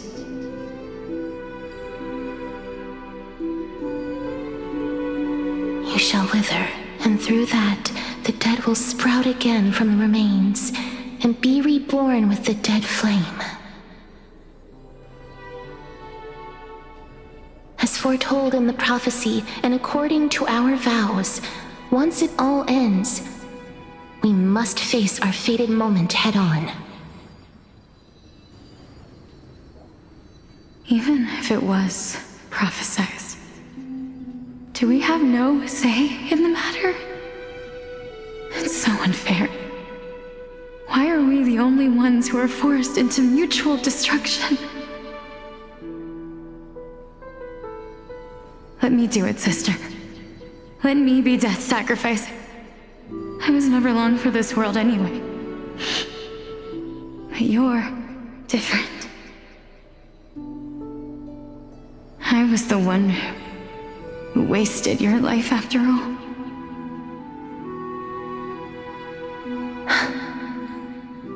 You're wrong, Polixia.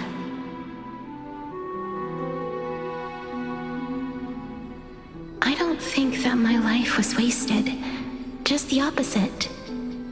When I finally arrived at this destination and looked back at the journey I took, I discovered that flowers had long since bloomed along the path I walked. It was you who sowed the seeds for this sea of flowers, one that is more beautiful than the promised land at the end of the world. Besides, I have lived a fulfilling life. Even though I was fated for sacrifice, none of the things that I've experienced will dissipate. Instead, they'll forever live on as memories inside your head. Will they not? How could my memories of you ever compare to the actual you? Well then, tell me. What exactly are we?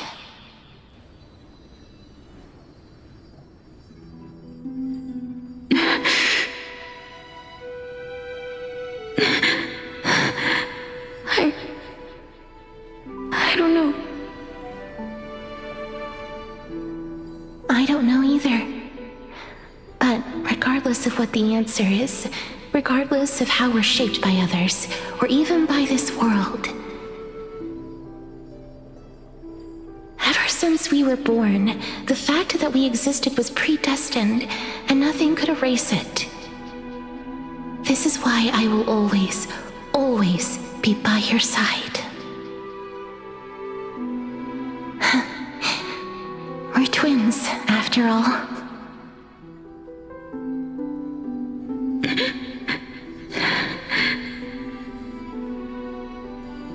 All right, my dear Polixia.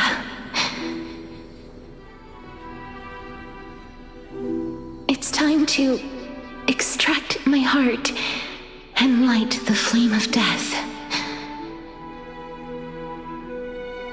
After that, use it to plant the first bud in the prophesied new world.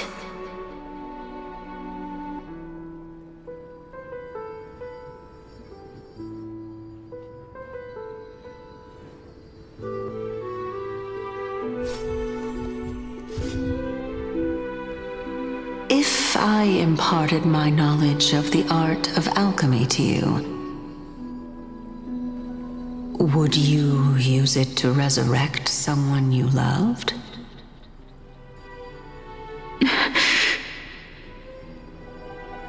Death is inevitable. In the days to come, I am certain that someone whom I cherish deeply will leave me for good. If such a mighty power really existed, I think I would use it without hesitation. Even now, my answer remains the same.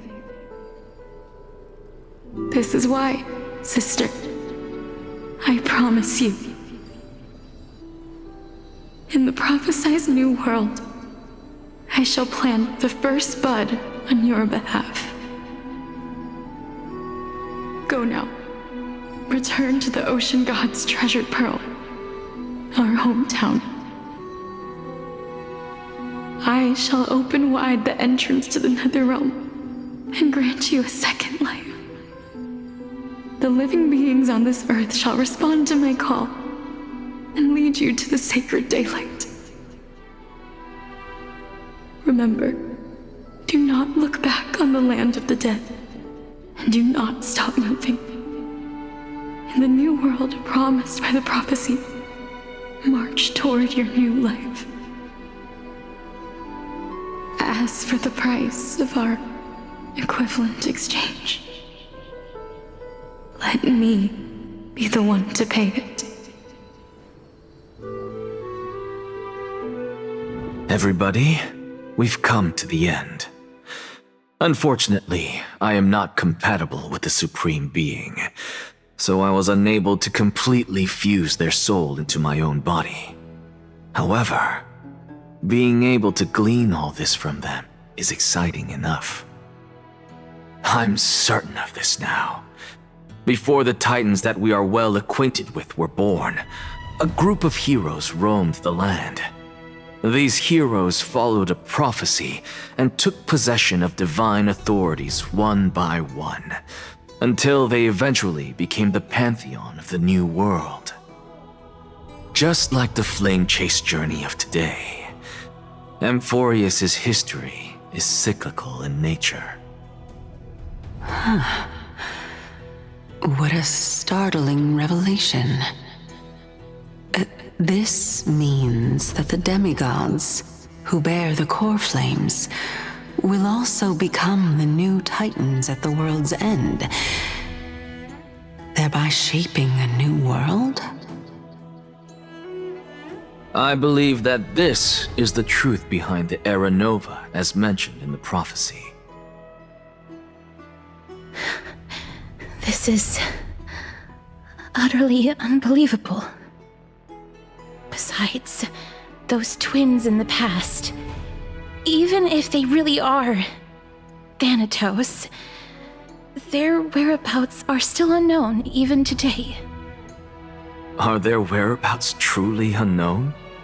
Didn't Polixia mention that seaside town, the birthplace of alchemy in the tale of the dragon? In our world, there exists a city which perfectly matches that description. Styxia. But the people there worship Fagusa and bear no relation to Thanatos. I have also never been to that place, as in the time of Idonia, it had long turned into underwater ruins. Take this. This is... the new Sporist masterpiece, the Philosopher's Stone. It was made by transmuting all of the sage's wisdom into a single entity, with their flesh and blood as its foundation. Remember, I've mentioned before that the art of alchemy is all about conversion, tempering, and ascension. This process also applies to the pursuit of truth. Regardless of how unbelievable this sounds, the truths of the world have been refined from the impurities. Think about the story of the dragon. This stone will lead you to your real hometown, allowing you to reform the door to the Netherrealm and discover Thanatos' fate. You still look as confident in your victory as ever. But what if your conjecture is wrong? Simple. I shall merely admit to the entire world that my experiment was a failure. However, my line of thinking will not fail because I have already planted the seeds of doubt into the hearts of the masses. Actions speak louder than words, Castoris. With the assembly about to begin, don't forget the promise you've made. I've already searched for so long. I'm willing to try one more time. While we converse, her life is also slowly slipping away. But before I leave, I have another question. What exactly did we witness just now? That was the world imprinted in Kefali's soul. If we are to prove its existence, you must take the final step. Go. Do not disappoint me. I understand. Hey, child of humanity. Don't get antsy. I still remember the question you posed to me. As a scholar, I do not wish to offer up ambiguous conclusions. Let's discuss this topic again when she manages to find the evidence. I merely wanted to ask, was that stone transmuted from your heart? If so, rebirth is no longer an option for you. Why not? When I was a child, I lost someone dear to me. When I was a teenager, I lost my faith. A while back, although you saved my life, I also lost my soul in the process. Now I'm merely forsaking my body. What's the big deal? Why are you always finding ways to die? Isn't it good to be alive? This is but a necessary sacrifice on my path to transform into the purest of them all. Can someone who's dead even claim to be the purest of them all? Furthermore, if your hypothesis is proven correct, does it not just confirm that the myths are true, and thereby invalidate all your theories? No, it's just the opposite. If my hypothesis is correct, it means that I can actually ascend to godhood and reshape this absurd world that you all have created.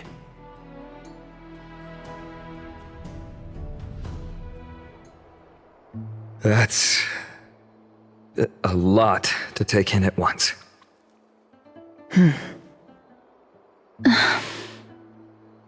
Lady Aglaia, please, let me explain.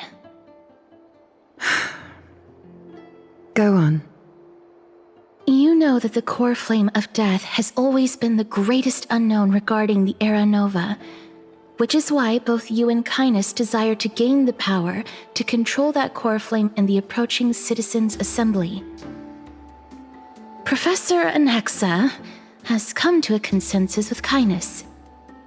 They want to suspend the trial once Thanatos' core flame is reclaimed, hoping thus to eradicate death from this world. If they're successful, then the flame chase journey will cease, and Akama can enjoy everlasting peace. But I know this runs counter to your wishes. So long as we do not usher in Era Nova, the Black Tide will never be eradicated. Even with Lord Mighty on the front line, and the Black Tide not posing an immediate risk, the danger nevertheless remains. Honestly, it's difficult for me to assess the pros and cons in this decision. But someone must bring the core flame before we can begin negotiations over it. The Titan could be very near. I cannot let this chance slip by. Besides, someone has to make this trip to bring back Mrs. Soul. Well said. You already had every reason to seek an audience with Thanatos. It's that great performer who has weaponized your wishes and placed us in this difficult situation. A world without death. Do you desire that too? If fate dictates that my path must oppose yours, I will do all I can to resist it and protect what I aspire to achieve. Lord Mighty showed me that without taking the first step, all talk of what follows is moot.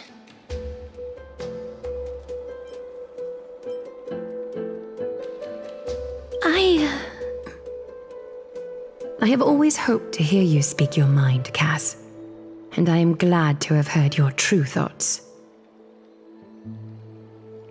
Styxia. I visited that place in the past. Though it is now an island surrounded by the river of Soul's torrents, it's not hard to see its former splendor. Go. I will not stand in your way. As for you, you are someone who has cheated death.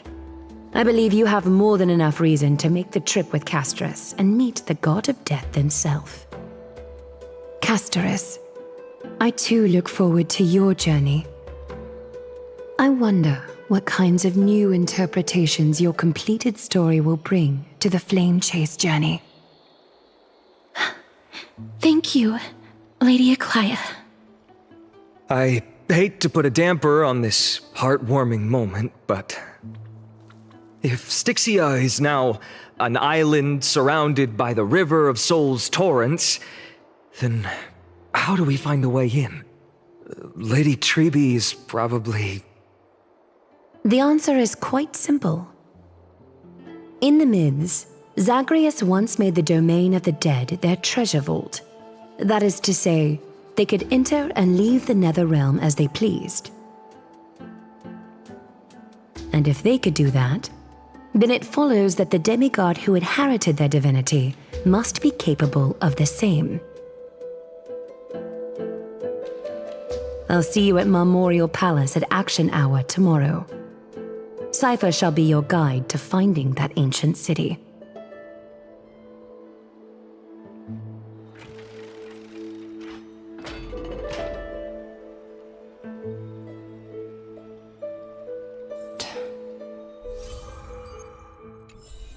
Downhung isn't back yet, huh?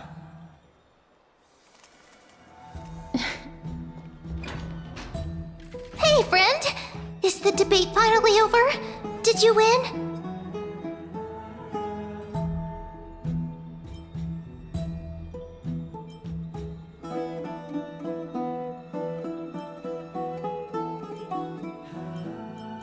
Oh, that means victory is around the corner! Well, moving on. I was hard at work even while you were at the debate. I borrowed a mountain of books from Cass to see if I could find a way to solve your problem. Let's see. I still have...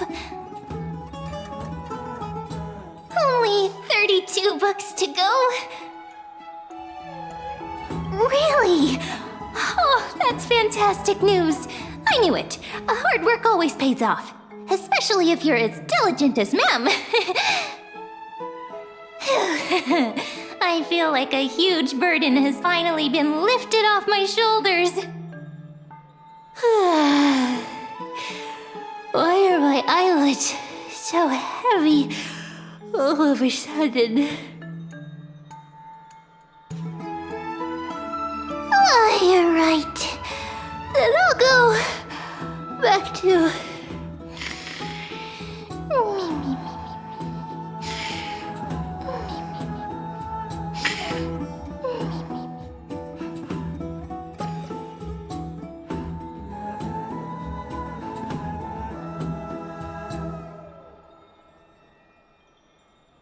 Good night, Mem.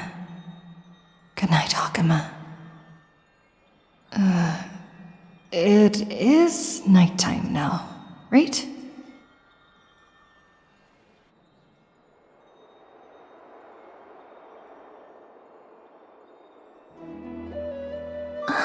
Cass? What a surprise. Lady Treby. Is something troubling you? I just wanted to speak to Lady Trian for a bit before I set off. No matter how breathtakingly beautiful Styxia once was, the place is now the domain of the departed.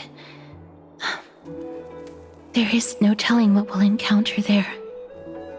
I don't want to have any regrets. Has anyone told you that your eyes are sparkling today? Is that a figure of speech? In the past, when you did smile once in a while, all of us could see that your heart remained troubled even as you smiled. Lady Treby, you know perfectly well that see you tomorrow is nothing but a white lie. I hope your toughness is not a mask hiding a lonely heart. Cass, you hardly ever talked of your past. None of us knows what you went through, apart from Maggie. But we know it must have been filled with pain and hardships, as it is the fate every Chrysos heir is destined to live out. We are just happy for you that the core flame you're meant to inherit has finally surfaced. Isn't it a little too soon to say that? But you already know where tomorrow is, don't you? There's no need to rely on anyone else. Just give it your all and leave no regrets. We have always believed that your embrace is just as warm as everyone else's. Because we embrace others to comfort them. And Cass, you're the kindest Chrysos heir we know. Thank you, Lady Treby. This feeling, it's hard to put into words. I suddenly found myself with so many wishes. So much I want to accomplish before setting off. Then go do it, Cass. Trian was actually working on a surprise gift for you. It's a pity she didn't get to finish it. But now Trinan and I are working on it, and we'll make sure to give it to you. So, let's meet back here when you return from Styxia. Safe travels. See you tomorrow!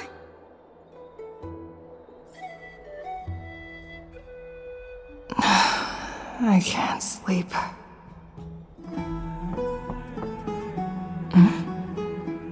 Who could it be?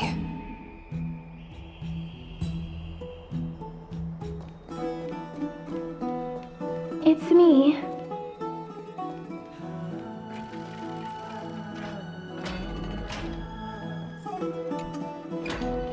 I hope I didn't wake you.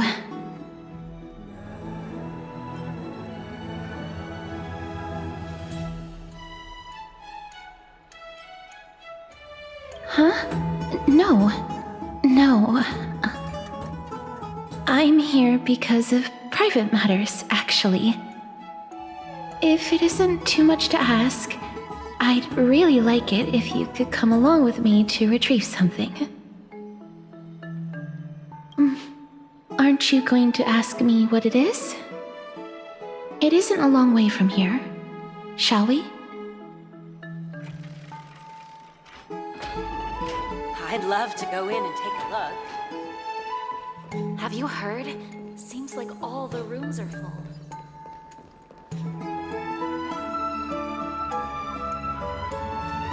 Faith can dispel the black tide. The streets are packed. It seems the vote to pause the flame chase journey has begun. I want to vote! Tell me how I can vote! Take your ceramic shard engraved with the Kefali rune, select the Council of Elders in your heart, and pray silently until the shard registers your choice. Then toss it into the Dolium. The Council of Elders? More like the Council of Buffoons!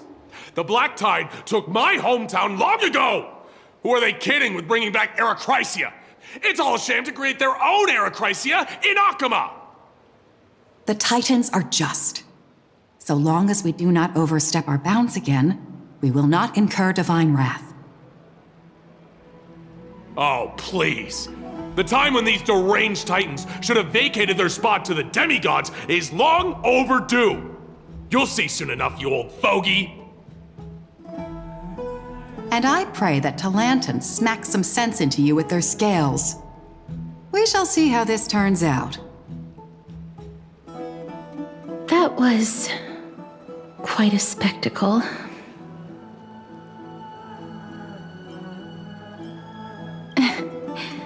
I suppose peaceful is technically correct if no actual violence happened.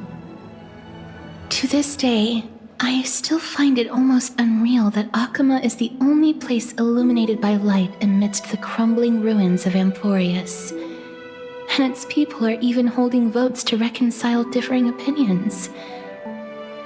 This peaceful sight is making me forget that this is the end times.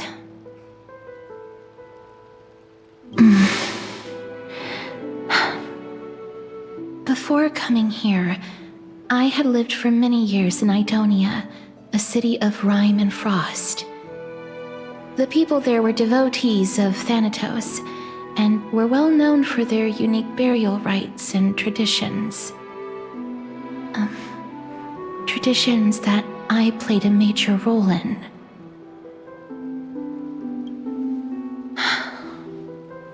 Yes. You now know me as the Mortician of Akama. But back in those days, I was Idonia's Maiden of War. I was trudging across the frosty plains on my own when the Idonians found me. They saw the curse in me as a blessing from Thanatos, and believed that my hands could correct the Arachrysia's mistake and lead them to meet the great god of death. They provided me shelter, but in return, I was expected to grant merciful deaths to war captives, prisoners bound for execution, and heroes alike.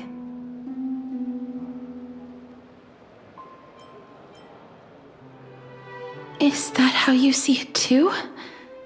But no matter how kind or cruel the means, nothing can change the essence of death. Taking away someone's life is never worthy of religious worship.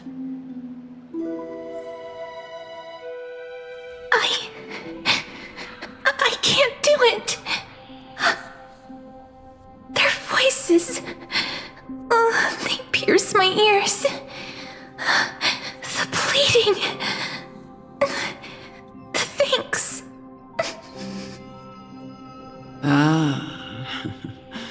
I know that feeling, child. I was once as lost as you are now.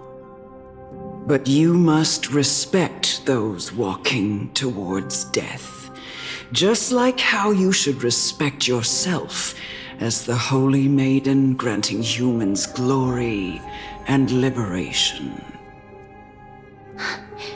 What you're asking me to do is no better than the task of an executioner. And yet you want me to respect myself. No matter the titles, I am still taking away human lives. This won't be the first time that Edonia's fanatical nether warriors have faced death. On the contrary, recruits new to the battlefield often run away from their first fight. Death is the mightiest and gravest power in this world. The fact that you can wield it means you are deserving of respect. That's such a twisted reason. Then let me tell you a story. In Idonia, the great swords commonly used by executioners are called Draconian, in memory of Drakon, an elderly executioner. The sword has 3 air holes along its body. If the sword is swung down swiftly and accurately, the holes would make no sound, and the executed would also depart this world quickly and painlessly. But should the executioner have any hesitation, the holes would produce a piercing whistle. On that cue, the screams of the executed are sure to follow. Every executioner after Drakon is to hone their sword skills every day in preparation of future executions. Every swing of their blade must be more resolute than the last, for failing to do so will bring pain. Pain for the dying, as well as pain for themselves. No. I can never get used to this. You misunderstand, child. I am not telling you to get used to it. I'm asking you to consider the source of the dead's suffering and use that knowledge to fortify your future touches with more and more determination. Go, walk with the dead and love them as you love life. Then you'll no longer hear those noises. Please, don't kill me. I don't want to die. No! No.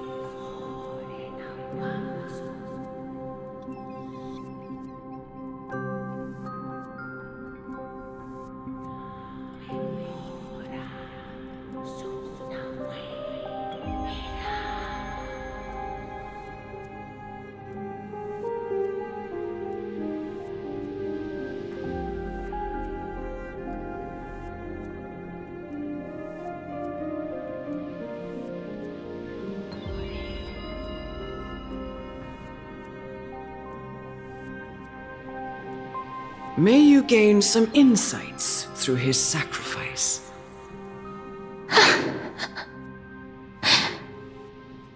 Is this all? No. Come with me.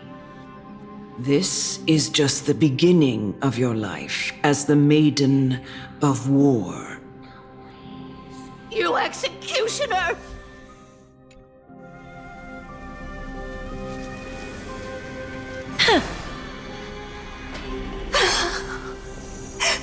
Holy Maiden! Go, grant her glorious death.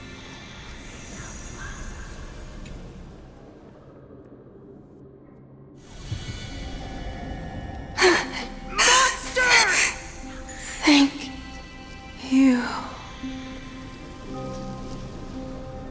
Do it then, executioner. You heard him.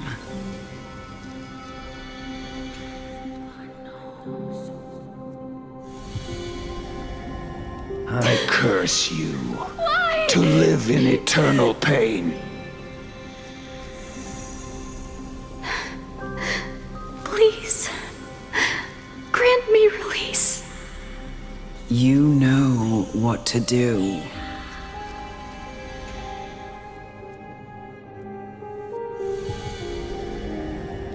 When will this ever end? You murderer!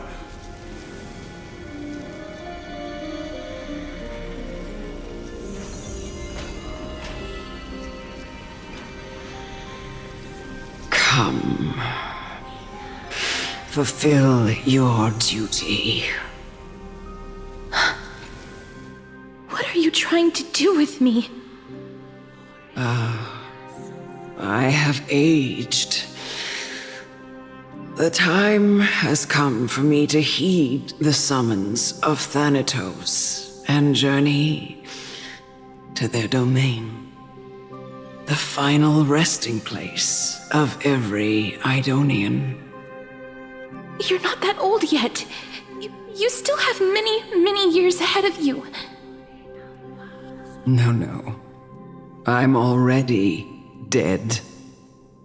For I have come to fear my declining health and impending death. Ah, Castoris, will you give me one last chance to charge towards fear and prove that I am no coward? I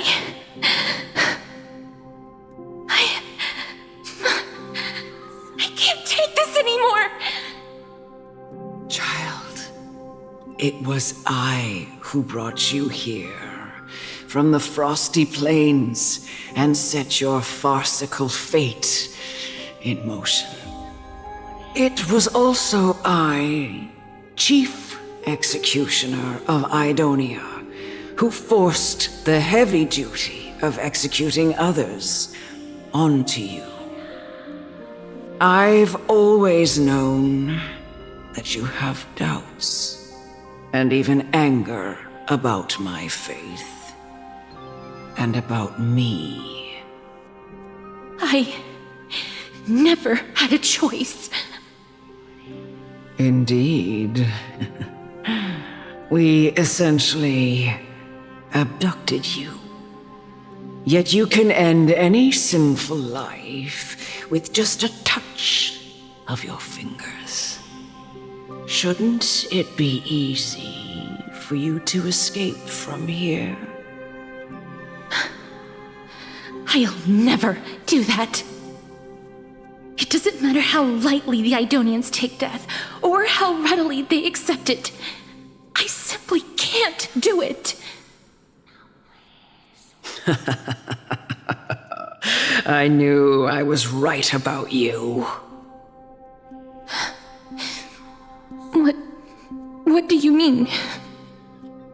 I've taught you and cared for you as my own daughter all this time because of this blessing that's been with you since your birth. I know no one else in the world would understand the weight of life and death more than you do. In the eyes of an Idonian, death is the end of all life, a destination we will all eventually reach. Humans should not resist it, but learn how to face it. You can only live your life to the fullest after understanding this principle.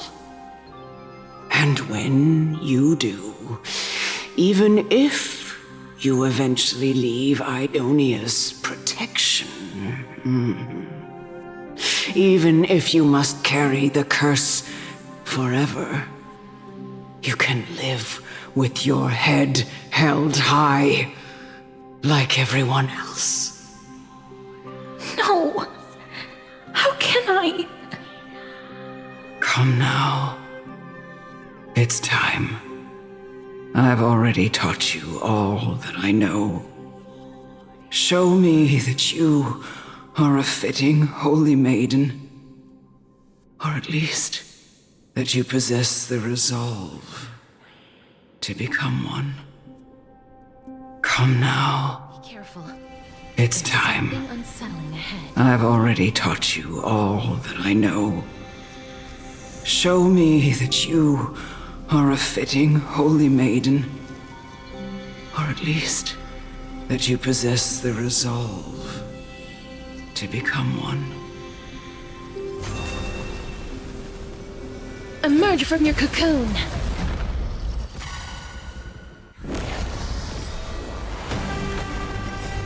Riding the west wind, away we go!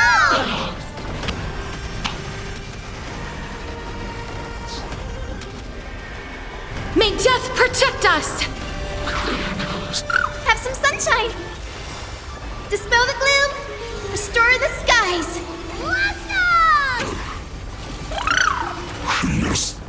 Gotta stop them here! Wilt hear. I choose you. Man, you choose!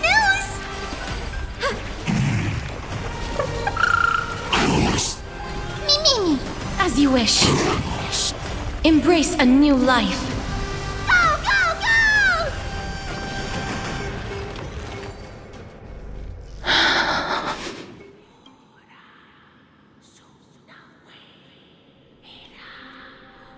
This was the last time I followed her command. I gently touched the elderly woman before me. The executioner, who had seen too much death, died the same way as everyone else. A gasp for air, a wistful look in her eyes, and a barely perceptible tremor in her fingertips.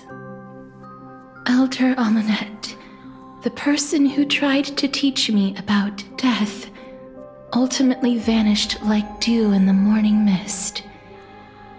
She spent her life embodying the beliefs of the Idonians, and when death finally came, she embraced it exactly as their doctrine had taught. I have nothing but respect for her. I erected a cenotaph in her honor in the marshes outside Idonia's city walls with the others I had laid to rest. Then, I set out once more in search of Thanatos. It was a long, long journey. I heard so many discussions about death along the way. Life finds meaning in death. The world improves because there is an end. It seems the most terrible darkness in this world. Everyone talks about its heavy weight. Some resist it, some worship it, and some even revere it. How did a disappeared titan become the deepest fear of humankind? And why do they haunt my dreams? I continued my travels to seek an answer. Initially, I was running away. Then, I started searching for it. And now, at the end, I just want to know if my touch, if my embrace, can do more than taking things away. Can I make anything? Can I leave anything behind? I don't want to die.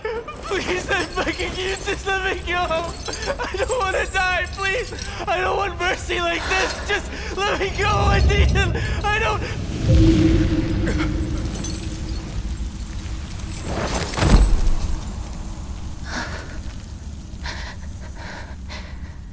I hate these icy hands.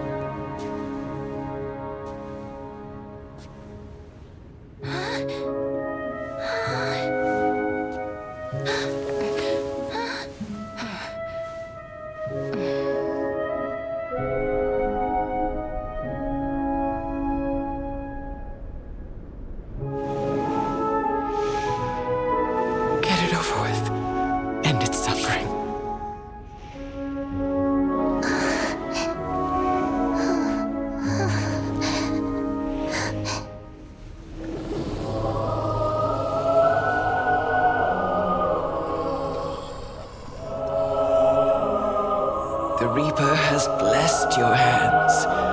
Only you can grant them peace.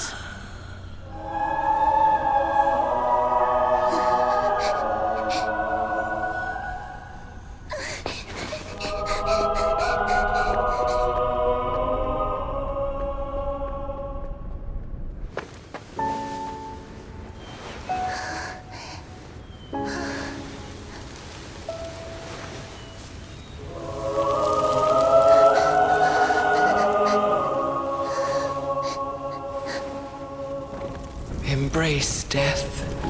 Walk alongside it.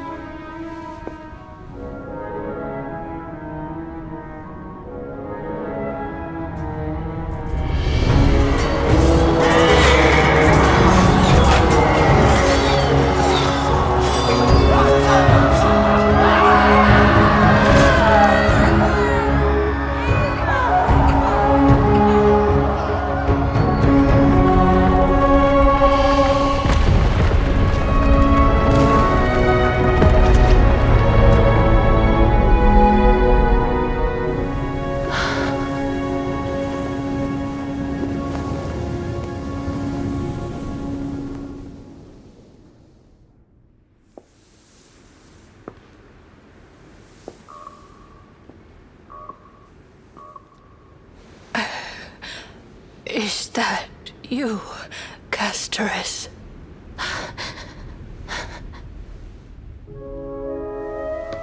All of them have gone, heeding death's summon, crossing into their domain.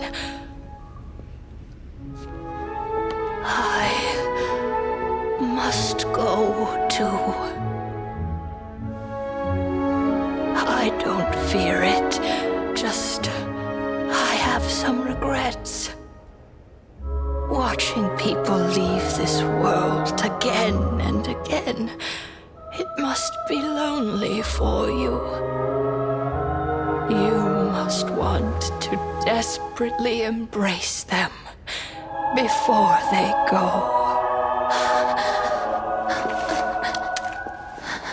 I can't.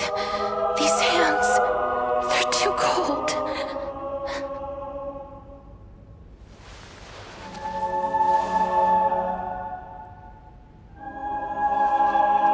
But Big Sister Castorus, your hands are so warm. Just like anyone else's. So go on. Don't hold back.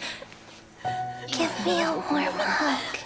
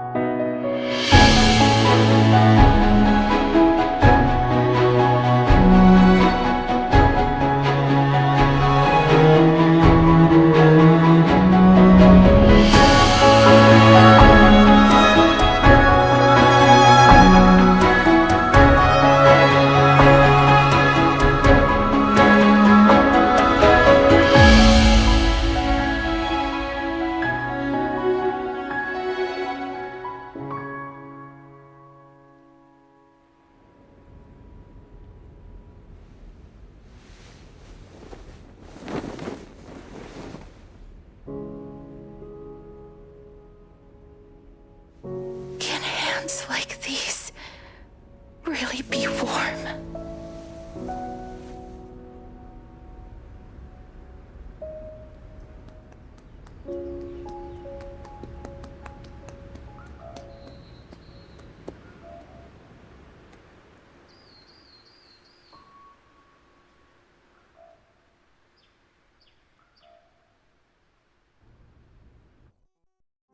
On the day that Oryx's trial ended, you must have had many questions.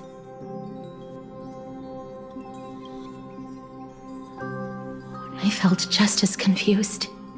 Why, as someone from beyond the sky, were you so cruelly dragged into Amphorius's fate? I wished I could take action, but no matter how hard I try, I cannot simply interact with the living as ordinary people do. Even when we brushed against each other unintentionally in the grove, and it was obvious that nothing had happened.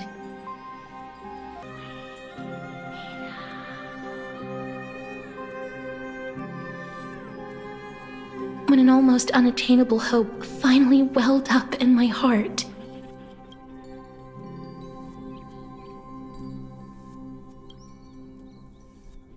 When I thought that perhaps my touch would no longer bring sorrow,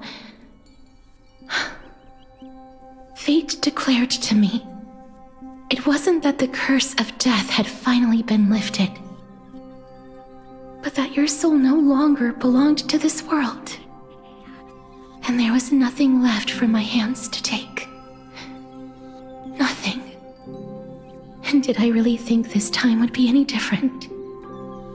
It's not that I don't understand this reality, just that I'm unwilling to accept it. Having walked such a long road, I am still unable to find the answer to life and death. I am resigned to eternal despair. Anything I wish to hold on to, death will inevitably wrest from my grasp. From that moment on, I lacked the courage to confirm it again. Until Oryx laid bare the cruel truth before us.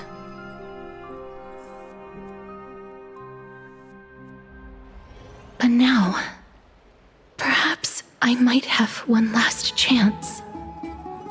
Long ago, Trinan read a prophecy to me. At the end of the Sea of Flowers, the souls of the living shall warm thy fingertips, and after an embrace, there shall be eternal separation. I found no surprise in it, for her words sounded not like a foretelling, but a perfect reflection of my past. Embraces in this world are born of reunions, yet my touch speaks only of farewells. In that moment, I had no doubt that this destiny would weave itself through the entirety of my life. And yet, things have taken a turn for the better.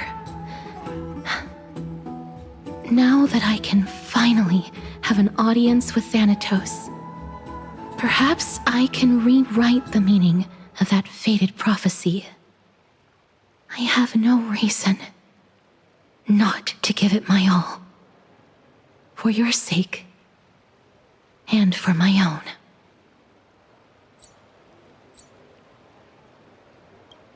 With that, I won't have any regrets.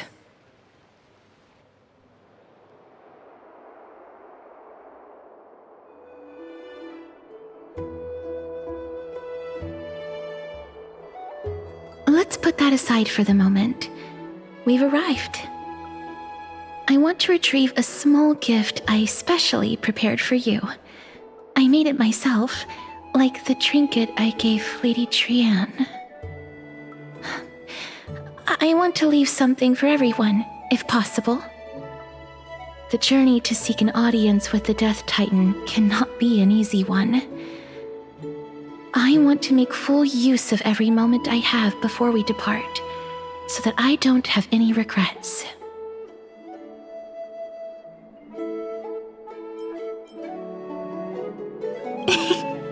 No, it isn't.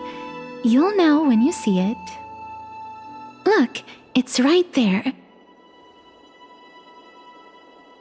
Huh? Where did it go?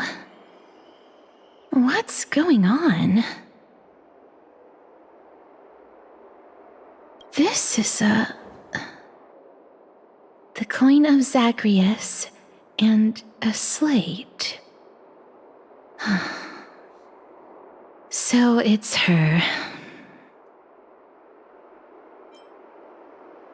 No doubt about it. This is her favorite symbol. It's Lady Cypher, the demigod of Zagreus whom Lady Aglaia had spoken of. She's a master thief who's left legendary tales all over Amphorius. So many years have passed, yet she's still announcing herself in such a crass manner. Let's just do as the slate says and look for Lady Cypher.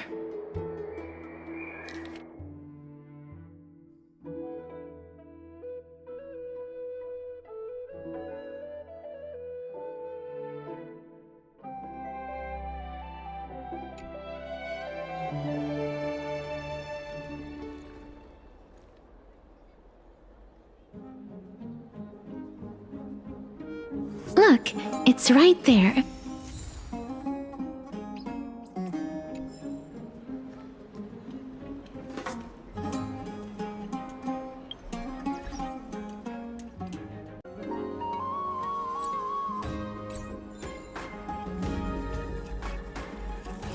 We must pursue her.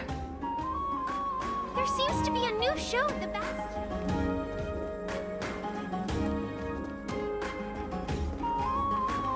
Huh?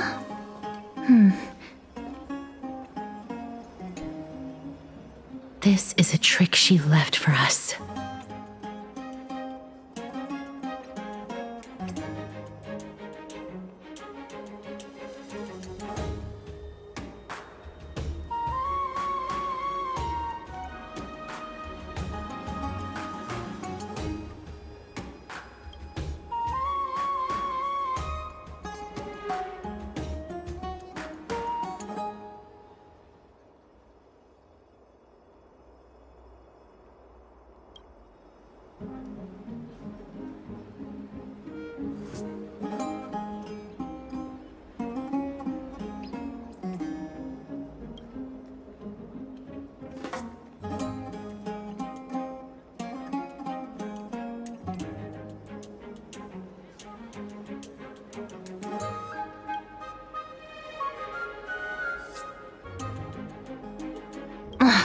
She's incorrigible.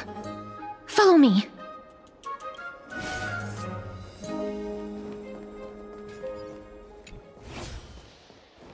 This is the right one. We must pursue her.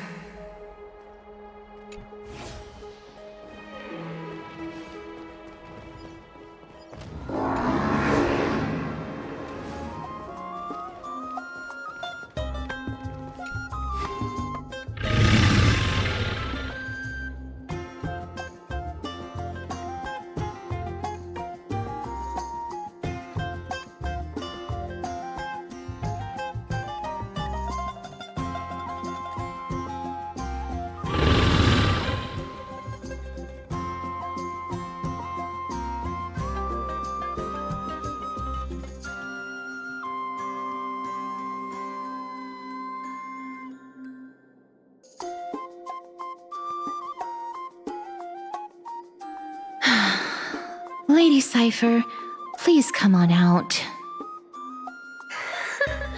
You're still careless as ever. Shouldn't you keep such a precious gift near your bosom? Since you know it's a gift for someone else, please give it back to me. Stop hiding among the people and letting the wind carry your voice. Now, since I know it's a gift, that just means I need to milk its worth. The children of the wind never stay for long in one place. Unless your offer is tempting enough to steal the wind. What say you? Name your price. I'll give you however much you want.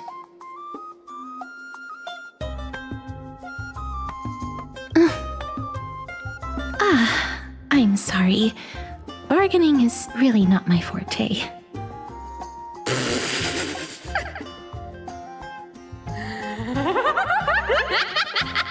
No wonder they call you Princess Homebody. Why don't you two come over to my place? It'll make a better venue for proper business discussions. You can find where I live through the winds I've sown. Right.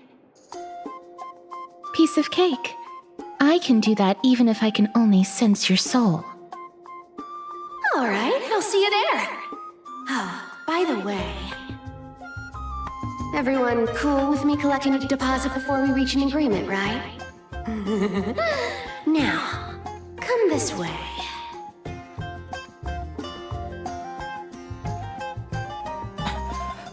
Where did my dew of divine blood go? Ugh, she's incorrigible. Follow me.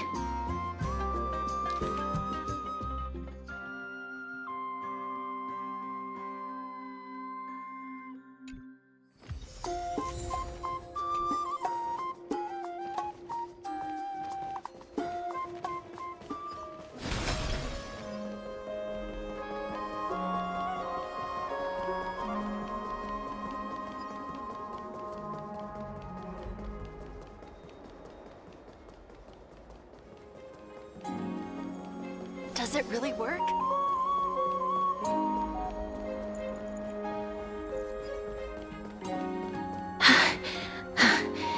Here we are.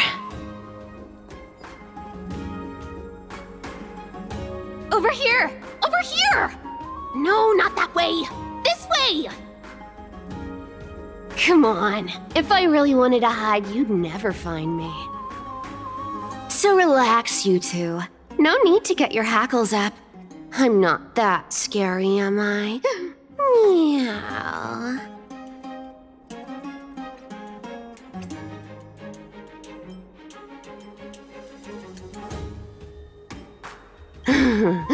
No way. Some people might have been into that a millennium ago, but it's long since gone out of style. Loosen up, buddy. Shall we get down to business? Give me the jewelry piece first, or everything's off the table. Oh, come now. Don't be so upset. Relax. Relax. Look, isn't the view here just great? You can see what everyone is doing and where they're going, and they won't even know you're here. Now that we've broken the ice, let's get to the point. Everything I've said so far has been a joke. I'm inviting you two here for 3 things. 1. The seamstress found me and wants me to take you to Styxia to look for the Death Titan. 2. The Council of Elders also found me and wants me to make sure the core flame of Thanatos ends up in their hands.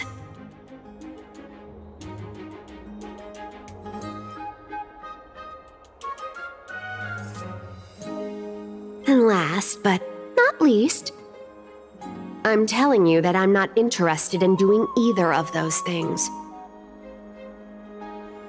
Don't go look for the Death Titan. The end.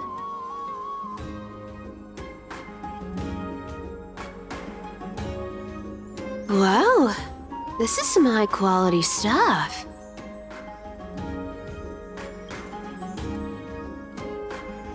And this room is full of it.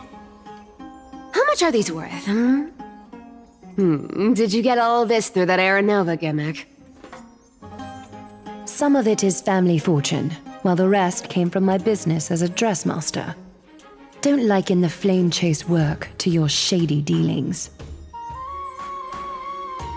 Wow, I should have busted down your door instead of going around like a thief. Well, spill. Why are you giving me so much money? Payment for doing work. You're worth this much. Did you forget my stance to all this? I thought I made myself very clear. You wish to run away. Run away from your responsibilities, from the prophecy, and from your destiny. You shall walk with greed and die over petty change. I understand this prophecy weighs on you immensely. That is why I have never reproached the demigod of trickery for running away. But I need you right now, so don't turn me down. You know, maybe the gods got your tongue with their golden threads, Aglaya. I'm not hearing any sincerity in your words. Give me a reason why you're bowing your noble head to me. We lost Trian. Oh.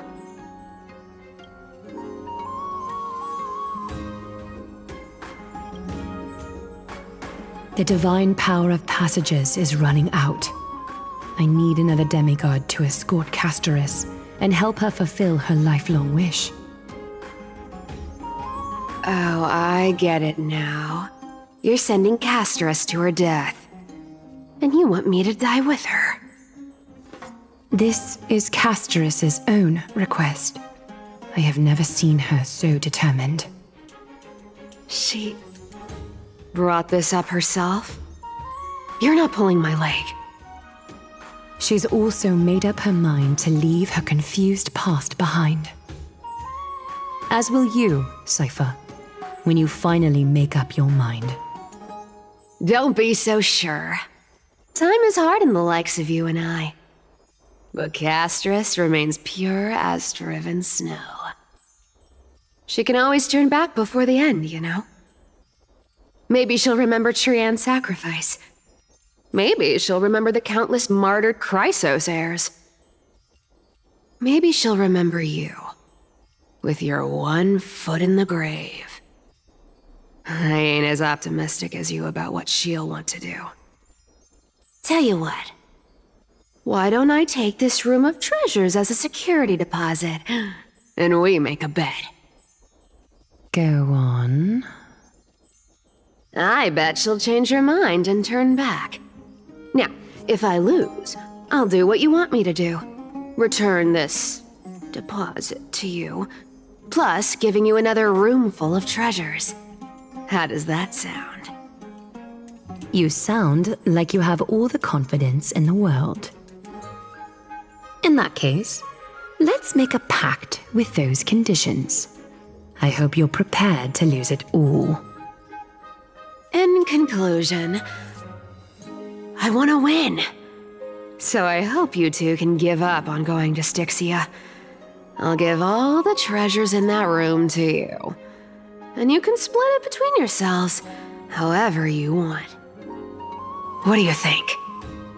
Tempting, right?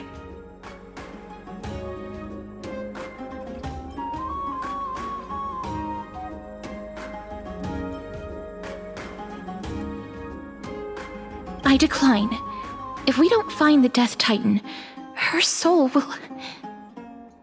Oh? I can't go into the details, but we have to go to Styxia. I really don't get how. Princess, homebuddy, you keep talking about needing to find Thanatos, about getting rid of your curse, and you don't care about anything else. But did you ever live for your own pleasure? Even for just one day? What are you trying to say? I'm saying, contrary to your beliefs, Aglaya didn't take you in just so you can die for her Aranova. The flame chase journey walks hand in hand with sacrifices. Isn't that why you're always running away from Lady Aglaya? Fine. Never mind. We all have our own problems. I ain't gonna say anything anymore. It's not like I was gonna honor that bet anyway. But listen to me. Styxia is no tourist destination. Sure, the treasures buried in there are 10, no, 50 times richer than Aglaya's vault. Yet, I've never been there. And I never plan to. Because even a demigod can't be sure they can walk out of that place alive. And now I'm supposed to escort you to Styxia. Sure. Pay up.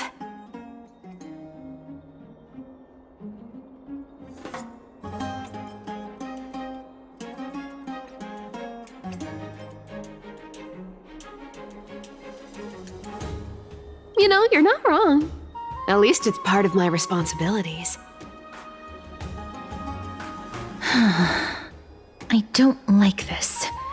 However, I have lived a longer life than most people.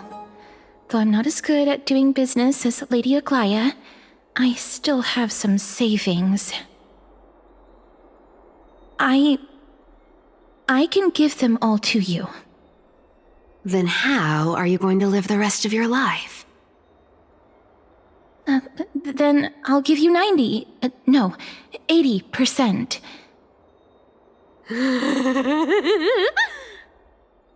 Well, don't mind if I do. 80% of Castrus's savings and a bottle of dew of divine blood. Not a bad trade.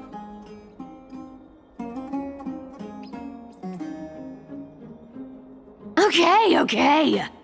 I didn't know you hold grudges, Gray Mystery. Here! Catch. Be careful with that! A minor change in plans, though. Don't go to the bath tomorrow. Come look for me at Akima's city gates instead. So, why are you changing the meeting place? Oh, nothing really. Just a bit scared of the seamstress's frosty face. I wouldn't stay a second longer in Akima if it were up to me. Well, now that we've struck a deal, why don't I give you guys a lift back? It's gonna be a long ride, so have a good rest.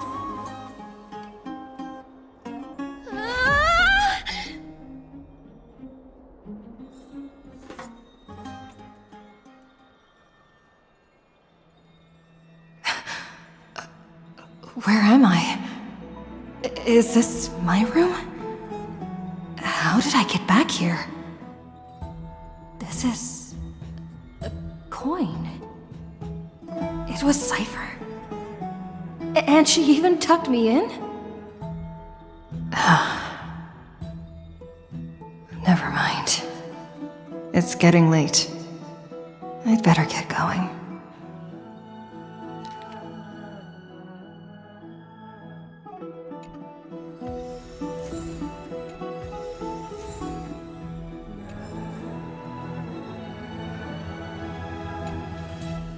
This is Castrus's gift?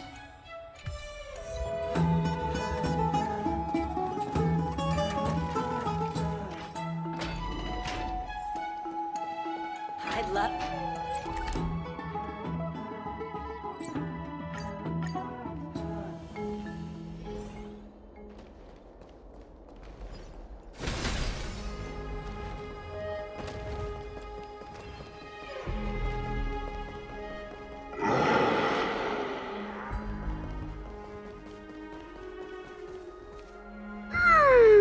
Bright and sunny. Just the weather for farewells. You're here?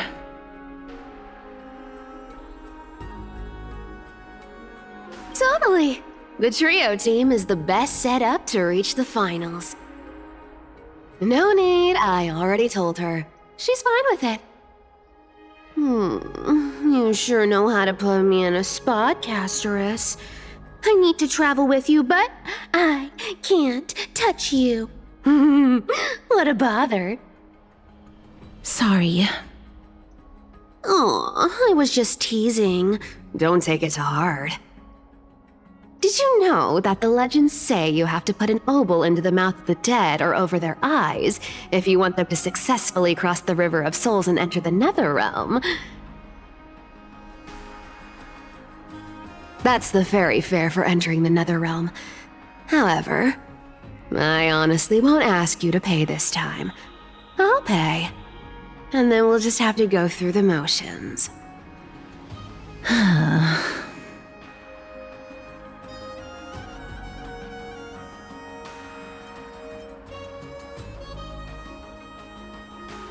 Hey! I'm just trying to make this journey feel more special, okay?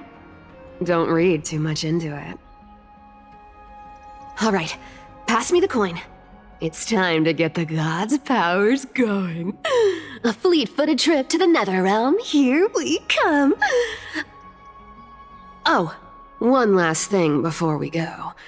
I gotta give you this piece of advice, especially to you, Princess Homebody. You can't catch the wind by waiting. You only live once, so make the most of every moment you have. Get ready, be steady. Hey, your turn. Don't be nervous. After all, it'll be gone in the blink of an eye.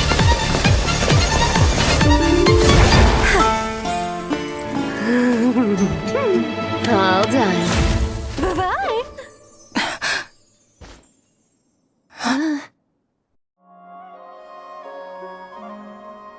Are you feeling all right?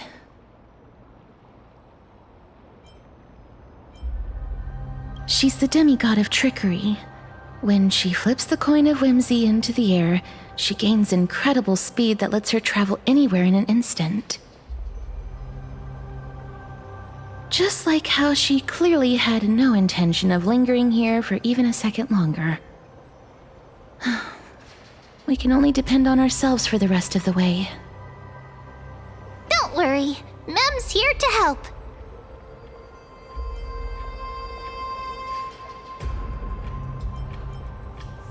Being cute isn't my only forte. I'm strong too. This is Styxia, the city of dragons and waves. Anaxa hypothesizes that the missing Thanatos is somewhere in these ruins. This is the land of their birth. Or perhaps of their death.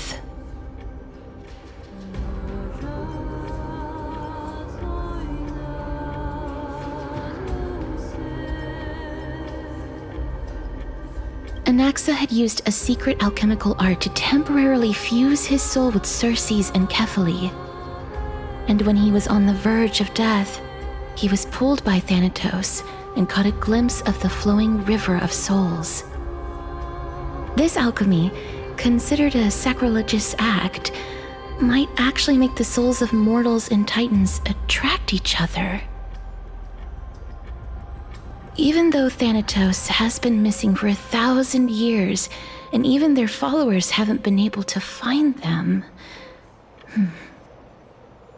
perhaps that special attraction could summon them here. Oh, so are we going to use that Philosopher's Stone to conjure the Titan? I guess that's the only way. The only leads we have now are the name of this city and the fairy tale about the dragon. Thanatos is even more mysterious than I am. Indeed. Even one as erudite as Anaxa could only point us to this place, and no further. We will be entering the unknown as soon as we take our first steps. But that won't be the first time in my long journeys. I believe that, rather than standing still, taking action is by far the better option. Perhaps fate might take pity on us today and show some compassion.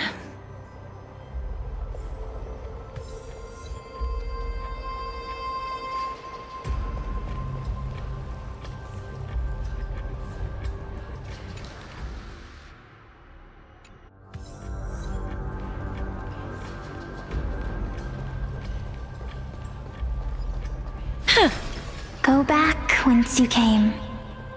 Go back. Ahead lies the realm of the dead.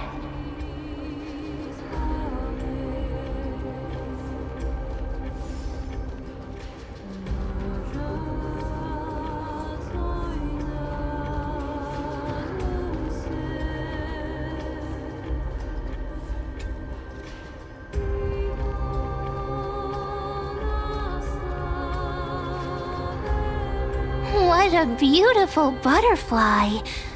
Is it talking to us? This is a eulogistic butterfly. They are found in places where many have met their demise.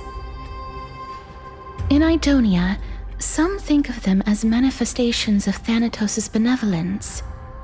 By turning the lingering obsessions of the deceased into these creatures, it is as if the Titan has made life into a specimen.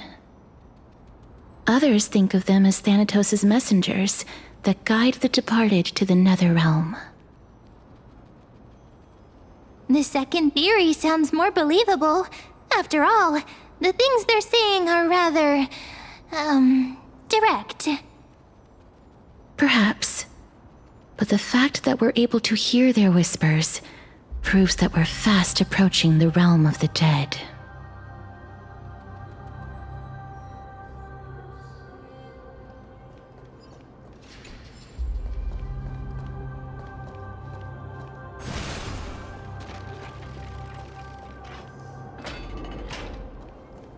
These shadowy figures. Are they illusions reflected by the River of Souls?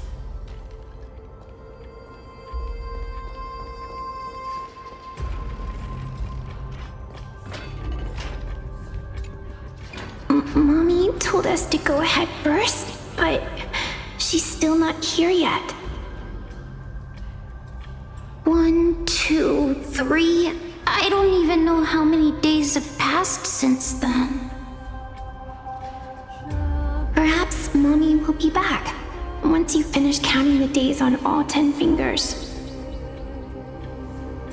1, 2, 3.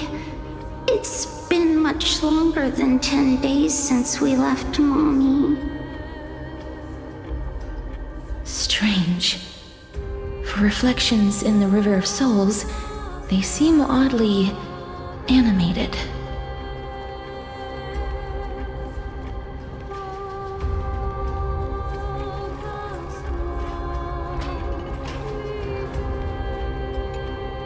But, Master, did that lady really lie to us?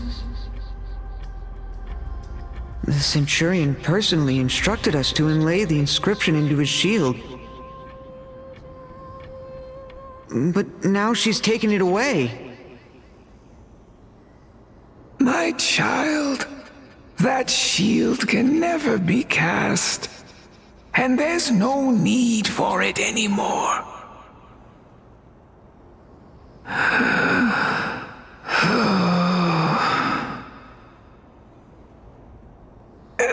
Come, child. What is the name of that Centurion again?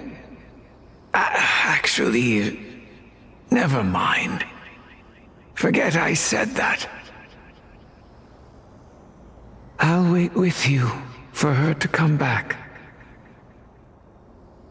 When that happens, you'll be able to keep making shields.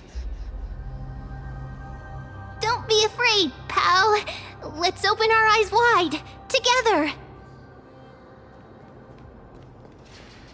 Do you want to buy any fish? Huh? He can see us? Wait. More living people. I'm not selling my fish to living people. You lot are too shameless. Buying fish without paying. If I ever see her again, I will... Could it be that you're all dead souls that never achieved rest?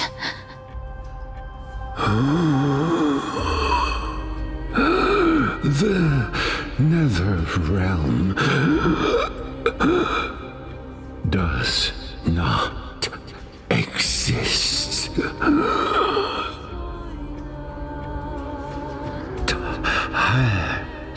Titan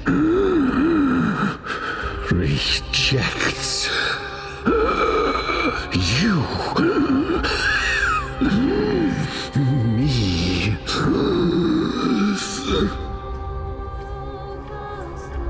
So, do you want to buy any fish? But there aren't any fish nearby. Are the fish gone? The people are gone too.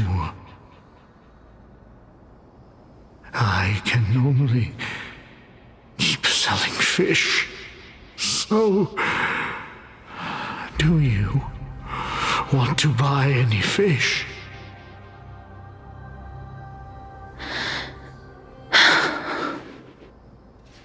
Apologies. I don't have much in the way of savings, but perhaps there's another way for me to release you from your suffering. Please relax.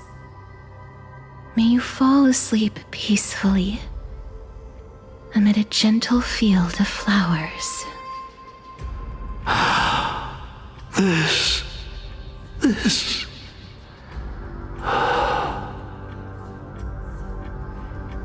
I knew it. These people aren't illusions. They're the souls of the deceased. They're supposed to reach the end of the west wind by floating down the river of souls. Yet, they have floundered upon the shoals of the stream, unable to move forward.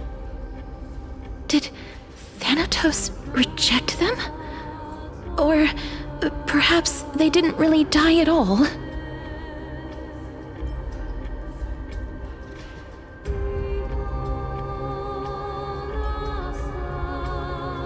I have no idea. This circumstance is completely unprecedented. Hang on.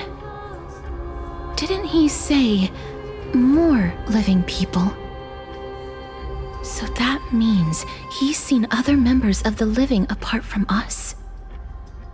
Could it be that these souls are stuck here due to someone's deceit? If something is done out of goodwill, are you really gonna call it deceit? Goodwill? I can't see anything good out of... Wait a minute. Lady Cypher? That's me.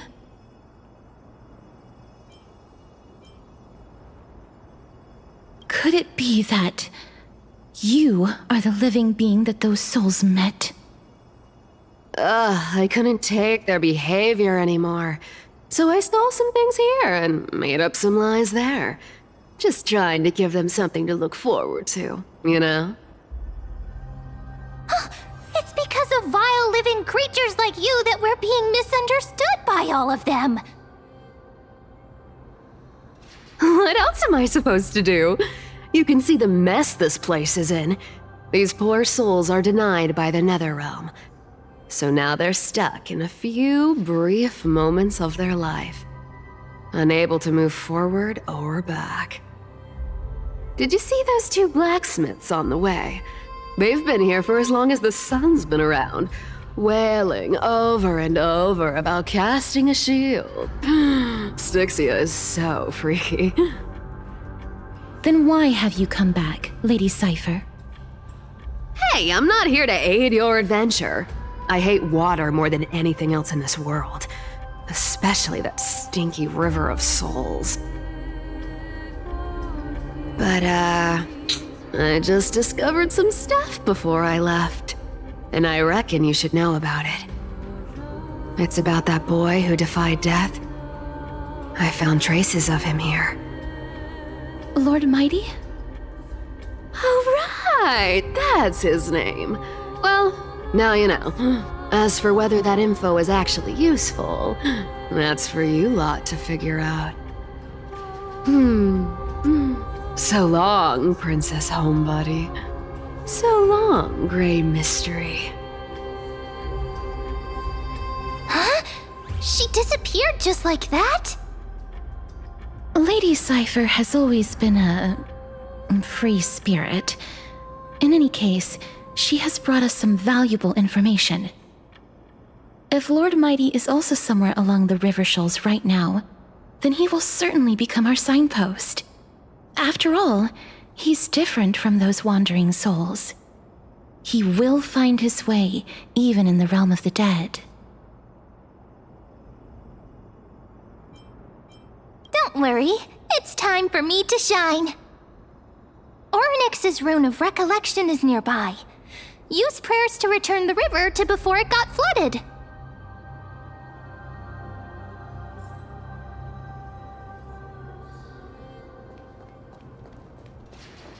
Hey, over here!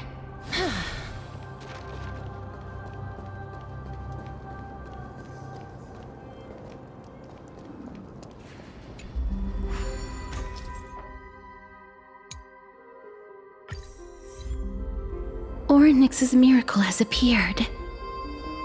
Amazing! It's like we're inside a giant bubble. Even the river got parted.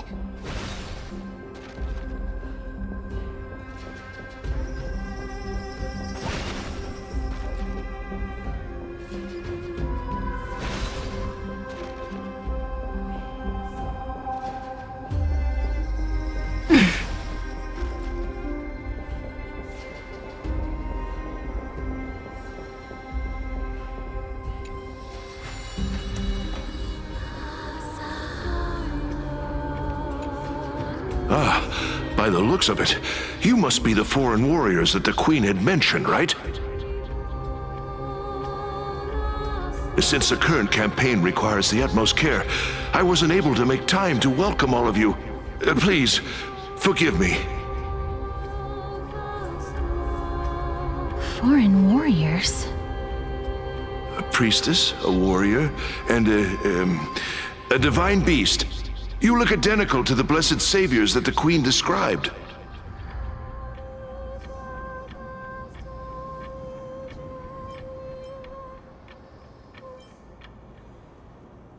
A campaign? Who are you campaigning against? Nobody knows, as of now. Of the scouts that went ahead, only one has managed to return. He says that the land ahead is a forbidden land that should not be approached, as it is the doorway between the netherworld and the mortal realm. As for the rest of the scouts, they've completely lost their souls and are decaying by the day. While there is still dissension within the city, the scholars agree that this calamity was so unprecedented that it needed to be given a new designation. An unprecedented calamity. Could it be death? It seems that you have indeed heard about this. Well, death is just one of the possibilities. It's too early to come to a definitive conclusion. A world that has never seen death. Looks like these people lived in the era Chrysia before the Calamity Titans descended upon the land. May I ask, where is the scout who managed to come back? Though he returned to Styxia, he only had enough left in him to last no more than half a day. However, it was his intel that convinced us to rally together. He said that he witnessed the demonic specter of an evil dragon at that treacherous land. The apparition opened its giant maw and devoured everything in sight, and thus brought Styxia that thing called death. Styxia, an evil dragon that brings death. It all sounds rather familiar. Wait, wasn't this part of that fable? Sir, Could I ask how the Queen and Princess are doing? The Queen?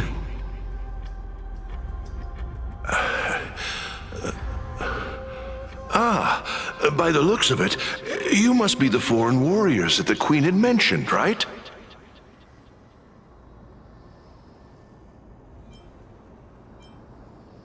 Oh, it's the same lines. Looks like he's still trapped in the moments before his death. Leave it to me. Sir, the war ended long ago. Styxia no longer exists. Styxia is no more? This cannot stand! Newcomers, hurry up and go take your positions! Oh, looks like it's difficult for this gentleman to accept reality.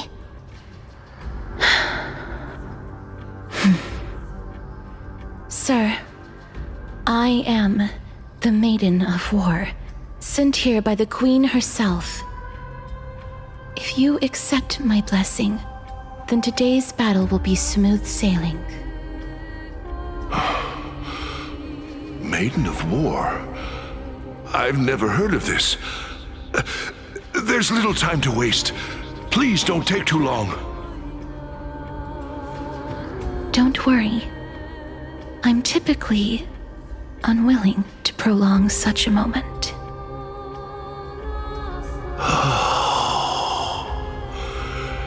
Is it over?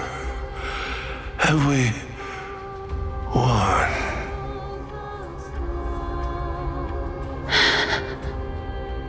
Cass, oh, are you all right? I'm fine. I just didn't expect that I would still have to embalm others, even in the realm of the dead. Is this a remnant of his soul?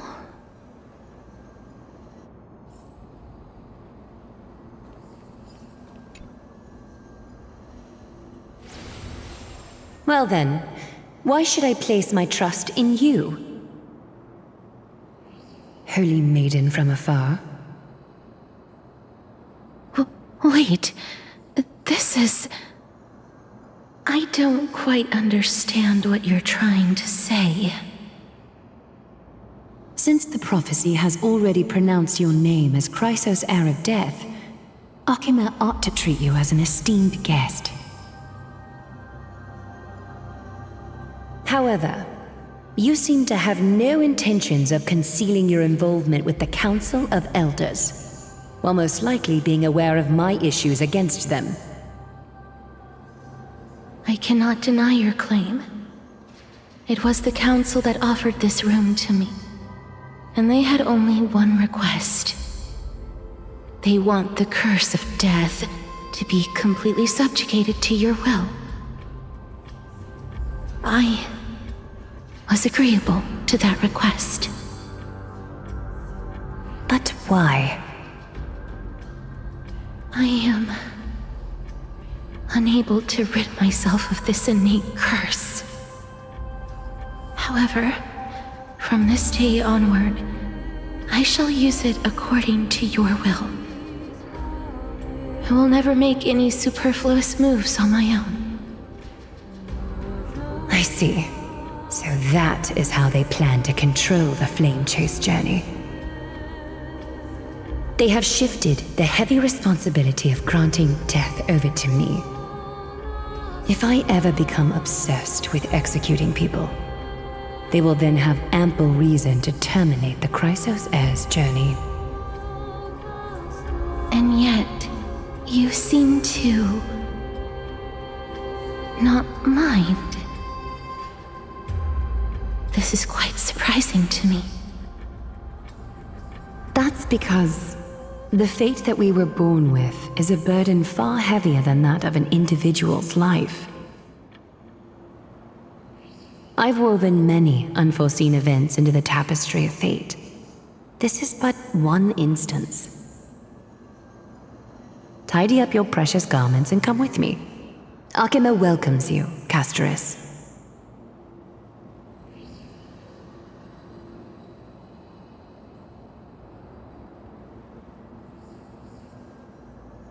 I didn't think we'd find vestiges of memory here. Maybe they've got something to do with Orynyx's rune? Perhaps, but I do not need a reminder from them. This memory is one that I will never forget.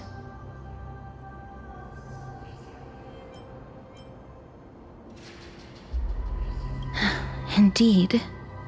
While my relationship with the Council has always been quite ambiguous, Lady Aglaya has never taken any precautions against me. Instead, she's shown me nothing but complete trust.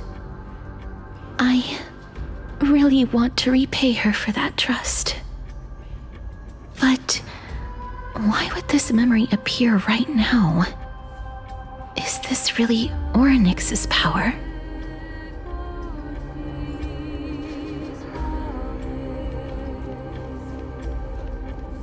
Could these dead monsters actually be...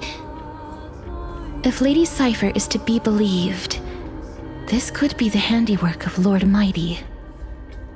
He's still fighting against the Black Tide, even in the Netherrealm.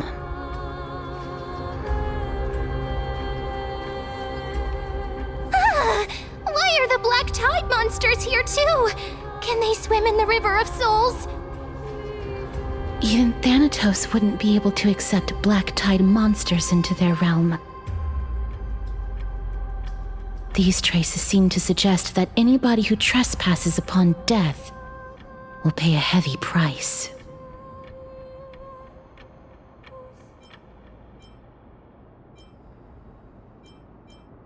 Since the realm of the dead must remain peaceful, it's imperative that we rid the place of such discordant noise. Please stay back. Let me deal with these enemies.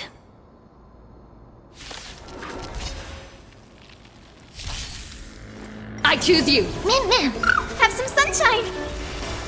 Dispel the gloom! Restore the skies! Go, go, go! Riding the west wind, away we go! Wiltier, embrace a new life.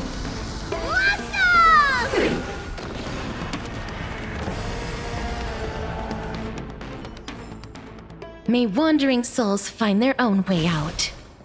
The path ahead is blocked by the River of Souls again. In that case, let's go back to the past. This miracle sure is handy. This is yet another aspect of a Titan's divine power.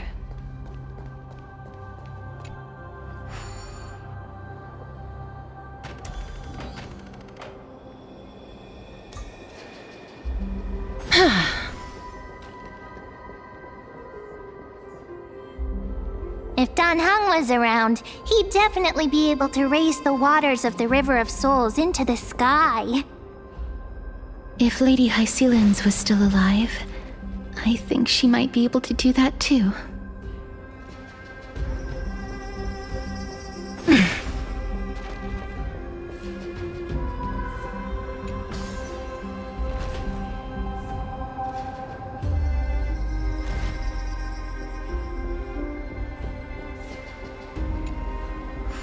You seem to be able to discern both the past and the future.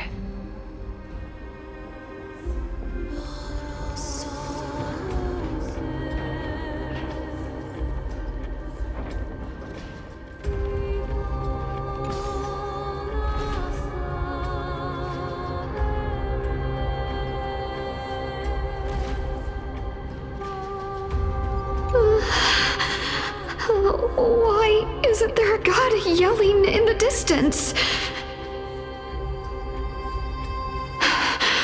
Indeed, my downtrodden fellow, your sorrow and joy are but means for me to amuse myself.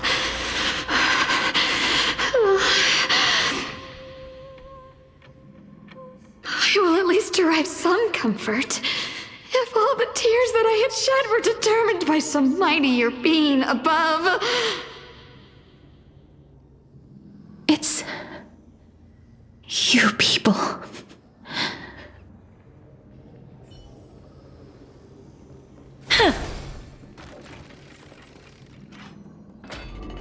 Oh, this place must have been a beautiful courtyard in the past.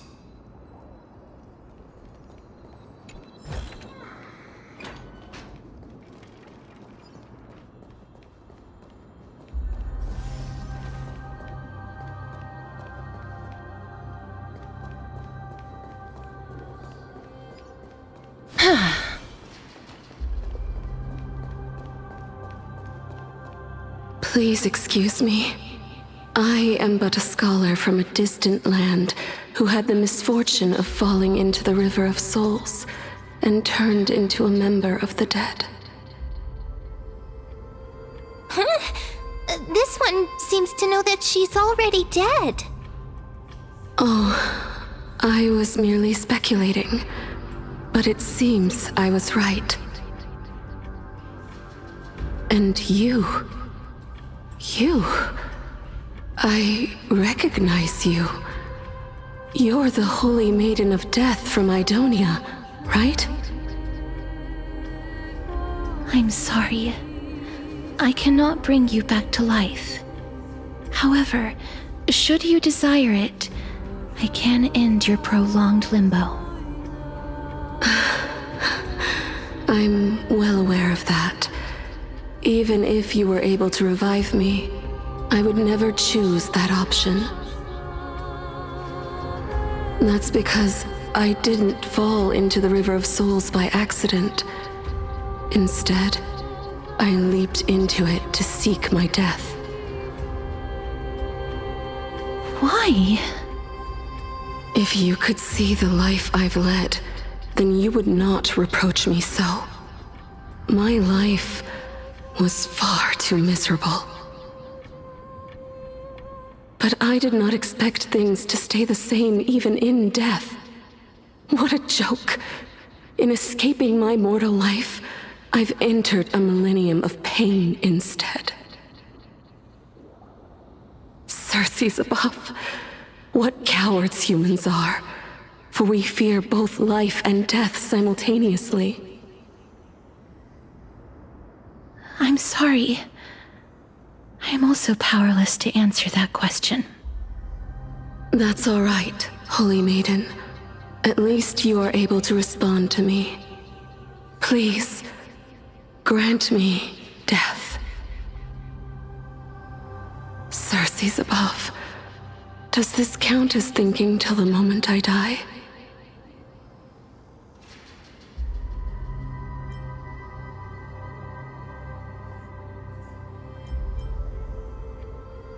I have seen too many farewells. Her distress is quite commonplace. There are those who will end their lives over what seems to be the smallest of worries. For some people, this power that I possess is a blessing rather than a curse. But I never managed to convince myself of that. Cass, are you still trying to create a world without death? Yes, because when placed under time's vast scales, there is no worry in this world that cannot be solved. This is a wish that I've held for almost a millennium. My mind might have changed once upon a time if people managed to strike up a friendship with me. But I've never been more firm in my conviction. Now that I've learned about your near-death state, it is my duty to wipe death from the face of this world.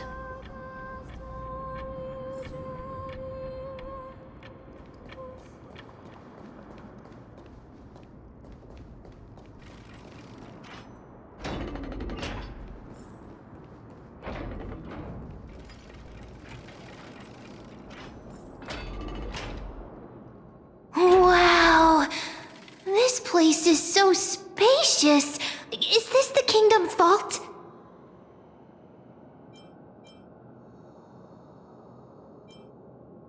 That's fine and all, but we need to lay down some rules.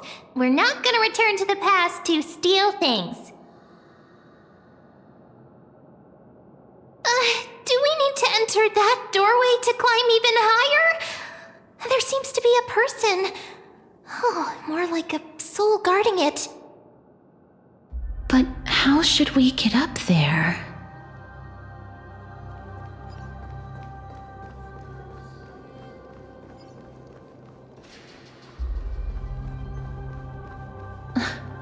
The path is blocked yet again. Oryx's 8 always appears in times like this. How convenient.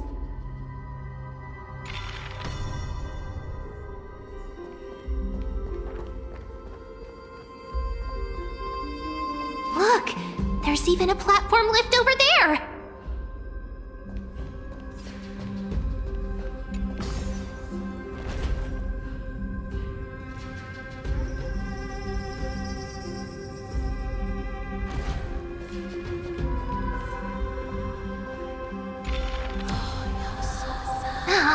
A chest of the past has been left behind, but none of its treasures remain inside.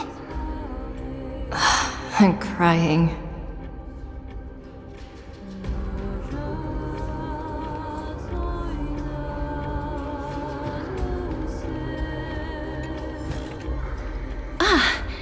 Make sure you keep it safe.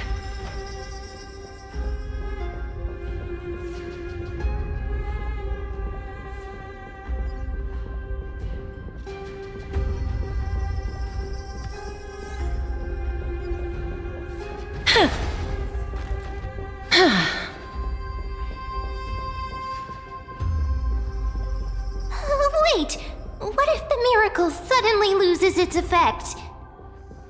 Mem, do you really want me to answer that?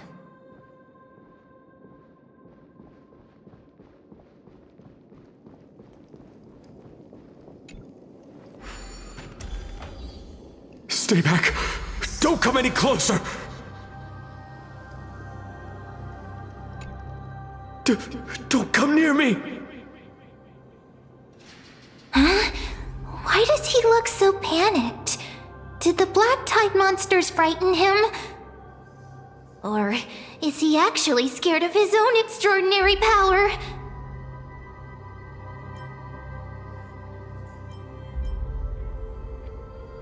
There's no need to be alarmed. We're just passing by the area. See? None of us look threatening.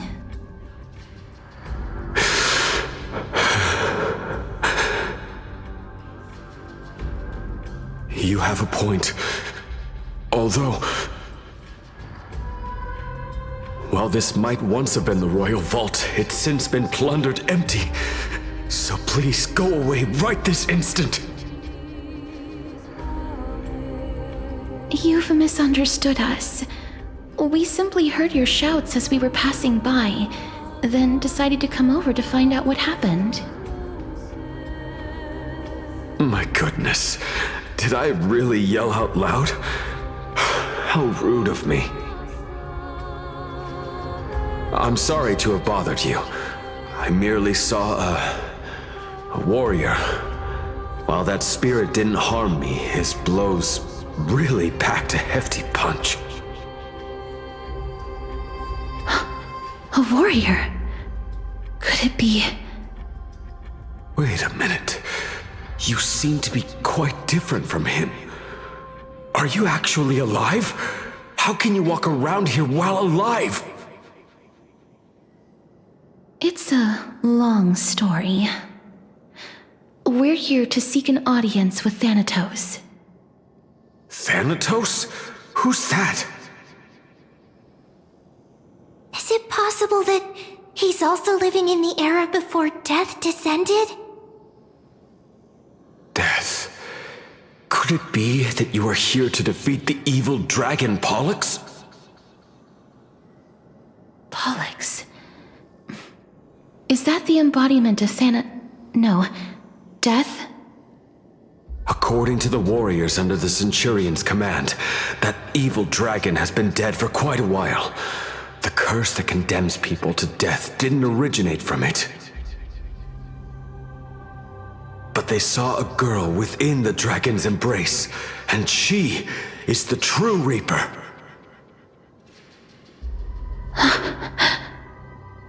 Pray tell, where is that girl right now? I've heard that the Queen spared no effort in bringing her back to the castle. Her Majesty intends to control all of Amphorius with this unprecedented power. As for whether this rumor is true, well, no one knows. You have my thanks for the invaluable insight that you've given us. Please, treat this touch as a token of my gratitude. You... Are you...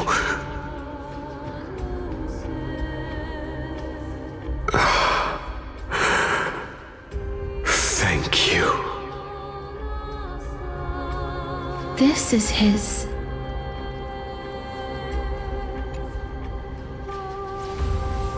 Then you granted him death? That isn't like you. You would have refused even if I commanded you to do so.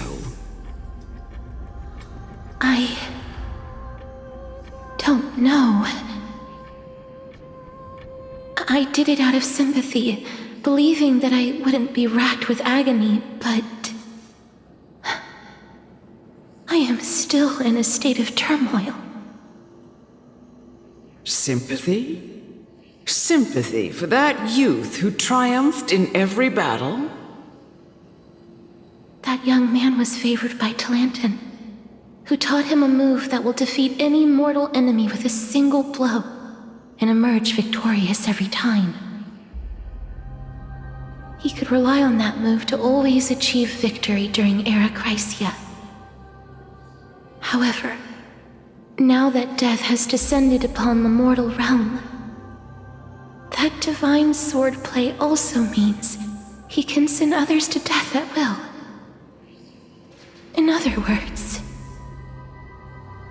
You feel that he's similar to you? Yes.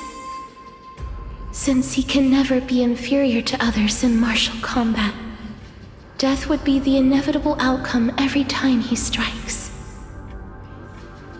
That's why he approached me and pleaded. Pleaded for me to put an end to all of this. You are perhaps feeling lost from making your peace with death in so abrupt a manner. I have not made peace with death. I've seen the people of Idonia stand tall and proud in the face of death. Even before the fated finale arrived, they were already content with the lives that they'd lived. They had such proud expressions. Expressions that made me believe death would be an insult to these mortals if the concept is truly a power that a god had carelessly cast down upon the world. Perhaps death's authority was never meant to exist in this world. Just like how I shouldn't exist. I won't refute your beliefs for now, but would you be interested in listening to a story of mine? It's a fairy tale from foreign lands, told by the person who brought you to me in that ice field long ago. A tale told by the Queen of Styxia. What? Wait a minute. That means the girl born in the dragon's embrace, the personification of death these souls talked about. That's you, Cass? I've already had an inkling for a while now. honestly have no memories of Styxia. My memories only begin after Amunet brought me to Idonia.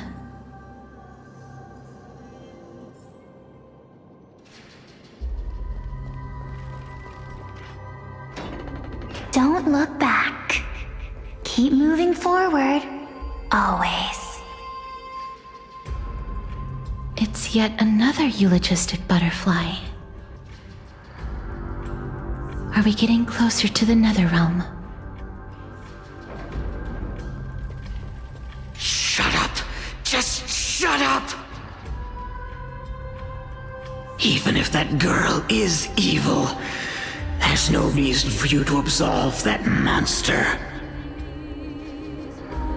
It was the both of them, who trapped us in this crevice between life and death.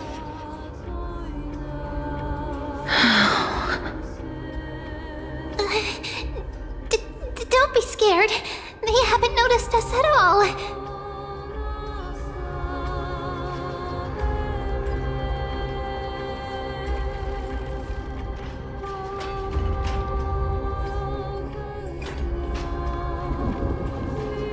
Oh, this is...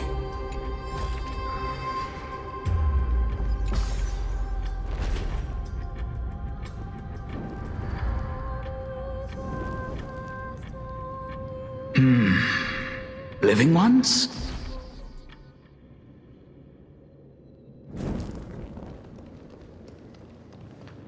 Oh, could you be the scions of Styxia? Did you hear about the great work that I'm doing here, and have thus arrived to give me the last material that I need for transmutation? Great work? Have you heard of the great name of Pollux, perchance?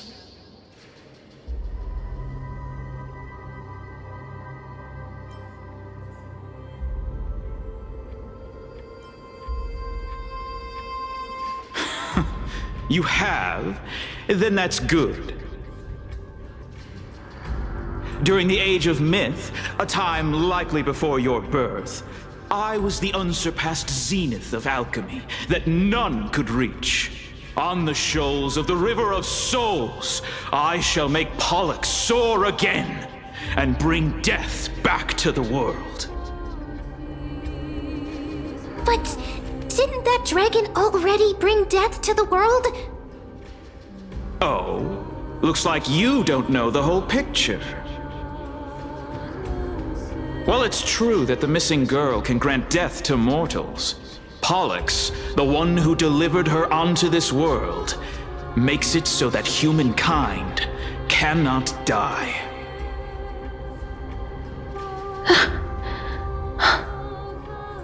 So, it's just as I feared.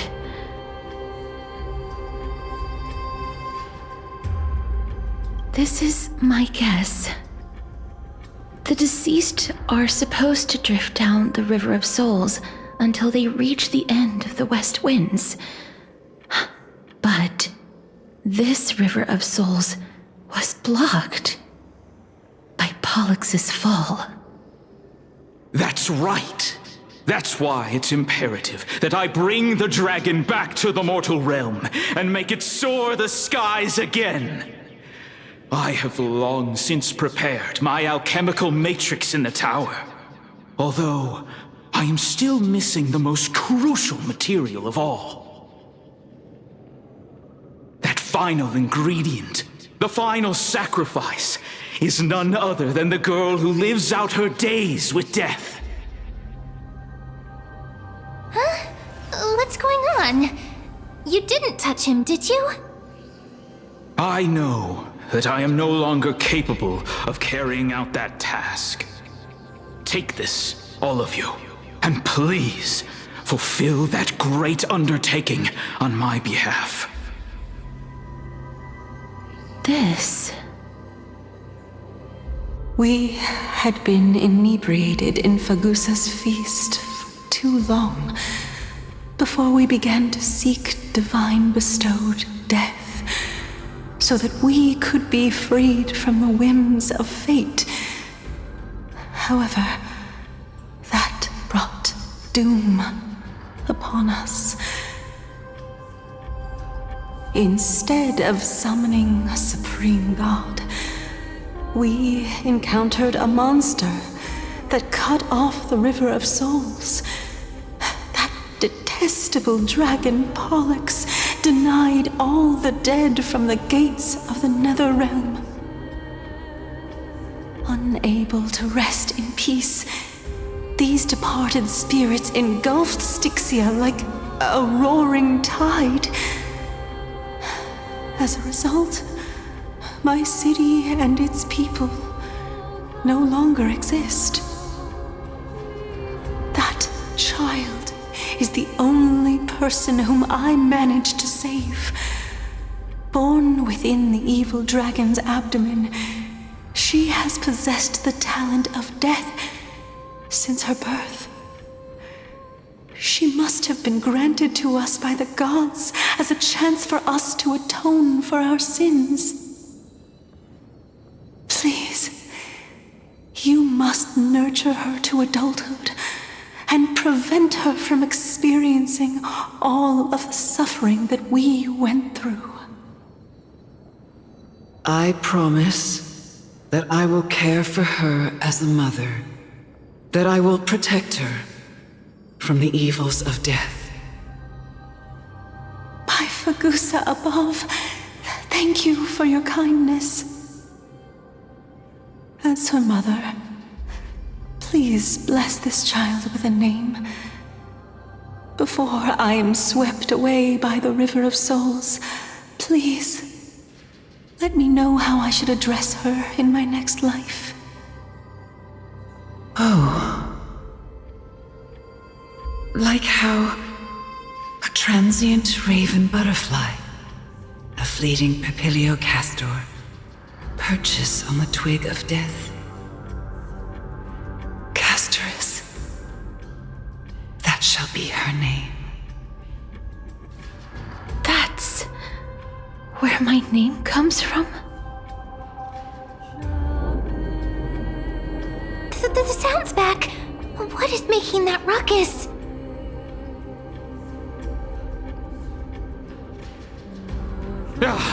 Living ones, don't waste your time bickering. The Netherrealm's wrath is falling upon you. Black Tide creations. When did they... Miss, please fight them with caution. Be careful not to suffer the same fate as those Black Tide creatures!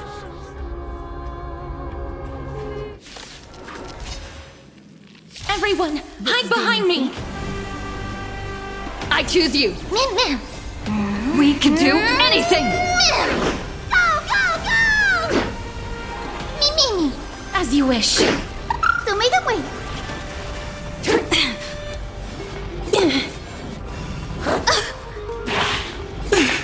Delivering warmth! Riding the west wind! Away we go!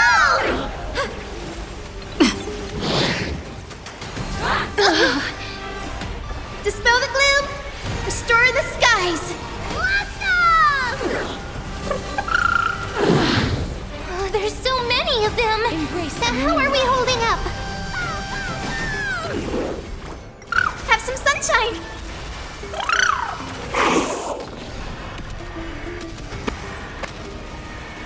May death protect us! Here. For the Feast of Strife. Upon their triumphant return.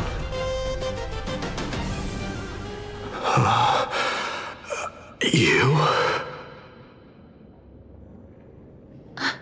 Lord Mighty?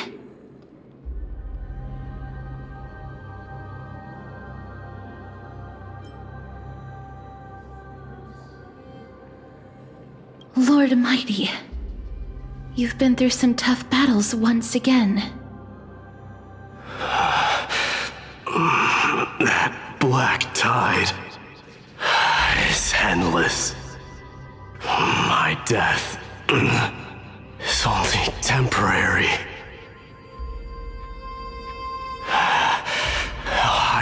find my path of return and go back to the world of the living and continue my protection. Lord Mighty, I have always wanted to. Why does death reject you? I'm the one resisting it. I must resist the temptation to go with the flow. I'll go against the current and kill my way out of this cursed nether realm. That is my destiny.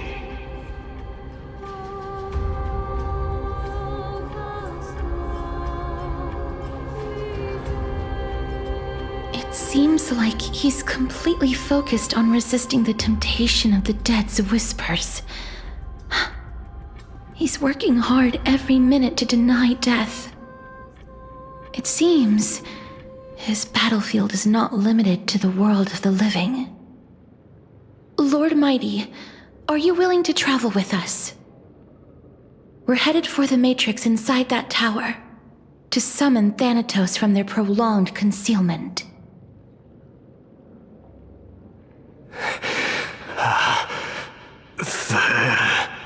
Thanatos. Challenge. Death. That's right. If we can work together and defeat them, you won't have to be troubled by the curse of immortality any longer.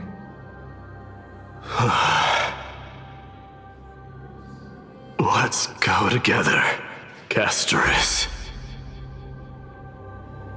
Let the person who has brushed against death countless times guide your way.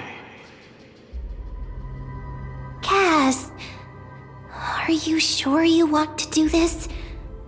The alchemist said he wanted you to be a sacrifice. I'm not afraid. There's no reason for us to turn back anymore. Rather than standing still, taking action is by far the better option. Perhaps fate might take pity on us today and show some compassion.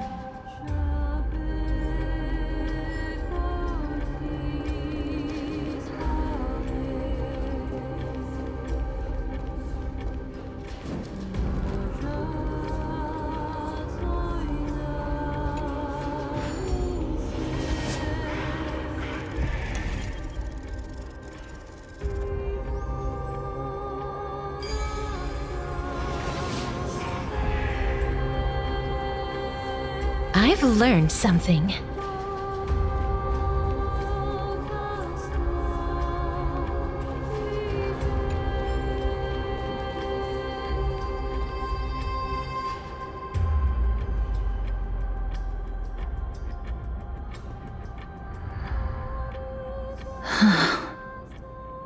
This is going to be difficult.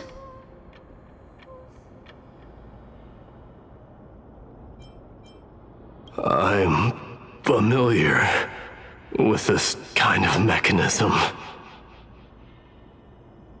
but I've never repaired broken chains.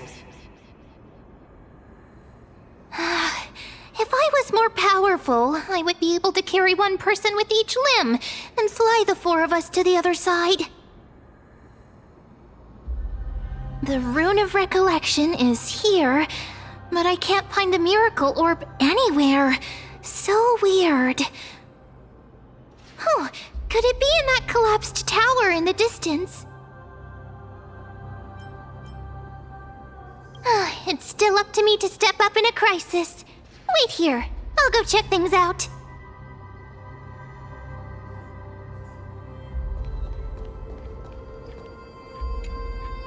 Just shout for me when you need my help! Got it! Just leave it to me!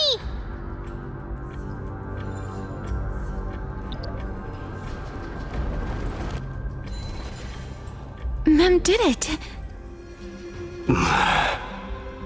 The pink squirrel is very smart. Why am I a squirrel now?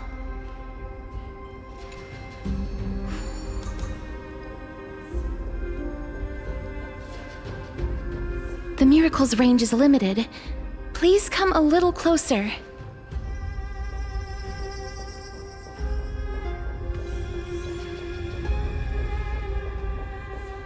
Aren't I a good fit for Orynyx's priest? Of course. You're the most competent priest ever.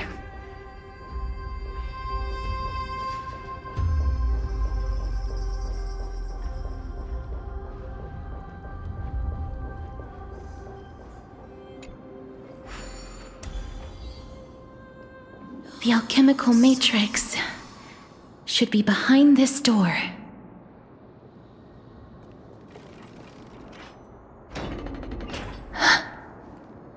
Is that...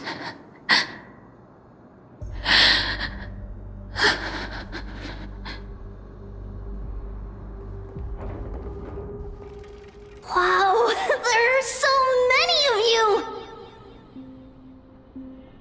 It's little Cass and little Gray. Oh, there's also little D and the big puppy! Trian? Aren't you...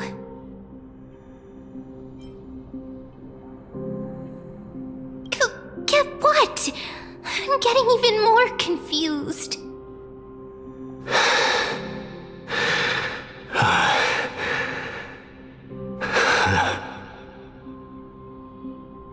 This is the first time I've encountered a deceased friend while going upstream in the River of Souls. It really works like this. Just like the other departed spirits we've encountered along the way. I'm also unable to sense the aura of the living on Lady Trian. Yup, you're right. Trian already knows that she'll not be able to return to everyone's side. But Trian believed that little Cass would eventually return to the Netherrealm. So, Trian has been standing here, at this spot closest to the world of the living, and waiting for little Cass. Oh. It must have been very tough for you. But according to what Trian said, we're almost at the entrance of the Netherrealm. Trian promised Trevi and Trinan that when little Cass got here, Trian would get the gift ready and be the first person to run over and welcome you. So, little Cass, don't cry. Please, accept this. We finally finished it.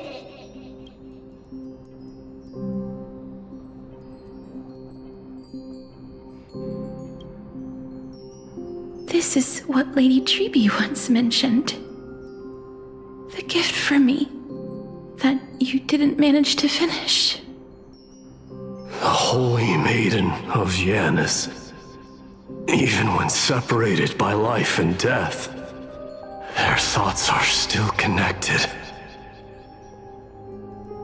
Trian spent a lot of time drawing this. Trian hopes that little Cass likes it. Seriously? It's seriously a wonderful drawing. Lady Trian.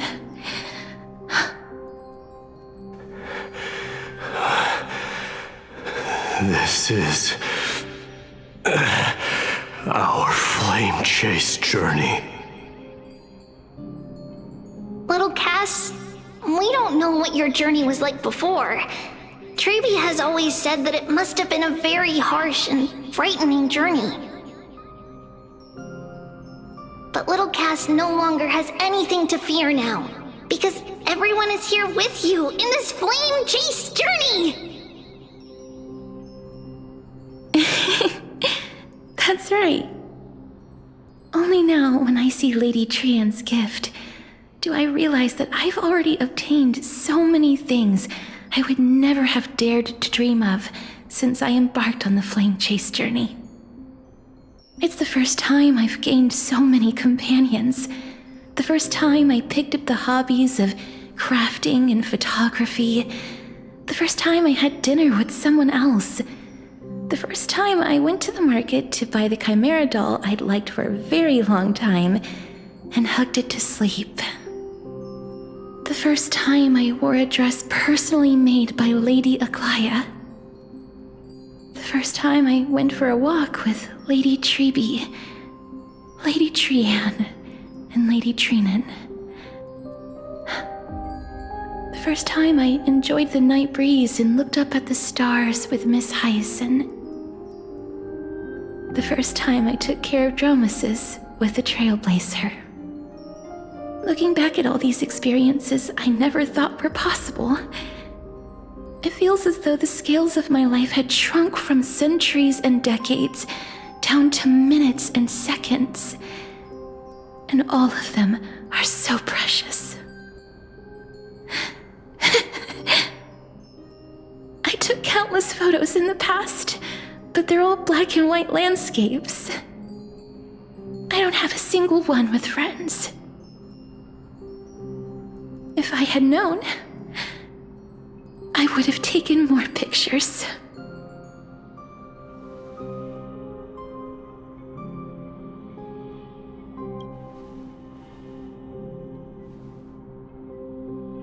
Trian says yes! Trian likes little Cass and would love to take a picture with little Cass. Sadly,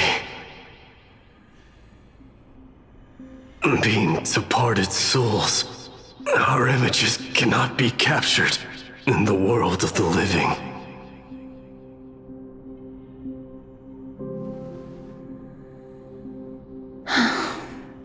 I thought so too.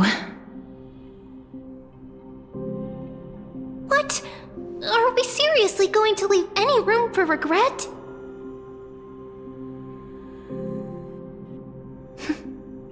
There won't be any regrets. This vivid drawing surpasses any photograph from the world of the living. Little Cass smiled. Treeby, Trinan, and Trian's wishes finally come true!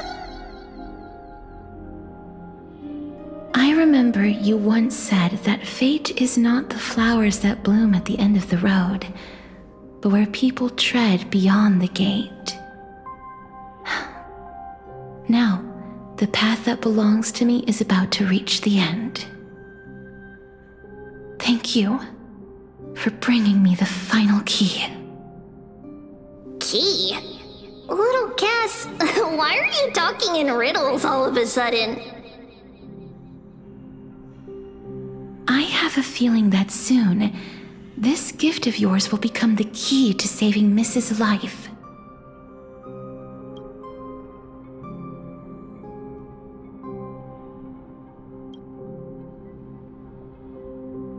Wow, that's amazing! Then keep smiling and carry on bravely! Little Cass, Little Gray, everyone, see you tomorrow!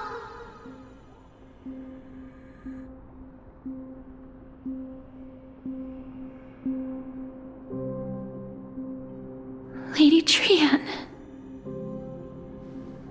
The aura of this place. We have indeed reached the end of the stream of souls. If I go any further, I might lose myself. I must leave now, for the black tide still wreaks havoc in the realm of the living.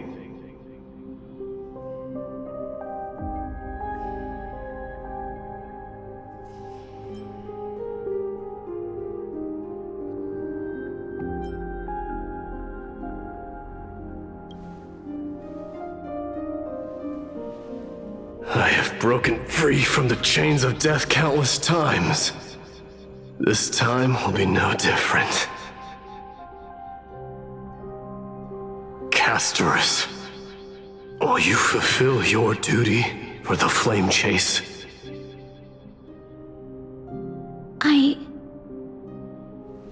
I have yet to make my decision, Lord Mighty.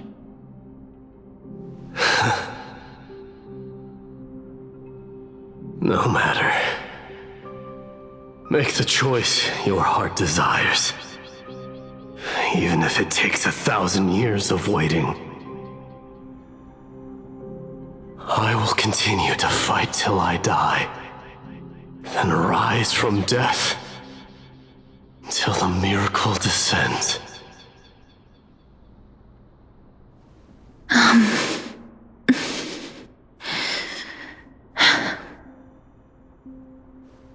There is one more thing you should know, Lord Mighty. What is it? Professor Anaxa may have deduced the principles behind the Era Nova. You and I may be reincarnated as strife and death in the next cycle, becoming calamities wreaking havoc upon the world.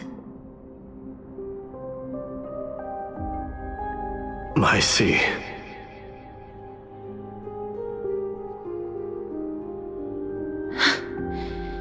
Is that all? Are you going to accept such a fate without complaints? Do you have a strategy to shatter the shackles of our fate? I haven't found it yet. Perhaps I never will. Then, cease wasting your thoughts on futile matters. Control what little you can, and when fate's inescapable grasp comes, resist it with the strength of your mighty will.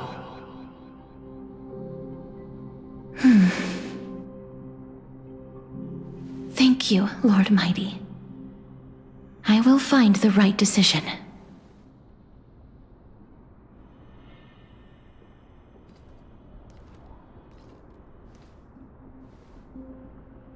In the name of strife, may you meet a fitting end. This must be the alchemical matrix the spirit mentioned. Let's see. We need to insert Aquila's sky, Georios' earth, Kephali's fire, Fagusa's ocean, and Nestia's love. It seems our sweet Princess Homebody has made up her mind. In that case, seamstress, I suppose I no longer need to deliver your message. My time is rather precious after all. Whether you wish to break free from death or not, please, follow your heart. By the promise you once made, I ask that you fulfill your duty one final time. Castorus, please, live as a human, and die as one. According to that alchemist, the final piece is supposed to be me. However, he is not privy to the past, and therefore cannot see the full picture. The past? I saw the twins of death in Kephali's memory, and now I am certain that I was one of them.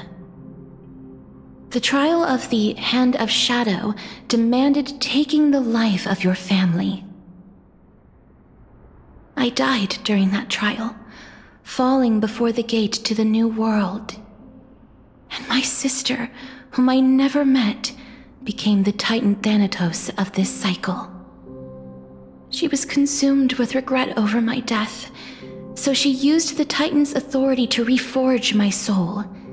Yet, it also means she has never revealed herself to anyone, hidden away from the entire world. That's because the Titan she became already fell at the start of everything. They died for me, and now lie in slumber in the River of Souls. You mean Pollux? That's right. The River of Souls is no material river. It cannot be blocked by ordinary means. Only a divine corpse can prevent the dead from reaching the next world.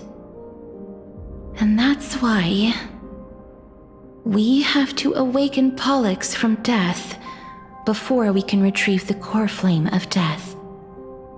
We have to reforge its body with the power of alchemy. But Cass, if that alchemist speaks the truth, does that mean you're also part of the dragon body? According to those departed spirits, I was indeed born as the dragon's twin. But before we talk about that, have you heard the sighs?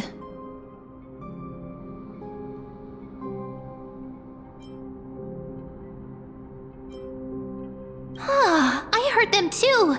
So what are those? I think it's probably the sign of Pollux's wish being fulfilled. They must have realized how heavy a price they'd need to pay when they used their divine authority to resurrect a dead woman. That's why they exerted every ounce of their strength to send me to Styxia, a city that called for death, a land where none is hostile to death.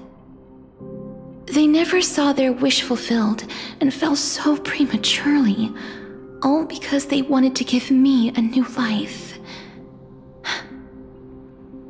Pollux must really want to know how their sister has been after giving their all to save her. That wish is the reason Pollux's soul still lingers in the mortal realm even after their fall, quietly watching and documenting every detail of their sister's life. So instead of picking up objects on the way here, we were instead showing things to a strand of yearning that lingers here. Now, we must weave these yearnings together and restore them into Pollux's complete soul. but all of this is just a hypothesis, right? What if we go through with the ritual and it turns out totally different? That's fine. As Professor Anaxa often reminds us, such is the nature of alchemy. The true outcome can only be known once the process is complete. This is why alchemy is also known as the miracle of creation. Now, the puzzle of Pollux's yearnings is nearly complete, with only one final piece remaining. I shall reveal what they have been yearning to know in the alchemical matrix. I will show them my whole life since I left Styxia. Lady Trianne has already drawn a picture of my entire life, and it is now in my hands.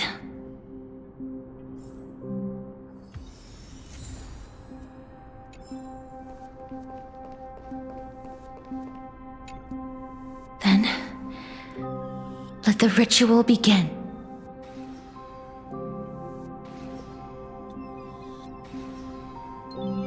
And now, the objective is complete. That is all. Such is what Professor Anaxa always says after preparing for an alchemical ritual. And now, Pollux, I shall lift you from the River of Souls and reforge your soul. Perhaps you will be disturbed by this, and your body may become horrifying to behold. But if even the slightest trace of your soul remains, the soul that once ferried me to this side of the shore, then please, look at me. I wish to thank you in person. I have obtained everything you sacrificed your divinity for.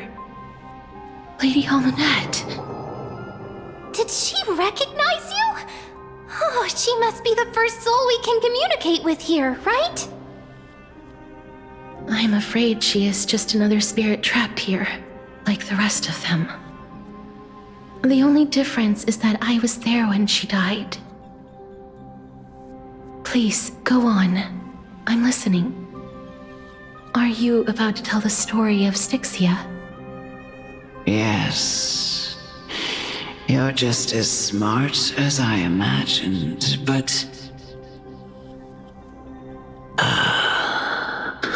never mind.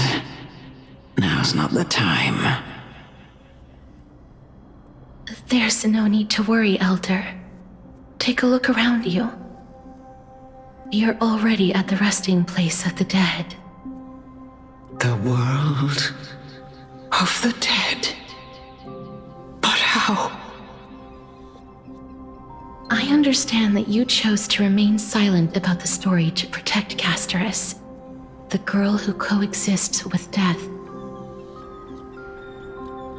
But you no longer need to hide that story. I can assure you that you have protected that girl's life well.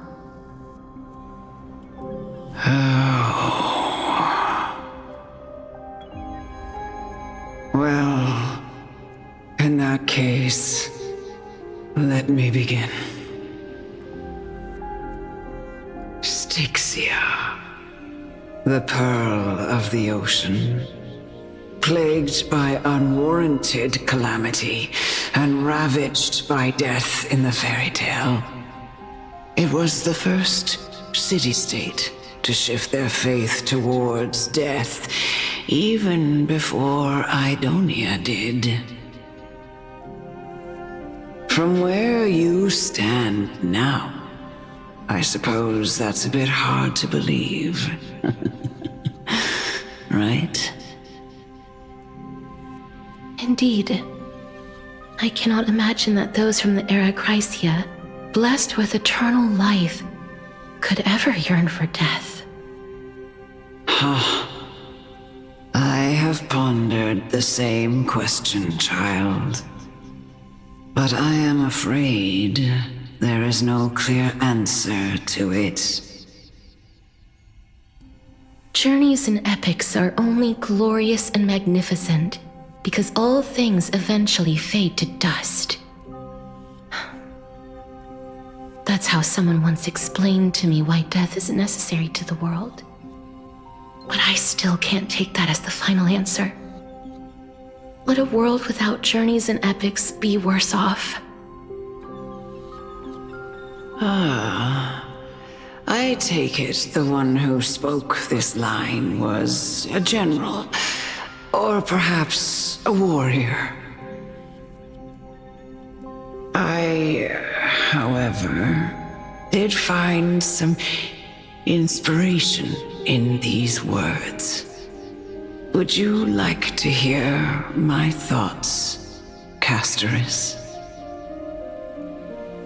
Please enlighten me, Lady Almanette. Though I have already made up my mind on how to handle the authority and core flame of death. Your words might truly guide me toward the path forward. You and I are neither warriors nor generals.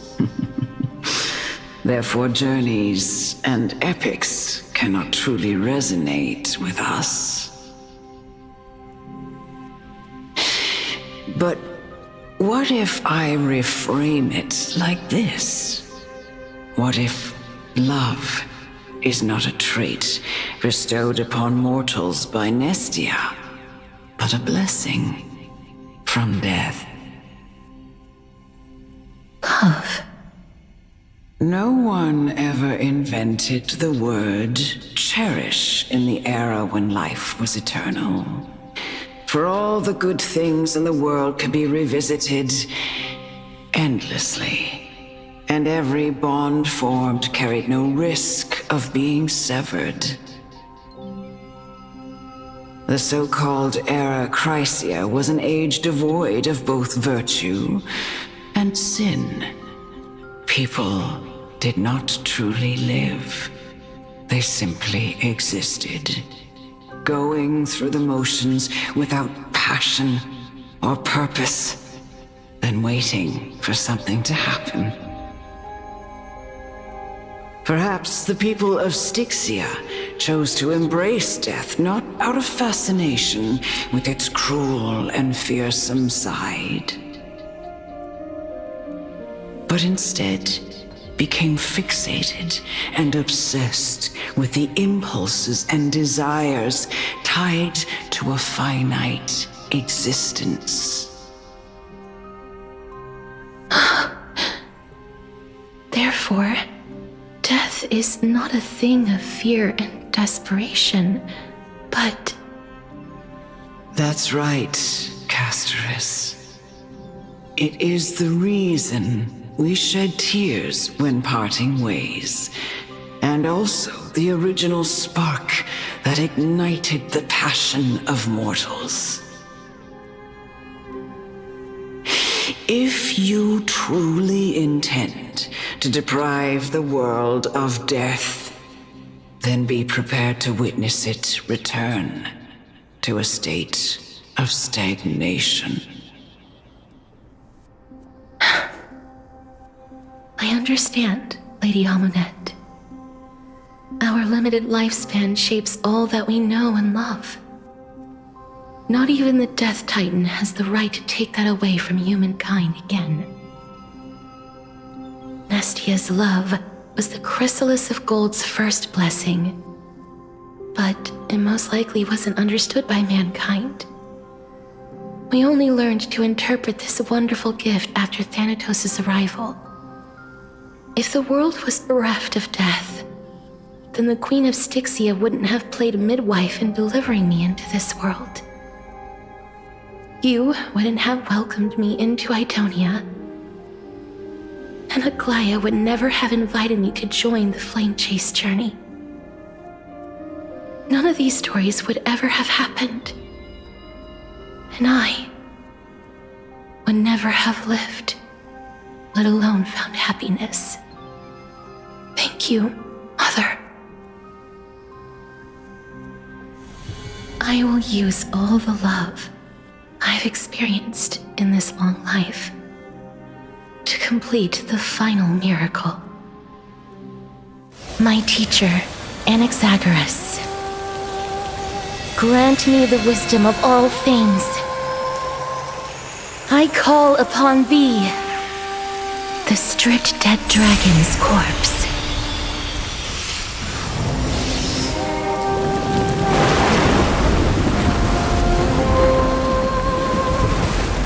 Rises from the earth, falls from the sky. As above, so below. This is the greatest power of all powers, unstoppable in this world.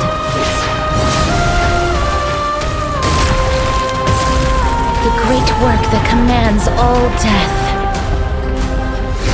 I shall grant you embrace.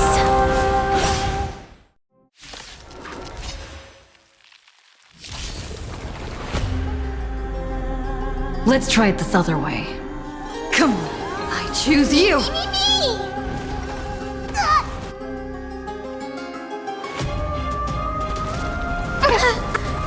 Is the girl who once saved my life truly gone?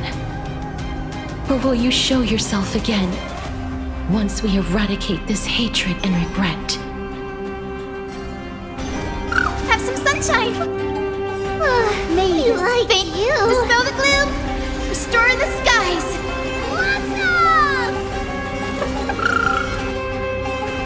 Trust me, we can do anything! Go, go, go! Me.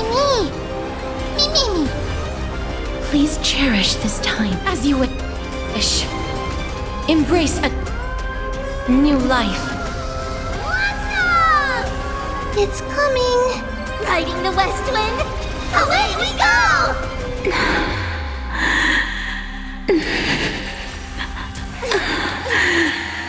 And I know you're anxious. Shh. Don't be afraid.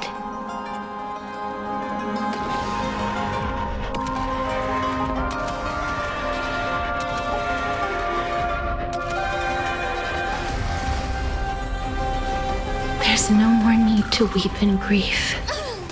I will grant you peace.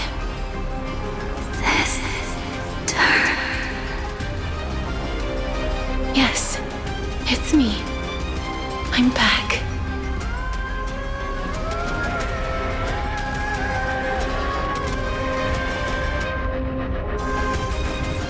Underestimating us will cost you! Be careful. They may be moving by instinct, but there is fury welling up within them. So make it wait. We like you. I'm still here. Mimi! Return to dust! Please, don't turn back to the Nether Realm.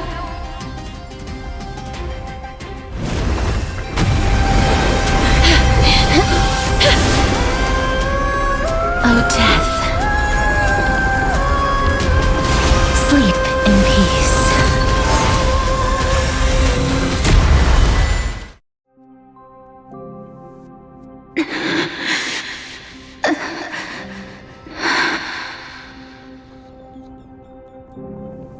I'm sorry I have to wake you up from ancient death. And I know you're anxious. Shh. Don't be afraid.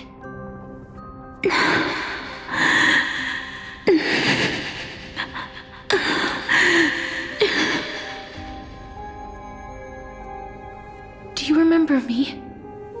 I'm the girl you once carried across the Sea of Souls. I'm sorry I wasn't able to remember you, but with the help of many people, I was finally able to pick up these broken fragments of my past. I'm back, Pollux.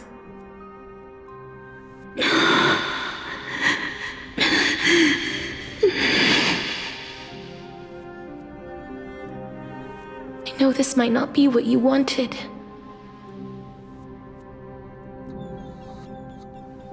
But I have to do this.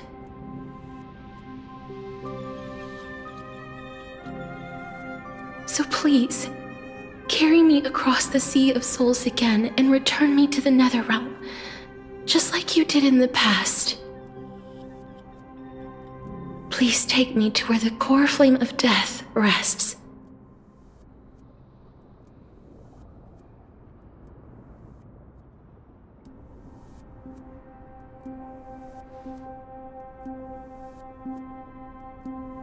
I'll be going now.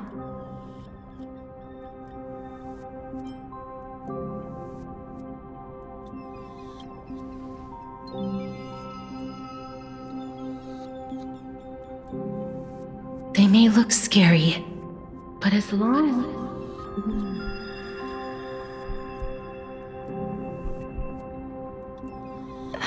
What's happening?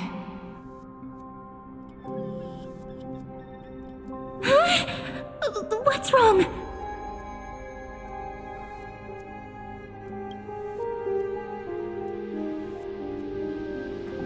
Are you...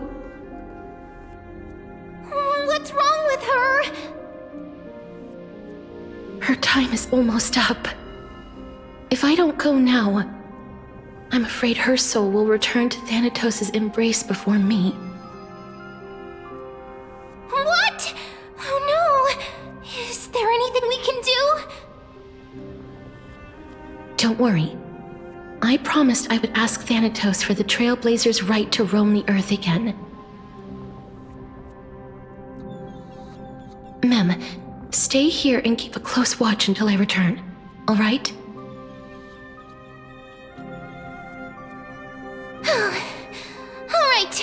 I'm the best at taking care of others. Go on, Cass. Make sure not to leave yourself with any regrets.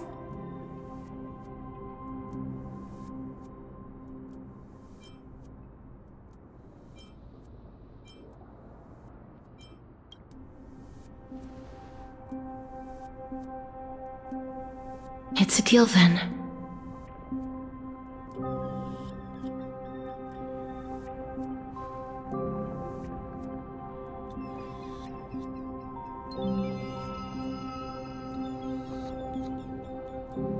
Please.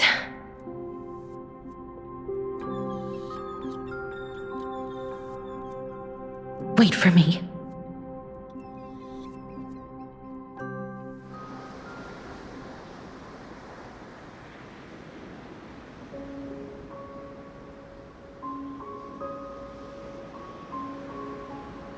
After all that, you still ended up back here.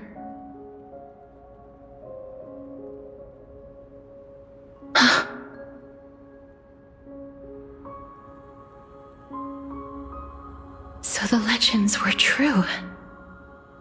The Netherrealm really is a sea of flowers. Yes.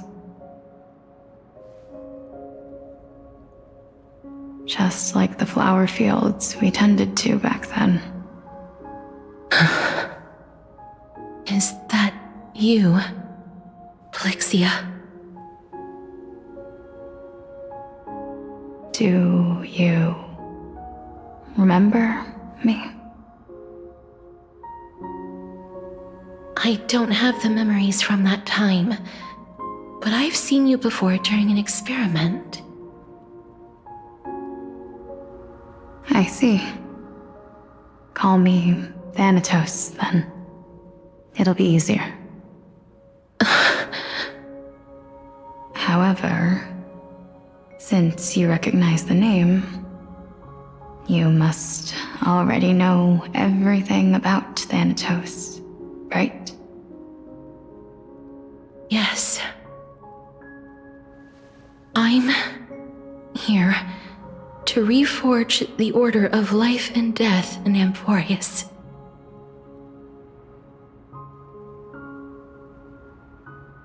You know, my sister was a sympathetic, but rather sensitive person. Whenever she didn't want to say what was on her mind, she would avoid eye contact and look off into the distance. Just like what you are doing now. Can you tell me about the last Era Nova? What did you do, Plixia?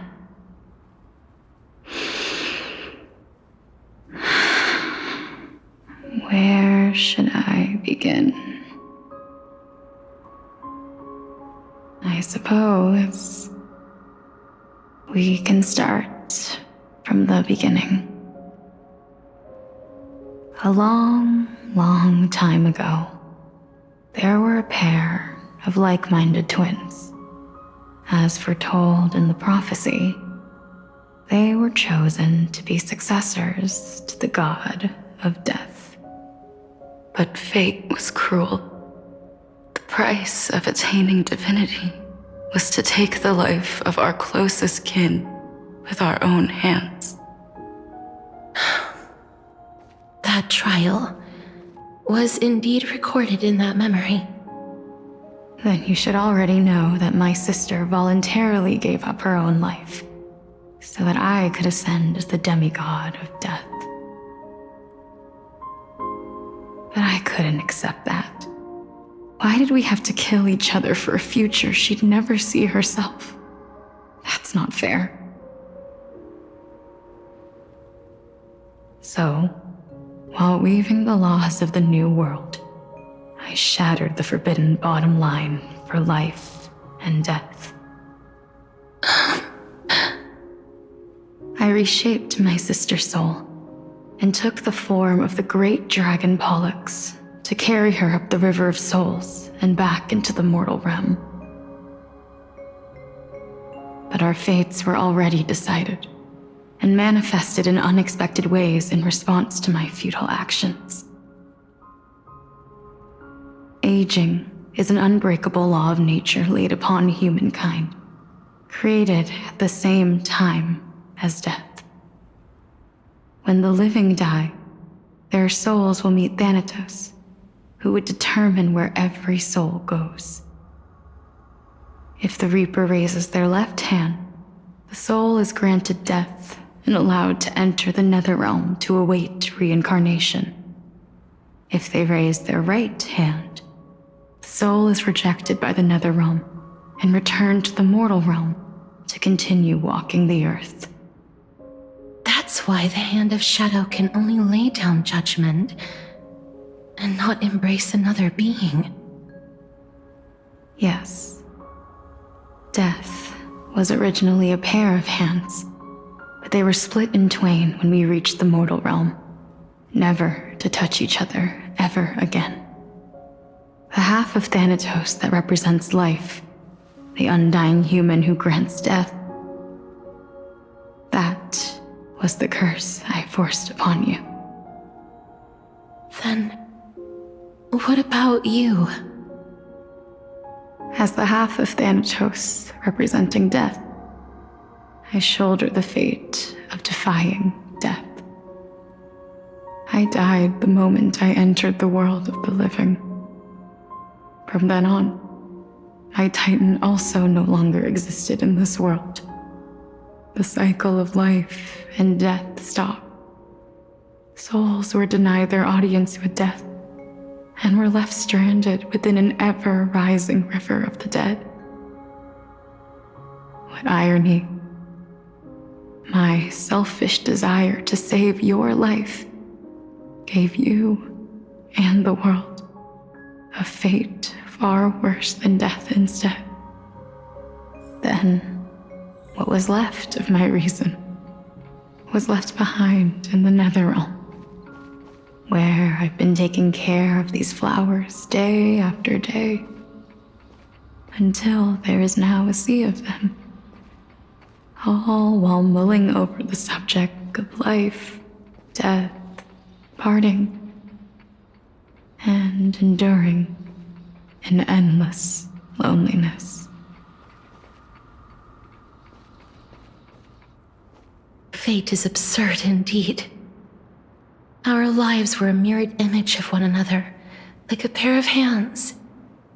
Even so, we arrived at the same destination. We walked different paths, yet experienced the same pain. I had hoped that maybe you would at least have a good life in this cycle. I'm sorry. I lived my life well. It didn't go to waste. As far as I'm concerned, you did nothing wrong. Even though I forced the authority of granting death to humanity upon you, a total stranger. Too many responsibilities were forced upon me in the course of this long journey. I was once lost, even upset. But I realized recently that if it weren't for your blessing, I wouldn't have understood the source of these emotions, nor would I have realized my purpose. I wouldn't have made it here to reunite with my missing half, and we wouldn't be discussing our past while sharing the same view of this landscape. I wouldn't have understood the meaning of our existence. The meaning of our existence.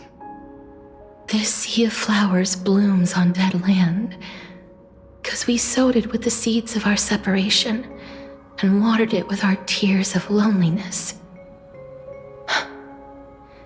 Yes, the only thing death is allowed to create are flowers that bloom from blood and tears. That's why Thanatos cannot create living beings at will, nor can the Hand of Shadow determine a person's remaining days.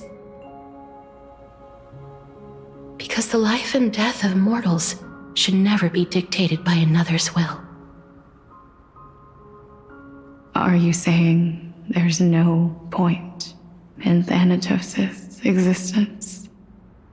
No. No single being can bear the scales of life and death on their own. Not even a god.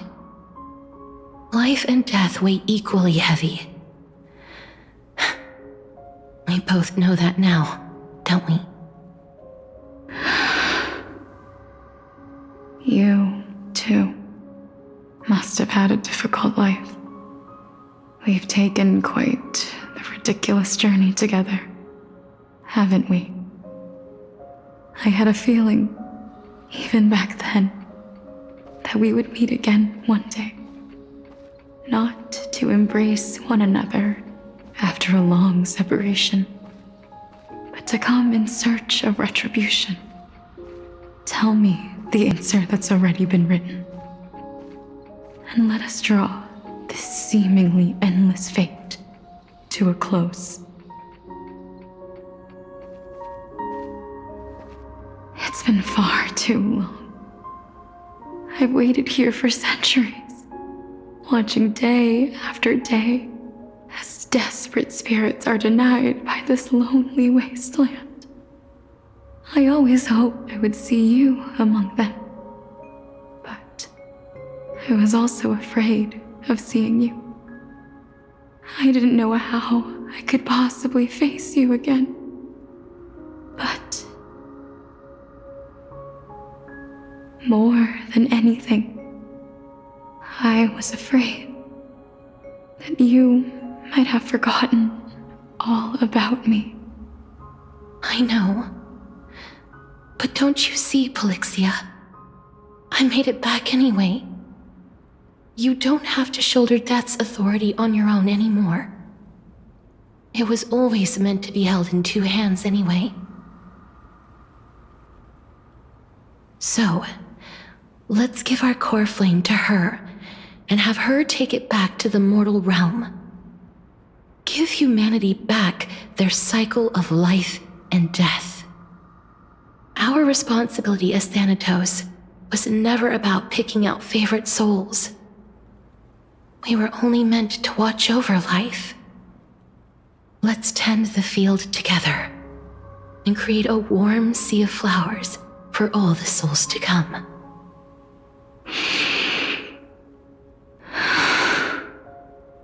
What do you think, Polixia? Yes, just one last step. You shall wither, and through that, the dead will sprout again from the remains, and be reborn with the dead flame. As foretold by the prophecy, Thanatos' authority is only destined for only one person to wield. As the Chrysos heir of death, as their demigod, as a titan, our fated moment has arrived once again. Just like before. Yes, just like before. But unlike that time, the ones undergoing the trial this time are prepared. You've made up your mind? Yes, as dictated by fate. But I won't be afraid, as long as you're here with me. Complete your trial in this life. Grant me the embrace of death, and light the spark of life ablaze. You've been tempered by life and death. I know you'll be able to give this wasteland its first breath of life. Like a raven butterfly, flying swiftly into the nether realm, perching on the twig of death.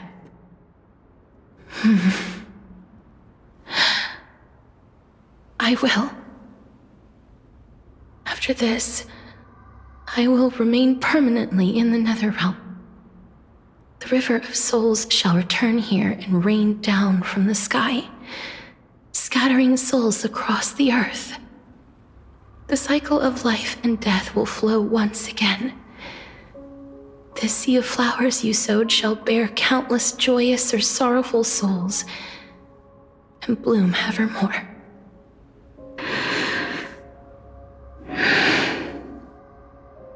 Thank you. Just one last thing. Can you grant me one wish? Of course. What is it? Please, don't forget me. I promise you, when we meet in the next world, even if I have endured another reincarnation, even if we do not know each other's names, I will still hold you tightly in my arms, just like what I did when we were born.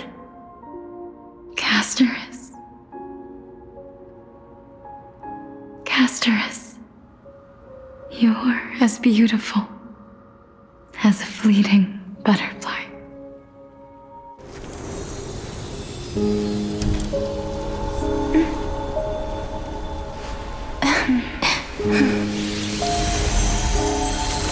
I will bring rest to death.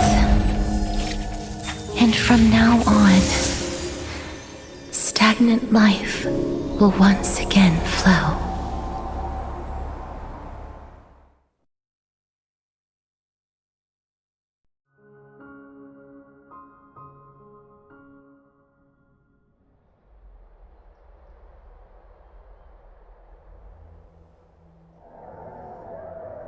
Time flies. In the blink of an eye, the 15th entry hour is already at hand. When this farce is over, your soul will be placed on the scales of life and death. Are you ready? No need to ask so many times.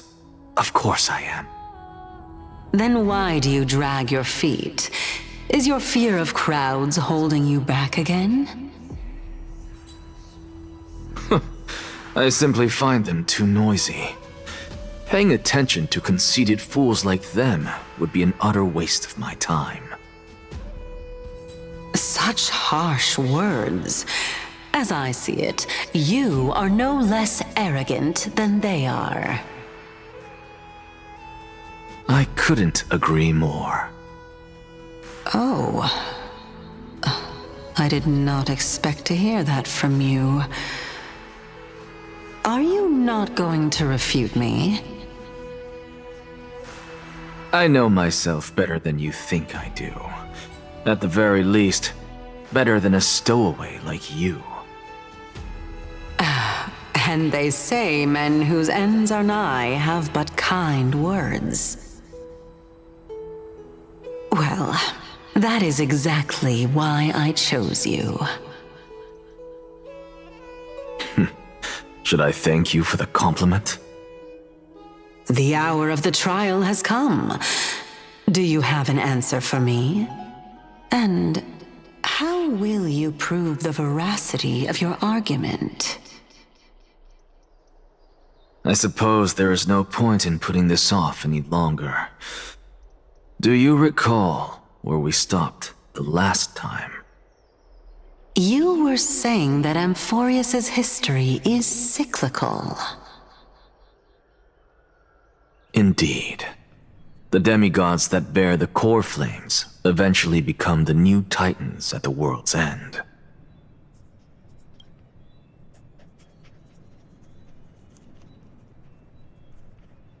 Remember what happened on the Holy Mountain? Calypso, Naias. As their destined ends approached, one by one they left this world, leaving only the twins, who are fated to succeed death. Unfortunately, while their journey is consistent with ours, you and Calypso, as well as Nikador and Naias, act as supporting evidence. I can only come up with a rough sketch for my theory of a cyclical history. For all the pains I took to reach this point, I had already lost hope of ever obtaining definitive proof. After all, the past is in the past. Proving that we are the legacies of heroes of the past is a hopeless endeavor.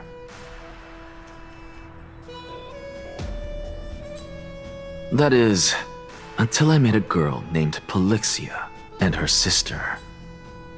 If Castorus was truly sent from the past to the present for the Titan's self-serving reasons, then having lived through 2 cycles, and with Styxia as the pivot, she will no doubt be the link to connect all of this together.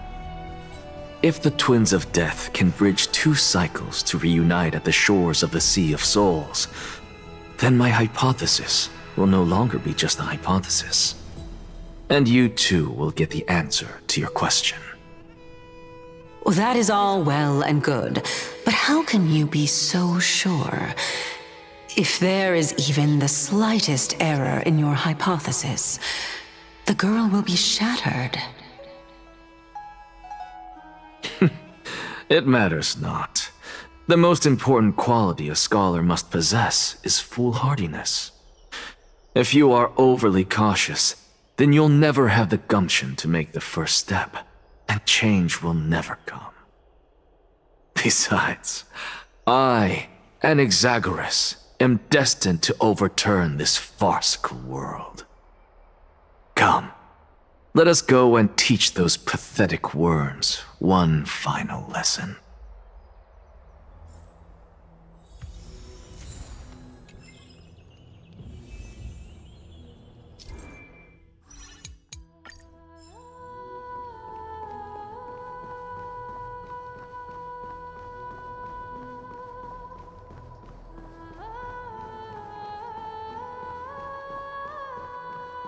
Finan. So they are leaving the final debate to him.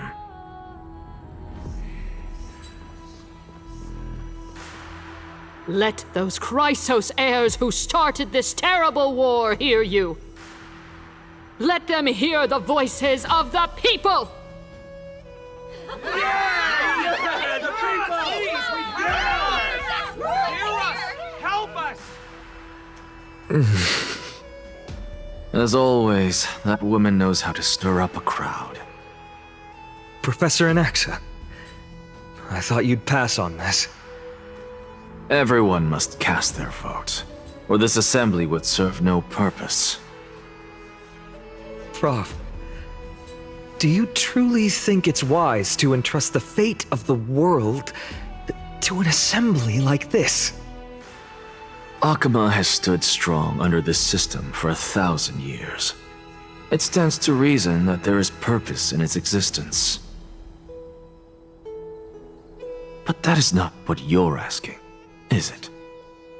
What you really want to know is Aglaya making the right decision in entrusting the fate of the world to you? Nothing ever escapes you. I didn't spend all those years teaching you for nothing. Most people only take 4 years to graduate, if I recall. To tell the truth, I feel like I'm on my way to an execution chamber instead of a podium.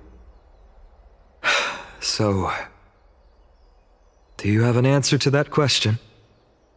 No, I don't. I thought so.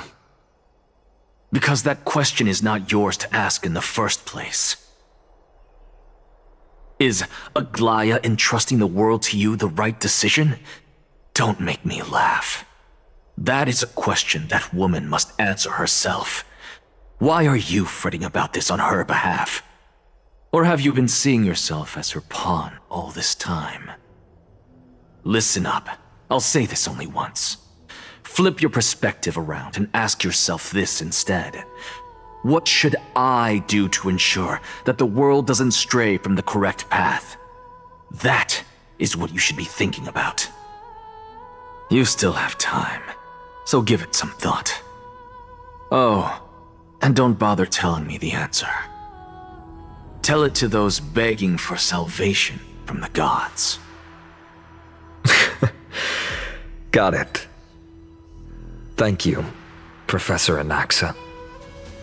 That's Anaxagoras to you. Who Who will you be voting for? That'll depend on how well you perform. May Cersei safeguard your thoughts.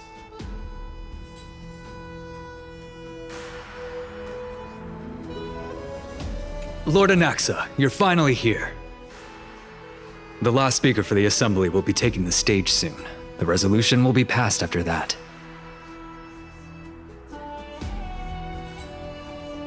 Lady Kindness has reserved a special seat for you. Shall I show you to it? All right. This way, please. I actually don't necessarily mind things remaining the way they are. The way you say it. I'm a little nervous. Thank you. Elders and citizens, silence, if you please. As the Theoros, I present to you Finan of Ides Elysiae, virtuous citizen of Akima, and the last speaker of the Assembly. Much obliged, Lord Lycus. I remember him. He's the penniless lad working for Aglaya. Where's Lady Goldweaver? Why is she sending this guy to give the last speech? Is this really the end of the Flame Chase journey? Can this dude really face down Kindness? I actually don't necessarily mind things remaining the way they are. The way you say it.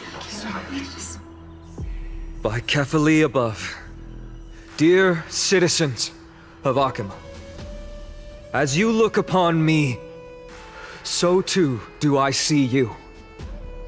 I see your fear and misgivings, your apprehension about the discord between the Chrysos heirs and the Council of Elders, and your uneasiness about the future of the Holy City. Yet, before you contemplate something as grand as the fate of the world, I ask that you look closer. Look beyond the horizon illuminated by Kefali, at the crisis threatening to overwhelm us. What? Ides Elysiae, my beloved hometown, is a village forgotten by time. It is a place with the most invigorating breeze and wheat fields that spread all the way to the sea. I once thought that there I would enjoy a lifetime of peace and quiet with my friends and family. How I wish I could invite all of you to that paradise, far from the noise and chatter of the world. Alas, I can't. Because she, and all that she nurtured, all that I loved, they have long been devoured by the black tide. My beloved home is no more.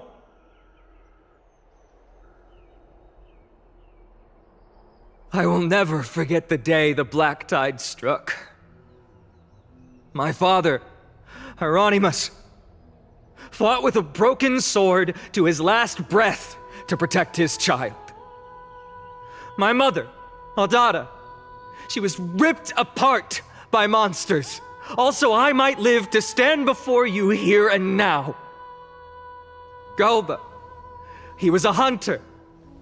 But in the end, those arms that once drew a bow instead embraced Piso, his beloved son, as they both breathed their last.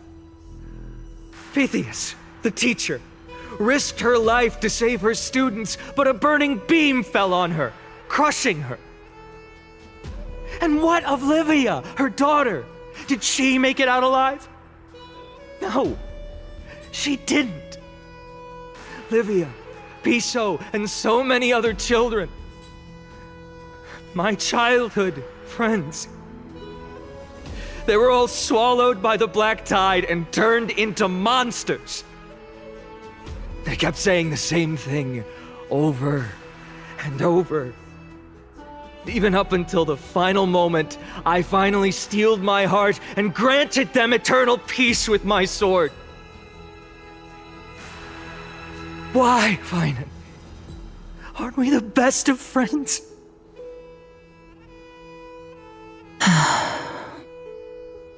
That is the Black Tide. A looming threat that can bring Akuma to its knees any time. Kindness may have promised that with the 3 Titans of Calamity gone, Akuma will return to an era Chrysia once more, but much as it pains me, I must disappoint you. While the demigod of strife has done everything in his power to hold them back, they are still coming. By now, the name of that black-robed swordmaster, the Flame Reaper, has likely echoed throughout the city already. The roaring thunder is a message from the strife demigod. The Flame Reaver has risen from death, and they hunger for the core flames of the gods.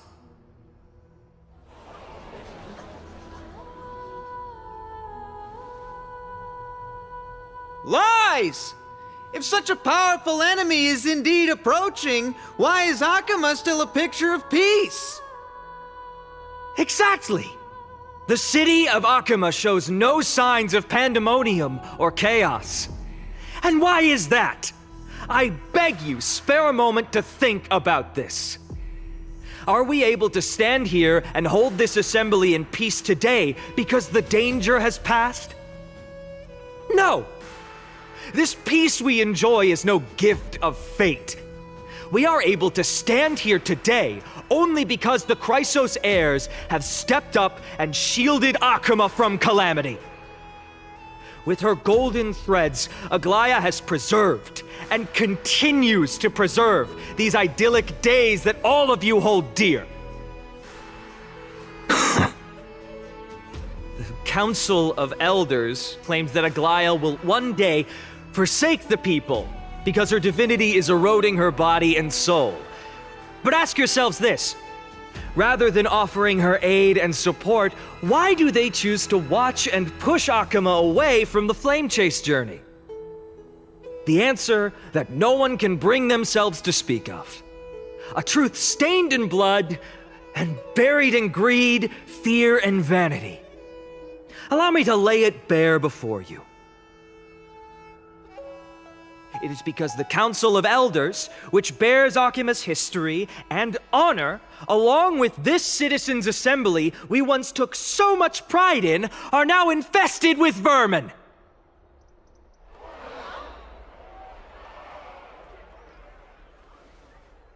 You insolent whelp! How dare you! It is true that Aglaya has reached her limit. Why? Because she has been working tirelessly to weave the defenses of our holy city against the encroaching evil. All while these vermin are making up baseless accusations about her and scheming in the shadows. Not once has she ever failed Akuma. Yet these vermin attempt to tear her apart, tarnishing her name with unfounded allegations. She may have been blessed by divinity, but hasn't her heart always stayed true to humanity? They attempt to mislead you and reduce this assembly to a crude standoff between gods and humans, but citizens of Akuma. Once more, I implore you to open your eyes and look at those around you. Examine them closely. Beneath all that finery, do you see the good heart of a human or the poisonous glands of a pest? Make your judgment, then turn your gaze to the demigods whom so many of you regard as cold and merciless. Do you not see the light of humanity in them? And those who wear the mask of humanity yet utter only hurtful, slanderous words. Can you not see that their souls have been corrupted by power?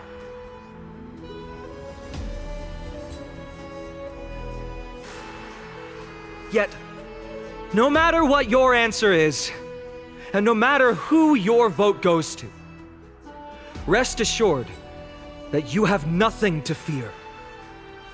For Aglaya, Tribios, and I will remain your faithful guardians and pledge our lives to upholding your decision. And this vow will stay true until the end of our days, where it will be passed on to future flame chasers.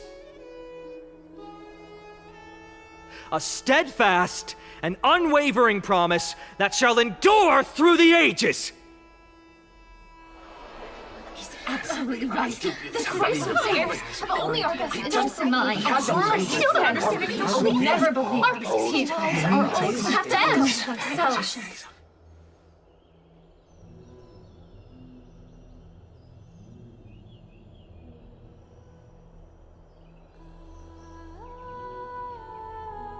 At the present time, on the scales of Talentum, those who call for the continuation of the Flame Chase journey, and those who demand its suspension. Each faction holds an equal share of votes, resulting in a perfect balance. As expected. This is the moment when the Flame Chase journey is the closest to its end. And now, it's your turn to vote, Lord Anaxagoras. Is there anyone else who hasn't voted? No, you're the last. Cast your vote with care, for your decision will break this impasse. I have long since made a decision. Very well. May you bring much needed change to this farcical world.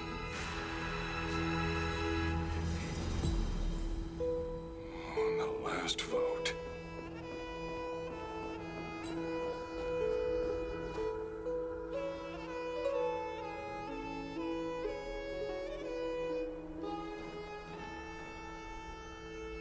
You've done well, Finan. Given the circumstances, delivering a rousing speech to stir up emotions was a prudent move.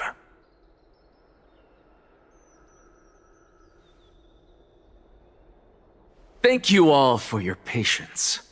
On behalf of the 7 sages of the Grove of Epiphany and the scholars of Amphorius, I, Anaxagoras, am ready to cast my vote. But before that, in the interest of fairness, Lady Goldweaver, I pose a question to you before all who are gathered here. Will you, as Finan has promised, stand by the decision made in the Assembly, regardless of outcome?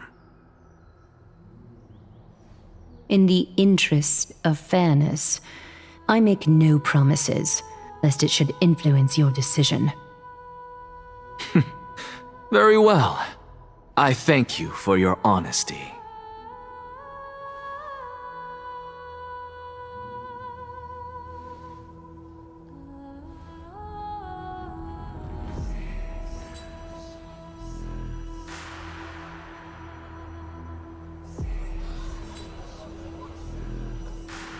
What's he doing? The stakes are high. Let's be patient. Cut the act! Who do you think you are wasting our time like this? Lord Anaxa, please do not forget that I... Rule number 1, do not call me Anaxa. Rule number 2, never interrupt me. Silence is golden.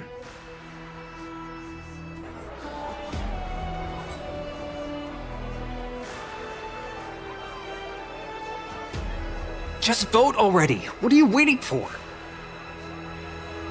Cast your vote. Cast your vote. Cast your vote.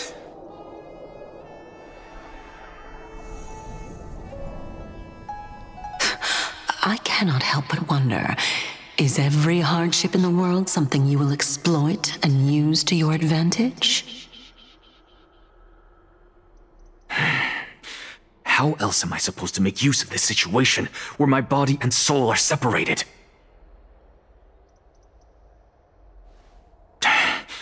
Oh, Circes. Or should I say Calypso? Accompany me on this final journey. Let us journey to the Netherrealm and see how she will substantiate the answer to your question and validate my decision. We need only to follow the sound of the tides.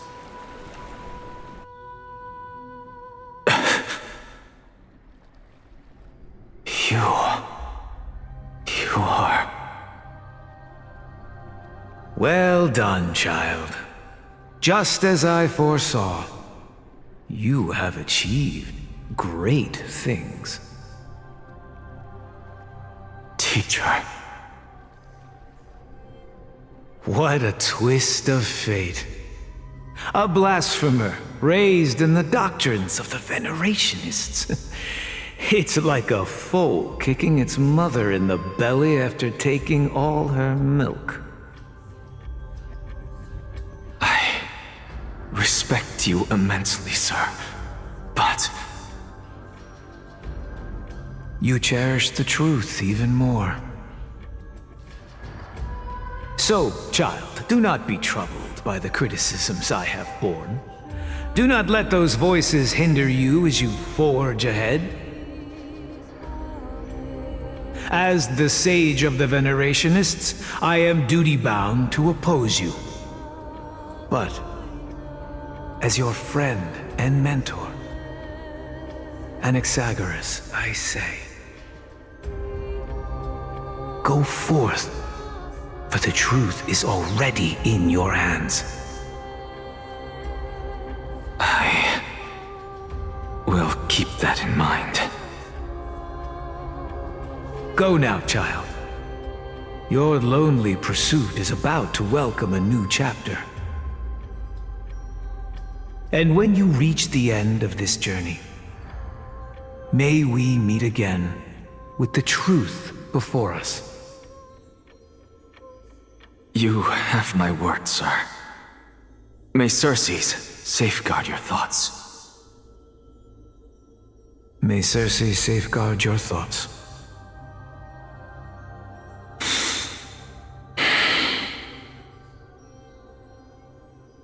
You are right, Empedocles. My lonely pursuit is about to welcome a new chapter.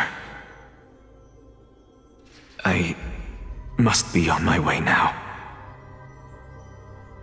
May we meet again with the truth before us, Empedocles. What are you waiting for? Just cast your vote. Silence! Silence, everyone! Behold, Circes, here at the center of the world, I shall write the final step of my proof. For this place is but one step away from the truth.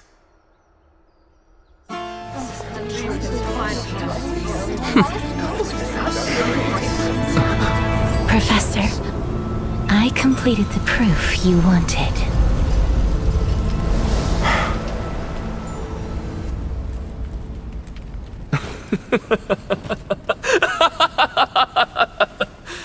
Thank you, Castorus. The answer is plain as day. My vote goes to the Flame Chase journey and nothing else! Elder Kindness, I have deciphered the truth of this world!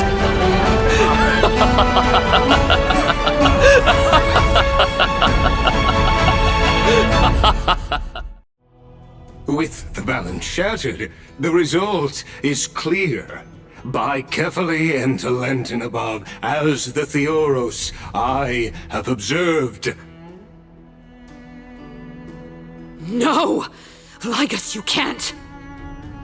Anaxa, what have you done? Have you lost your mind? I hope you are prepared for the harsh punishment awaiting you. Mark my words, I will make sure that clever head of yours never forgets the price of betrayal. Have you forgotten? I told you that happens to be one of my rare talents. You put on such a grand performance just to aid their preposterous flame chase journey? Performance? No, you are quite mistaken. I may be paranoid by nature, but I've always been known for my honesty. If you really understood me, Lady Kindness, you'd realize that I never had any interest in your pathetic little game of politics. Factions, standpoints, they are jokes in my eyes. I have never once switched sides. Because I, and I alone, am the truth. Lady Kindness, with all the citizens here as witnesses, we should honor the spirit of democracy and respect the decision of this assembly. I have observed that Akama has chosen her destiny. This citizens' assembly has resolved to continue the flame chase journey. This resolution shall be put up on the wall of heroes, such that all citizens are aware of the city's way forward. You! It seems not everyone is ready for the assembly to end. Very well. Let me entertain you for a little longer. By your leave, Lord Lygus. Interesting. Elders and citizens, your attention, please. Stay for a moment more, if you will. Anaxagoras of the Grove of Epiphany has an announcement for the assembly. What is this performer up to now? Absolute flame chase journey. What do you think he'll continue? I don't know. So apropos. Frankly, still. Just moments ago, all of you made a decision on the fate of Amphorius. As a supporter of the Flame Chase journey, it pleases me to see the choice you have made. But I regret to say that I still harbor doubts about this outcome. Thus, I hereby challenge this resolution.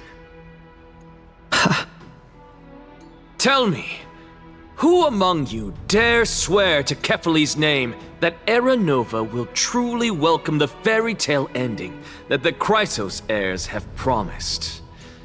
A beautiful new world free of calamity and madness?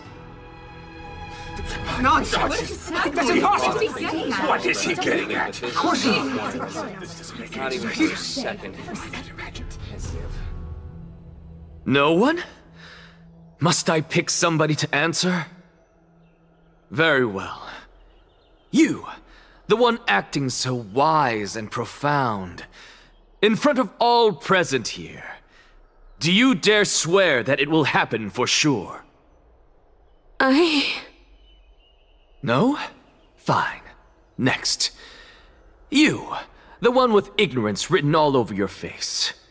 Yes, you. Do you dare swear by it in front of the Titan? What are you trying to do? Useless. Your turn, then. With that smug look of yours, you must be confident that the Flame Chase journey is the best course to take, right? Hey! Mind your tongue! So, no one? I see. In that case, fine then. Answer me this. Your speech was filled with such passion just now. How confident, then, are you in making this promise? Professor, what are you doing? Let him continue with his performance.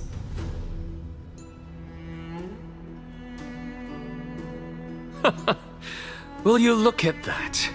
Even Finan and Aglaya lack the courage to make such a promise. And what's even more absurd is that no one but I can promise you this new world. And yet, the Assembly passed the resolution anyway.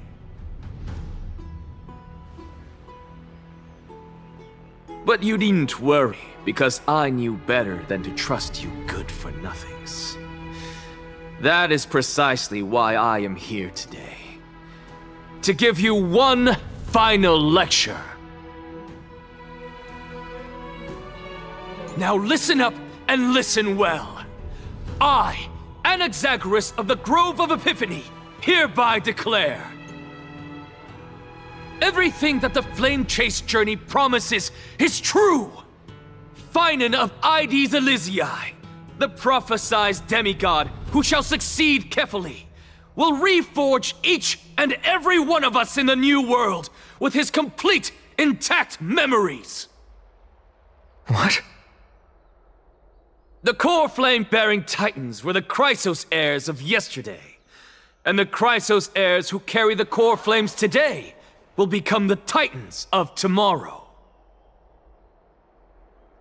All of our souls shall endure for eternity in the miracle of the World-Bearer. And all under Kefali's protection shall step into that new world.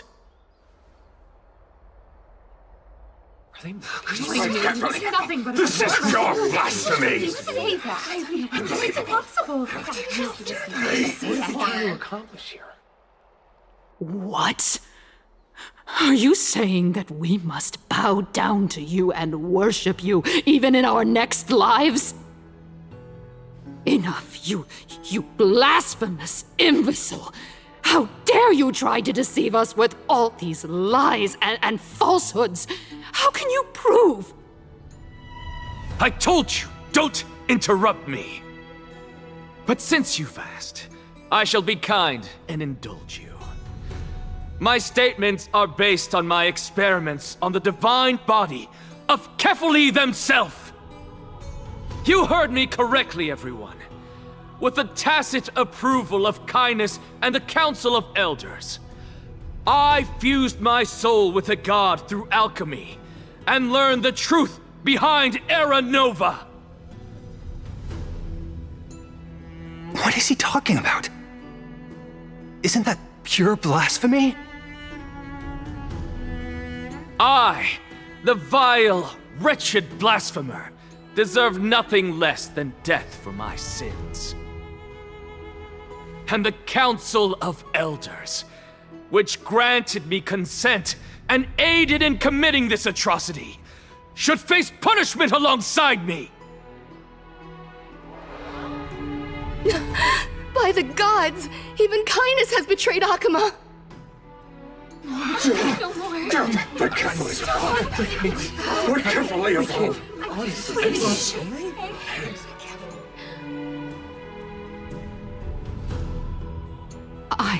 I had no knowledge of his transgressions. He did that on his own. The Council of Elders bears no responsibility for his actions. Lord Lygus, as the esteemed Theoros, are you going to simply stand by and allow the Council of Elders to be dragged through the mud? If the accusation is true, I will acknowledge it. If not, my conscience stands unburdened. Lady Kindness, the reputation of the Council of Elders was not built in a day, nor will it be shattered overnight. Repercussions await those who fool the people, and punishment must be meted out on those who abandon their vows. We should respect this beautiful city and her people. You... Lady Aglaya, the Gold Weaver, I humbly ask that you take on the responsibility of overseeing this judgment in the name of the fairness of Talantin and the justice of Kefali.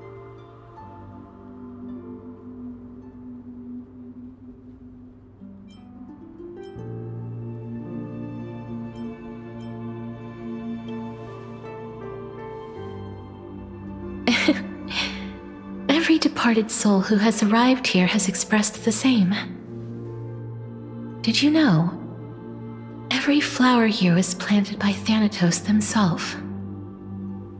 These flowers were originally both lifeless and immortal, but in the first rain brought by the River of Souls, they were given new life, flourishing as the bearers of countless souls. And it is my duty as the Master of Death to tend to their well-being and foster their growth in this serene haven.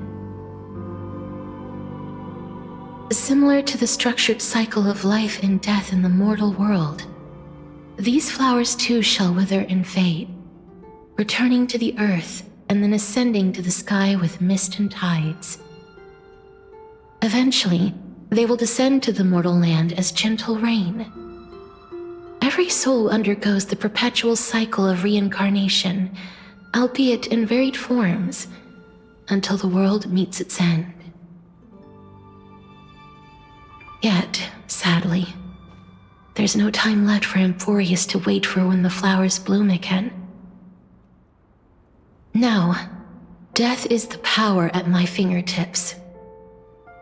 It once led the souls of the deceased here, but I shall open the gate of the netherworld and return you to the realm of the living.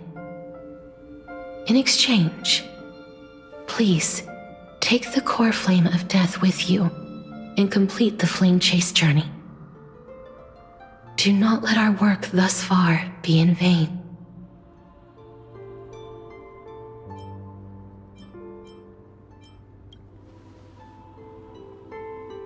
Thank you.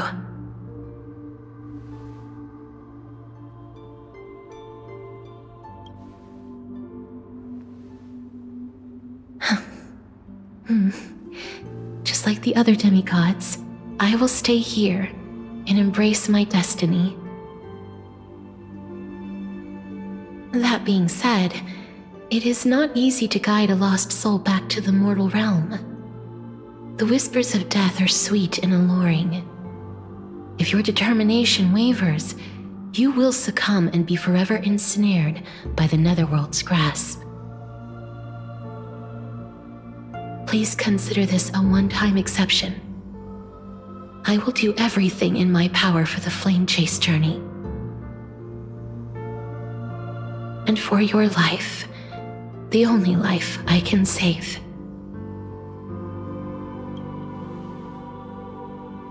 I am glad to hear that.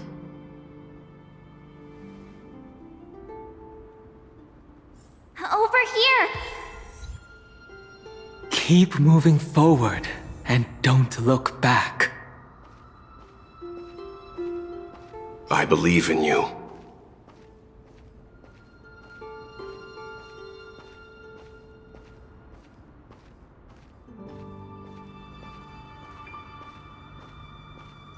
Death is such a sweet joy.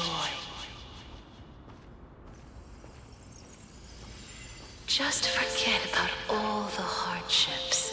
Lift your chin up high and step forward with us toward tomorrow! That's right. Keep your eyes on the dawn.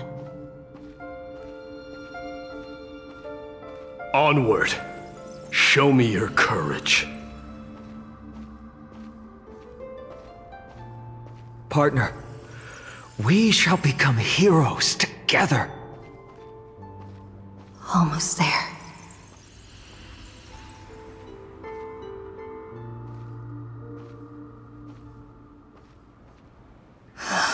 Finally.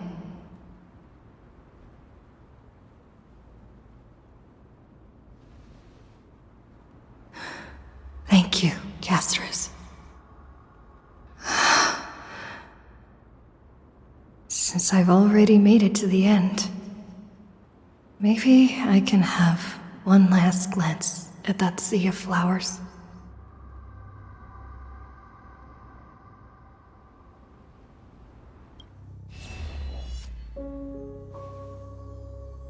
Fear not, as a touch of red will be awaiting you at the end of the path.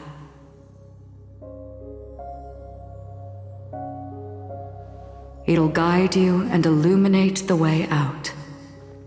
By doing so, you'll eventually reunite in the warmth of the sunlight.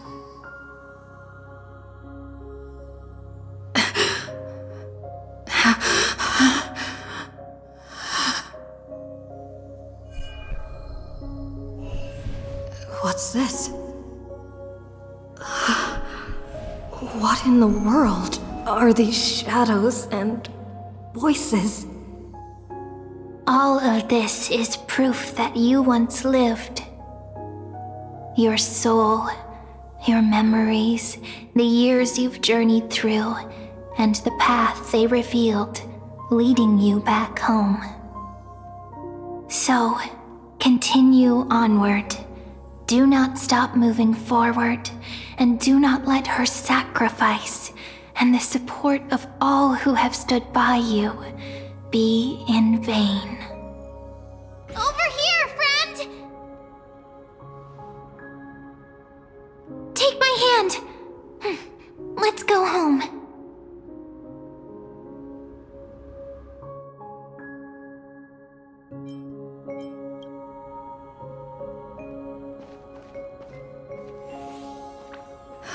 Let the trailblazing continue.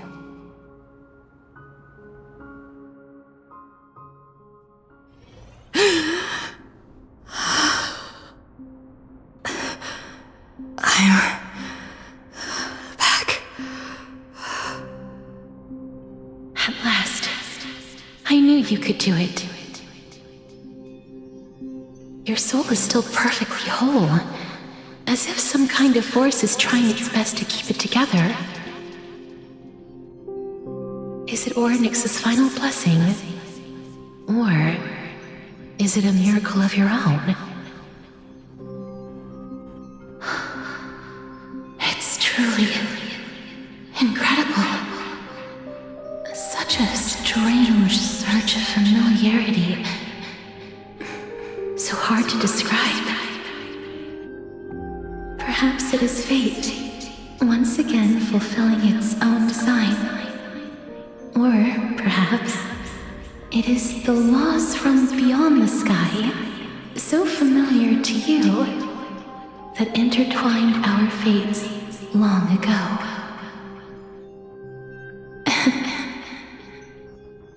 It seems that this is a riddle which cannot be solved anytime soon. The sensation of becoming a demigod is truly wondrous. It's as if the river of souls is winding its way through the depths of my spirit, transforming with each breath into a fine rain that nourishes the world. Do you recall that prophecy? At the end of the sea of flowers, the souls of the living shall warm thy fingertips, and after an embrace, there shall be eternal separation. I promised you that I would do everything in my power to give it another meaning.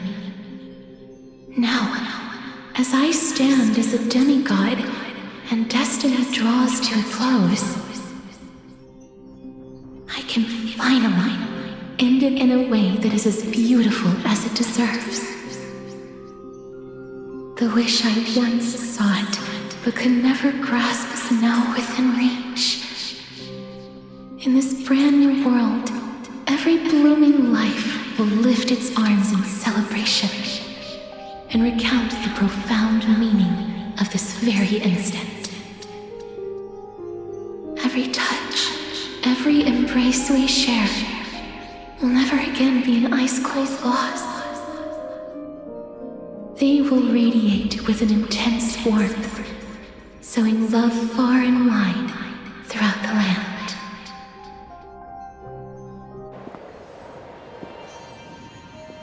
The other shore is very cold.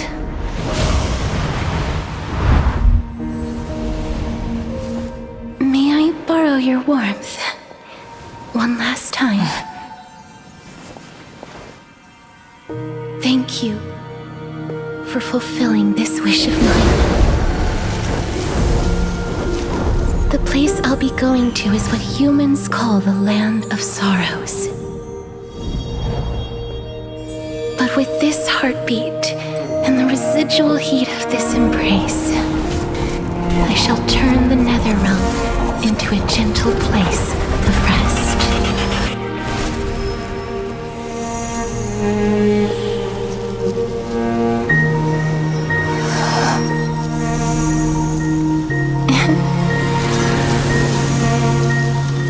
This embrace may be brief, but it's the proof that I once lived. Farewell, then. May we reunite in the new world.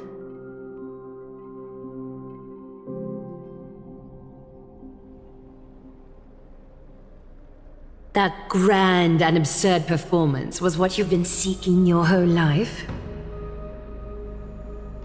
I gave up everything in search of truth, and it culminated in this very moment. You, on the other hand, performed as I expected. You did not hesitate when you saw the chance to attain power.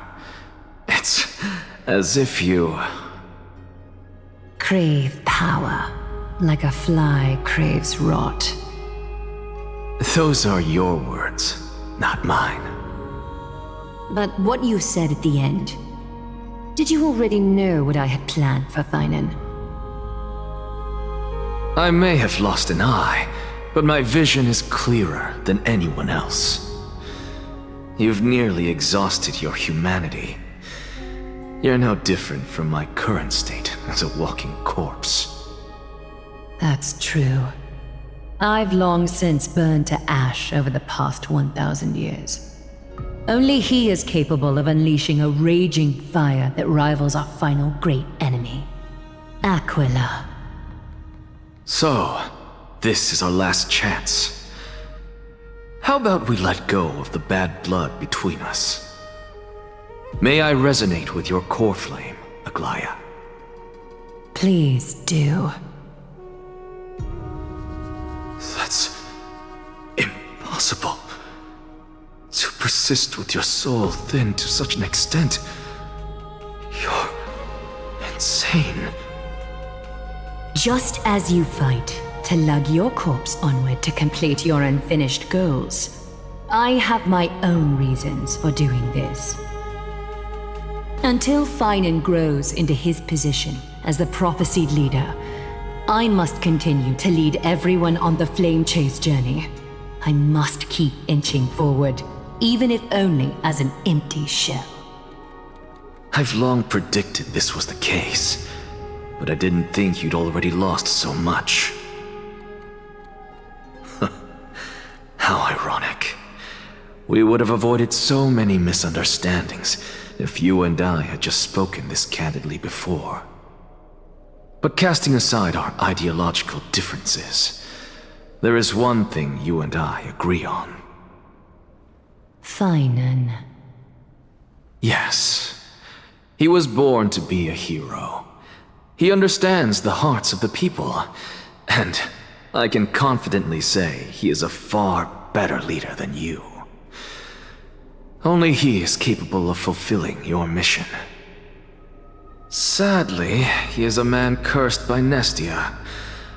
But by my estimates, his horribly elaborate sense of style should not impede Era Nova. Congratulations are in order. We found common ground at the very end of our destined paths. When you put it that way, it makes me want to take back what I said. Aglaya, we're back! Come welcome our great hero reborn from the ashes. I hope he didn't hear your earlier assessment. It wouldn't be the first time I criticized him. A man should be aware of his own shortcomings.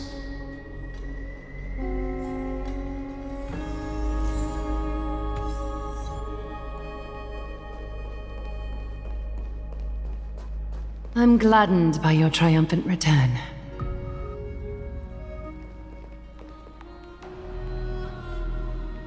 But I don't see Castris among your number.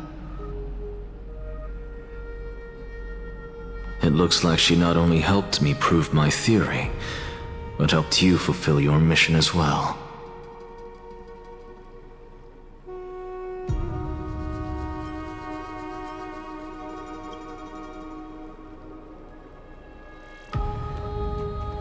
She might not have been able to change her fate, but she still wrote the final verse of her epic herself.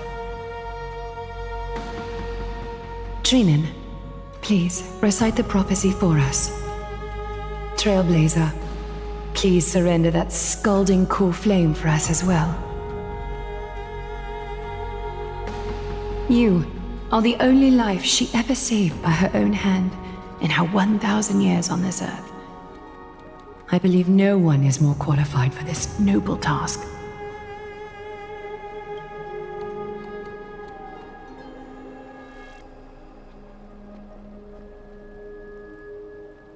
O gods who have returned, and gods who are still watching, today we bring you a soul laid bare. The Hand of Shadow, Thanatos, remembered their name from the past. From daylight they came, and to their fragrant dwelling they return, to walk now among your ranks. And there was one who joined hands with the Titan, a traveler risen from the dead, and reborn among mortal kind. She is the everlasting night, and shall now proclaim in her good name, O Majesty of the 12 Titans, pillars of the world, we seek your divinity to mend the rifts of the world. Fill our bodies with blood of gold till we wither in willing service to the prophecy. Step forward, trailblazer from beyond the sky, and together with us, surrender the core flame and carve their star into the sky.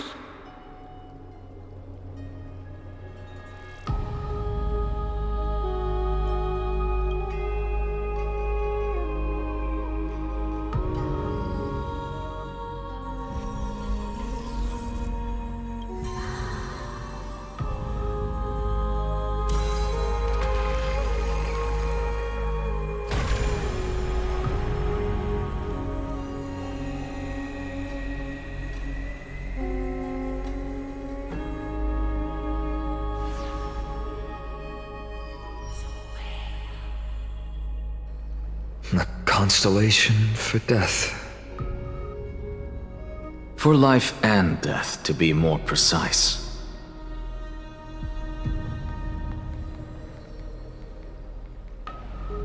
Look! It's...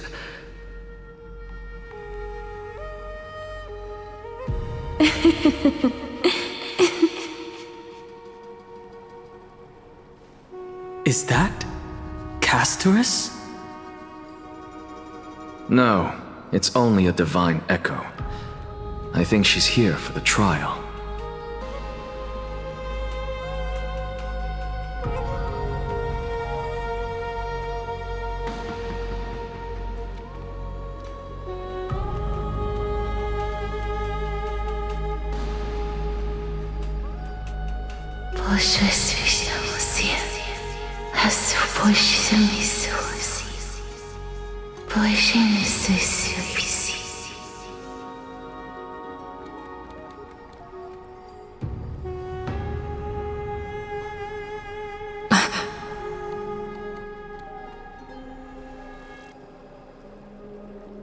What did she say? That's the language of the Titans. Castorus... No. The Titan... They said... I have illuminated the cold shadow of death. Onwards. For your path to the future is bright and its flame eternal.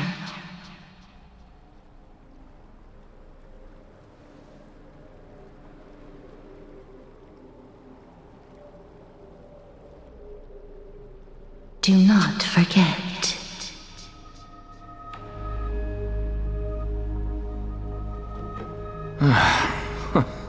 She made quite a scene. I suppose it's my turn now. I won't stop you. Professor, you... What's with that look? You were present. So, let's get this execution over with. We wouldn't want to bring shame to Akima's divine laws or keep me from creating a new world. You never change, do you, Professor? I don't understand. If your theory is correct, you'll lose all memories of your past life once you become a Titan. So what's the point of becoming a god? Of course there's a point. Even if I forget who I am, I'll still have my brilliant mind. It goes without saying, I'll find a way to retrieve memories of my past life. Besides, I still have you, don't I? I still don't really understand what you said during the assembly. Even if it were true, things reforged from memory could never be the same as the original anyway. Then allow me to tell you right now that you're wrong.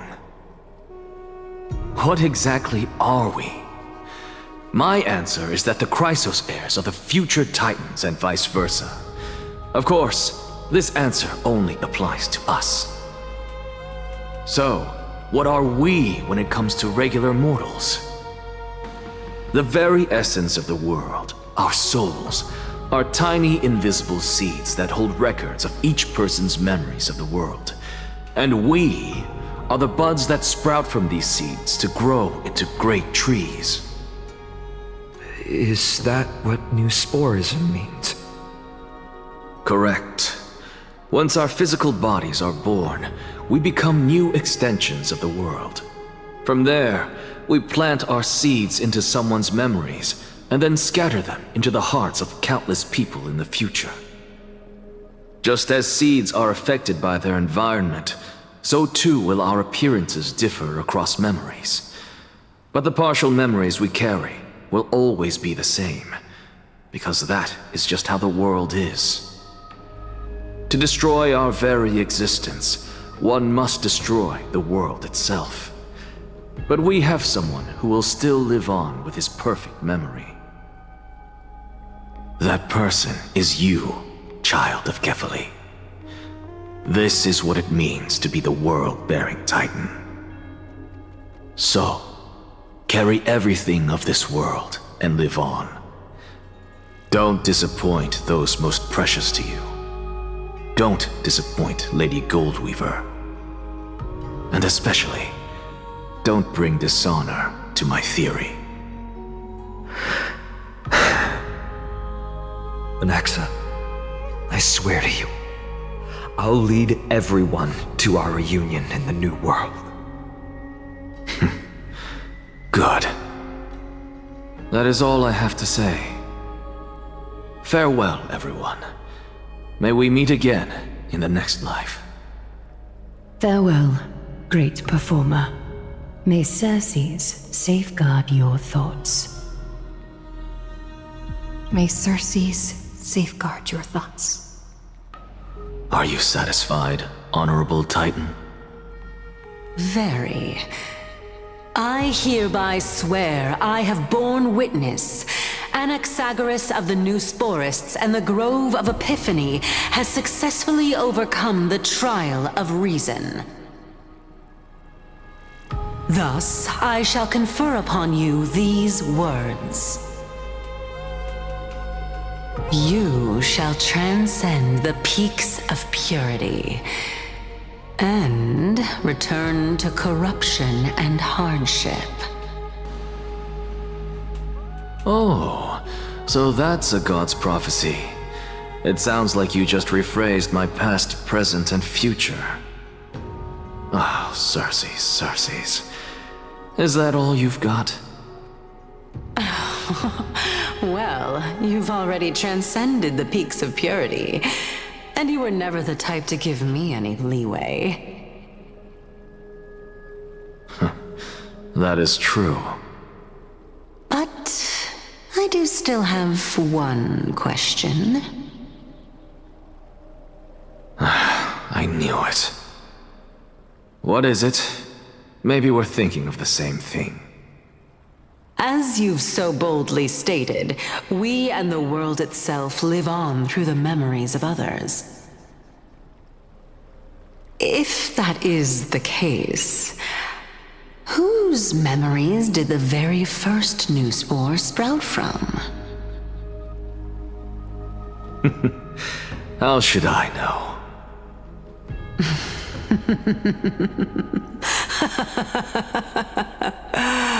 Oh my. But, since we are both equally curious, we should allow the children of humanity who come after us to investigate in our stead.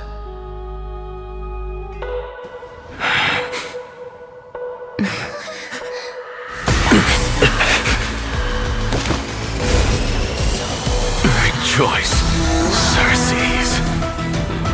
I sow the seeds of suspicion in the new world with your soul! And now, the objective is complete. That is all.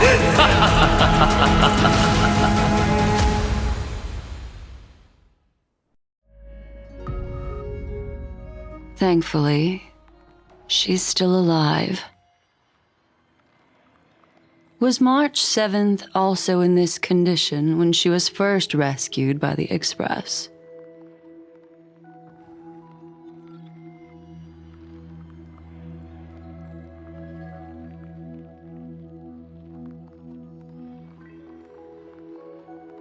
But she still woke up naturally.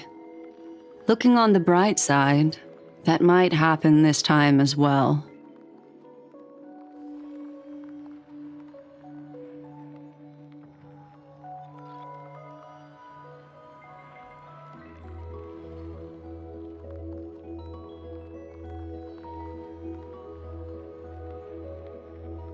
I do not have conclusive evidence, but judging by her current condition, perhaps March 7th's memories have been hijacked. Think about it, Miss Himiko. What will happen when someone loses their ability to remember?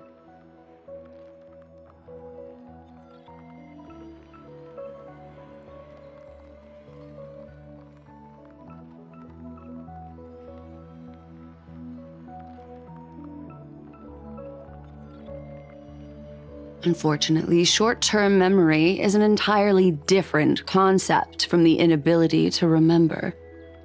Perhaps it is difficult for you to imagine, but an individual who has lost their ability to remember turns into nothingness. The belief of the Garden is that everything in this universe can be interpreted through memories. This is the driving force behind the continuance of this path. The past is made up of memoria, while the future is a possibility that will eventually be converted to memoria. But the present, it doesn't really exist, and it's only an abstract expression. Therefore, when a person is affected by the path, and loses their ability to remember, their physical form will also be affected. These ice crystals are a manifestation of that.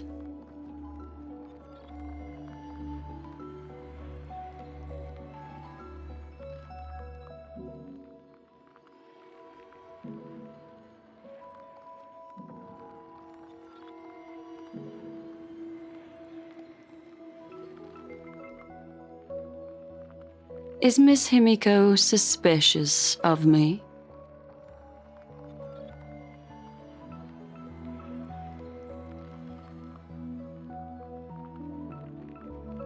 In other words, now is the time for me to prove my innocence. That's not a problem, of course. The true reason behind my intentions is that Amphorius holds special significance. For some memo keepers of the garden with extremist views, it is a perfect example. A world that can only be seen through the garden's mirror means that memo keepers have the right to keep the world in their private collection. If those pathstriders of remembrance were to uncover the secrets of Amphorius first, they might unleash their wild ambitions and remodel more worlds into a similar form.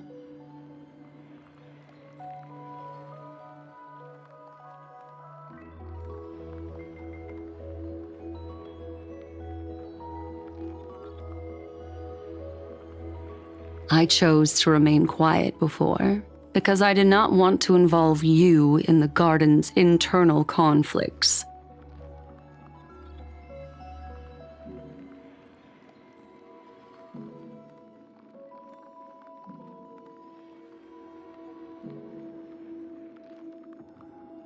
You can be even bolder with your guesses. The people that I'm talking about, they aren't just individuals. They are an organization that has already attached itself to the pinky finger of Fu Li.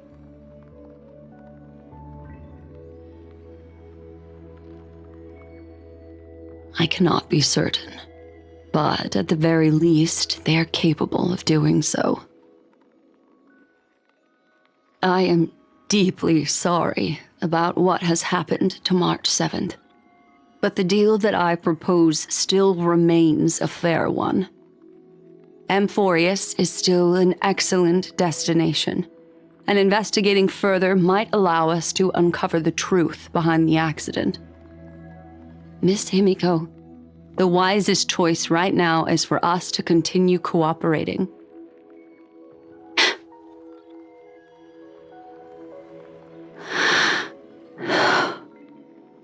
Let me take back a part of what I said just now, Miss Himiko.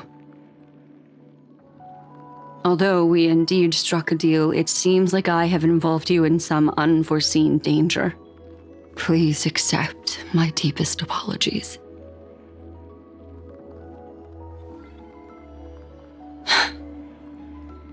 It's Fu Li. Their gaze has just swept across Amphorius.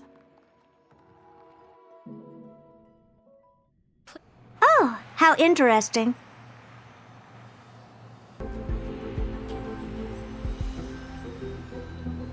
I never expected a mere memo snatcher to be actually hiding so much inside her head. What's even more interesting is that the word Amphorius has appeared in her subconscious. This lady seems to be having fun. Is she usually like this? It's, hard to explain. What are you two whispering about? Has it not occurred to you that I can hear everything clearly? Please pardon me, Madam Herta. Would you mind sharing with us what you've discovered? The ones who need help are the Astral Express. You will have to put up with my methods, even if they are rather unconventional. Let's get back to the topic. By using the fourth mirror, I rummaged through the brain of this memo snatcher and learned a good deal. Not only does this person know of Amphorius, but there are also many memo keepers who are interested in the place. I searched through her consciousness and found the following terms: the Eternal Land, the Rejected Land, and the private collection of the Garden of Recollection.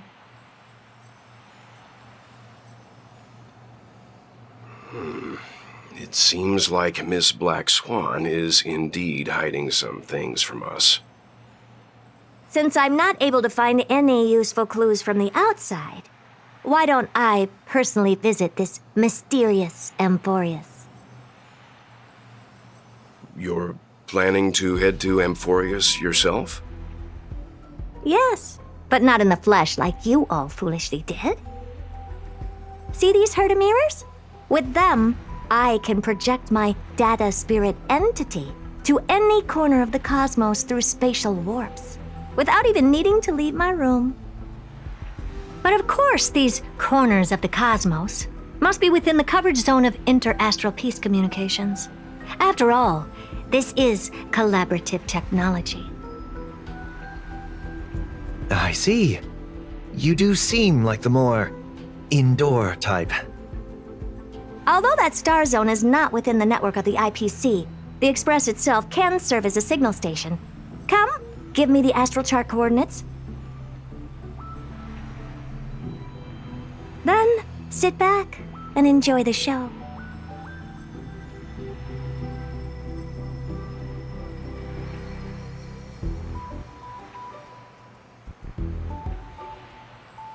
All right, now that everything is ready, mirrors, get to work.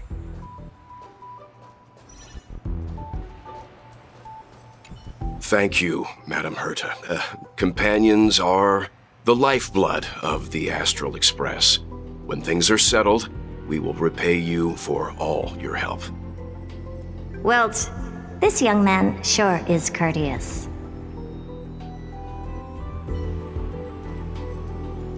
Madam, watching you work has been an enlightening experience for me. It's hard to imagine that an outstanding scholar like you could maintain such a relaxed manner most of the time. Your calm and collected nature is truly a trait that I should learn. This brat. Why does everything that comes out of his mouth sound so snarky?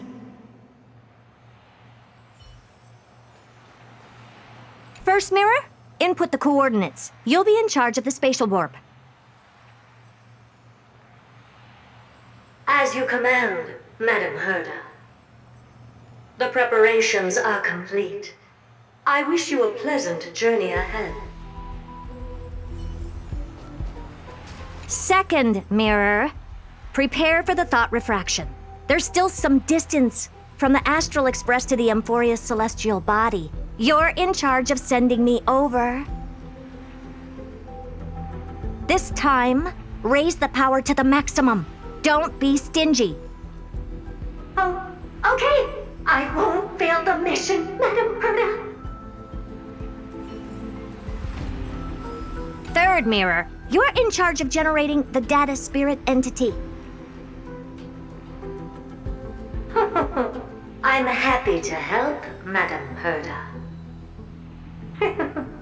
What kind of appearance are you planning to use this time? Good question. Let me think. Forget it. Just use my own appearance. There's no one there that'll recognize me anyway.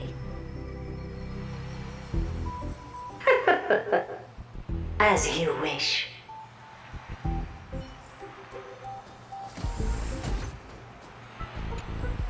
Preparation of the data spirit entity complete. Thought refraction at max power. Excellent. The first mirror. Let's get going. Have a safe trip, Madam Herta. May your journey yield good results. Coordinates input complete. Preparing to activate spatial warp. Destination, unknown celestial body. Amphorius.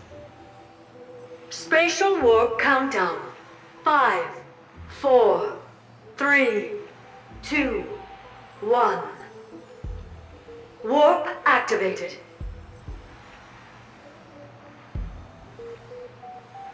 Oh! So that's Amphorius? Its appearance is, well, sure is unique. Second mirror. Prepare for thought refraction. It's time to send me in. All right. Please read the safety protocols carefully. Can't you hurry up? Yes, ma'am. I didn't expect it to be so turbulent. I should have asked the second mirror to use slightly less power. what a magnificent sight. Is this the entrance to Amphorius? Let's see. Perhaps I'll be able to find a way in.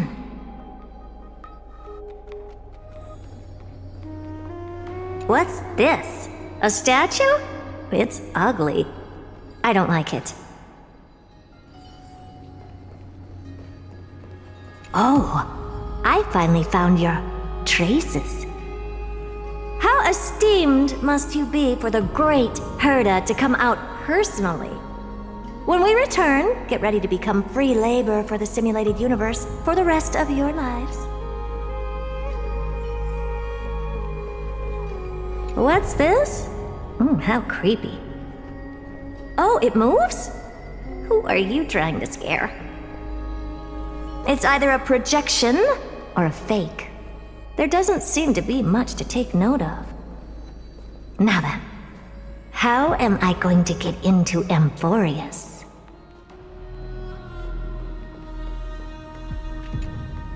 My deepest apologies, esteemed lady. I'm afraid that you cannot proceed further. Who's there? Your visit, although not part of my calculations, is a pleasant surprise. It's a pity that the preparations are not yet in place to receive you with the hospitality that someone of your status deserves. Are you not going to answer my question? Who are you? I have many identities, and I'm going to have even more in the future. But if you just need a form of address, you can use my common alias. Lycurgus. Lygus. All right, Lygus. But you can't possibly think that I'm just asking for a name, can you? Regrettably, I do not have the authority to share more information. However, standards are always flexible. While not violating the ultimate protocol, I'm able to disclose this piece of information. As you thought, this is the entrance to Amphorius. Now, please, kindly turn back. Amphorius is not a world that you should be involved with, regardless of what kind of magnificent achievements you have accomplished. This place will not open its doors so easily. You seem to understand me very well. Then you should know that I have no reason to listen to you. Your reaction is completely within my calculations. Despite my long years as a watcher, it seems like my assessment of human nature still remains accurate. From you, I'm able to sense a beautiful desire for knowledge. But my answer remains unchanged. Madam, it is with the utmost goodwill that I suggest you return to where you came from. Let's assume for a second that I'm not so well-mannered, and that I insist on uncovering the secrets hidden behind you, Mr. Lygus. How do you plan to dispel this notion of mine?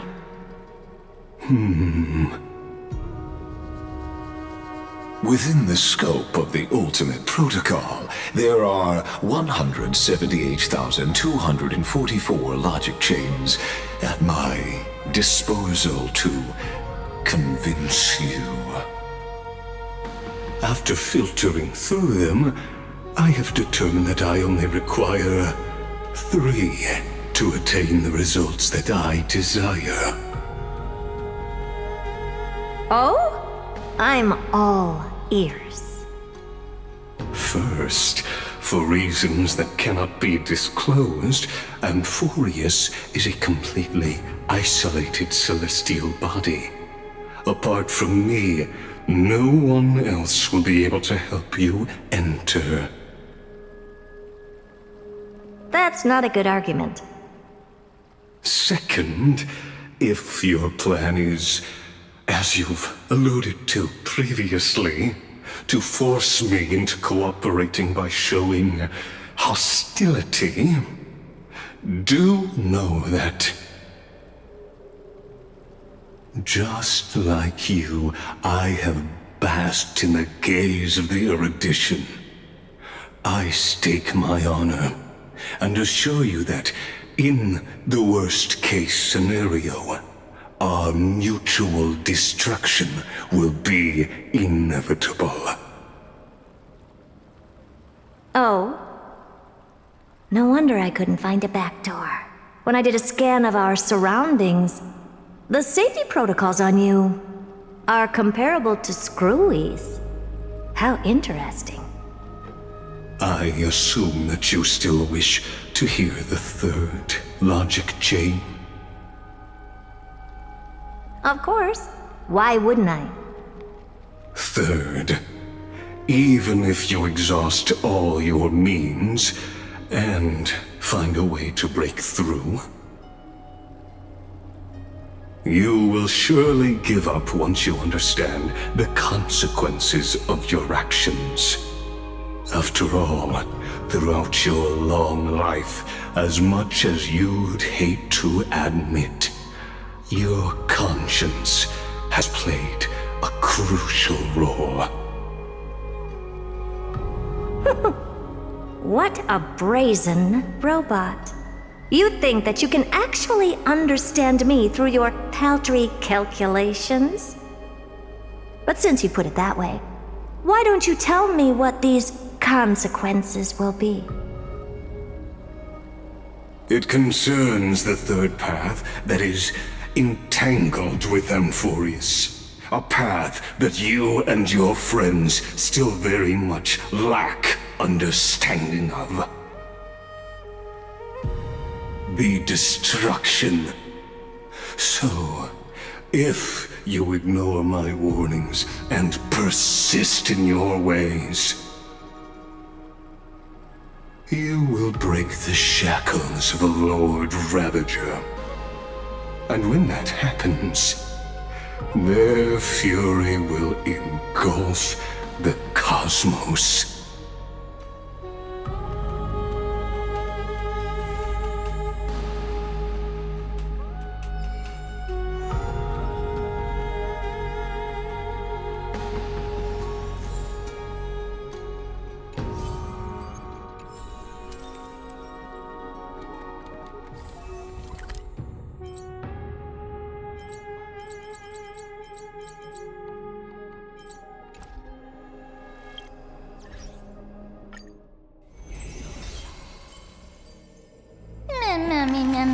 Mem. Mem.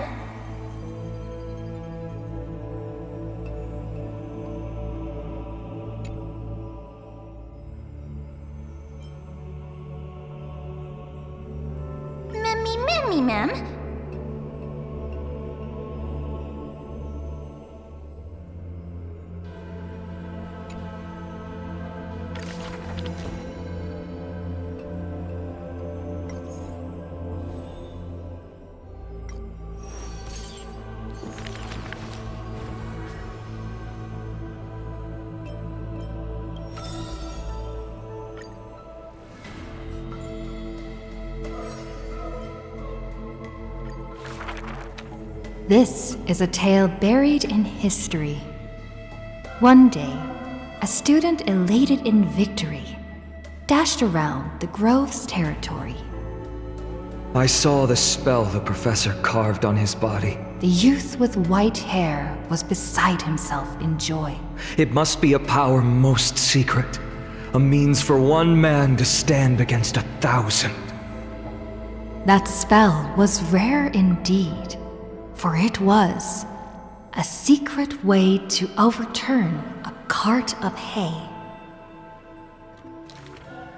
The scholar was still a mortal body, as yet to snatch life from death, or to reforge a new flesh through a god's remedy. Various minute tricks and parody. He studied them all, crafting schemes, oh so busy. For everyone knows, he wishes not to use the divine power that is his, refusing rightful custody. And in that unwitnessed moment of his death, final tragedy, he still held the Hakehart spell steady, standing alone, facing the evil enemy.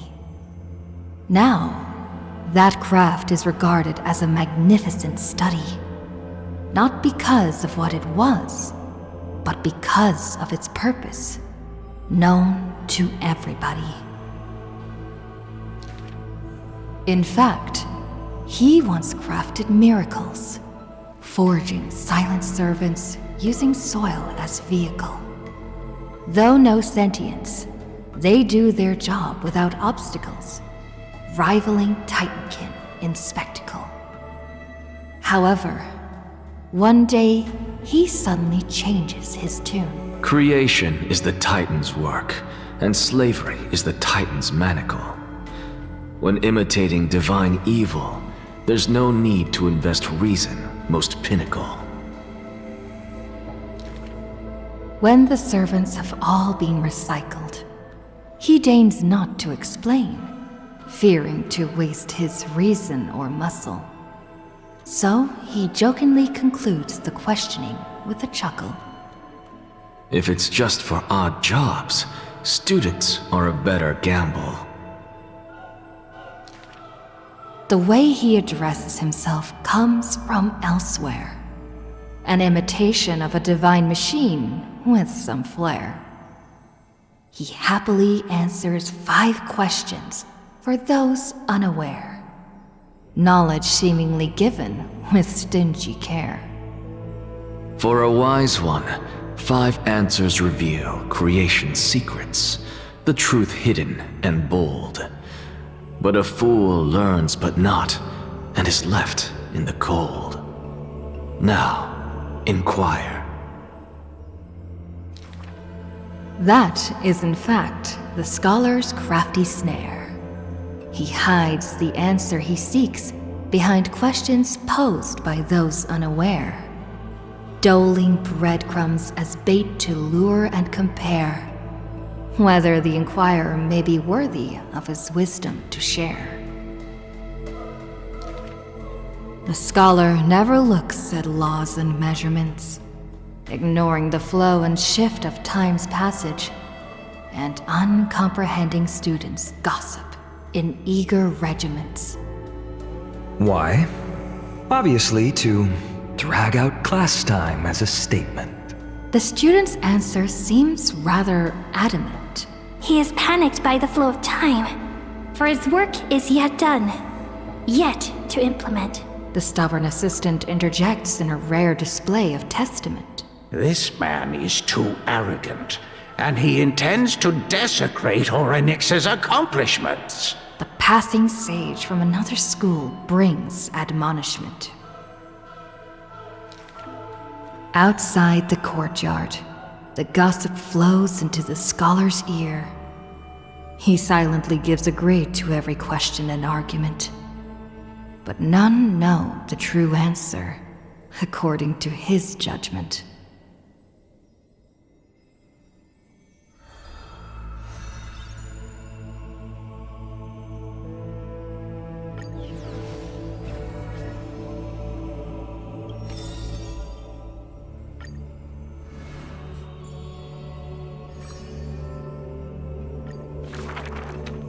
On the leaves, the rustling wind plays a melody as the girl looks over this courtyard petite and exhales, gently dispersing the palm-held blessings.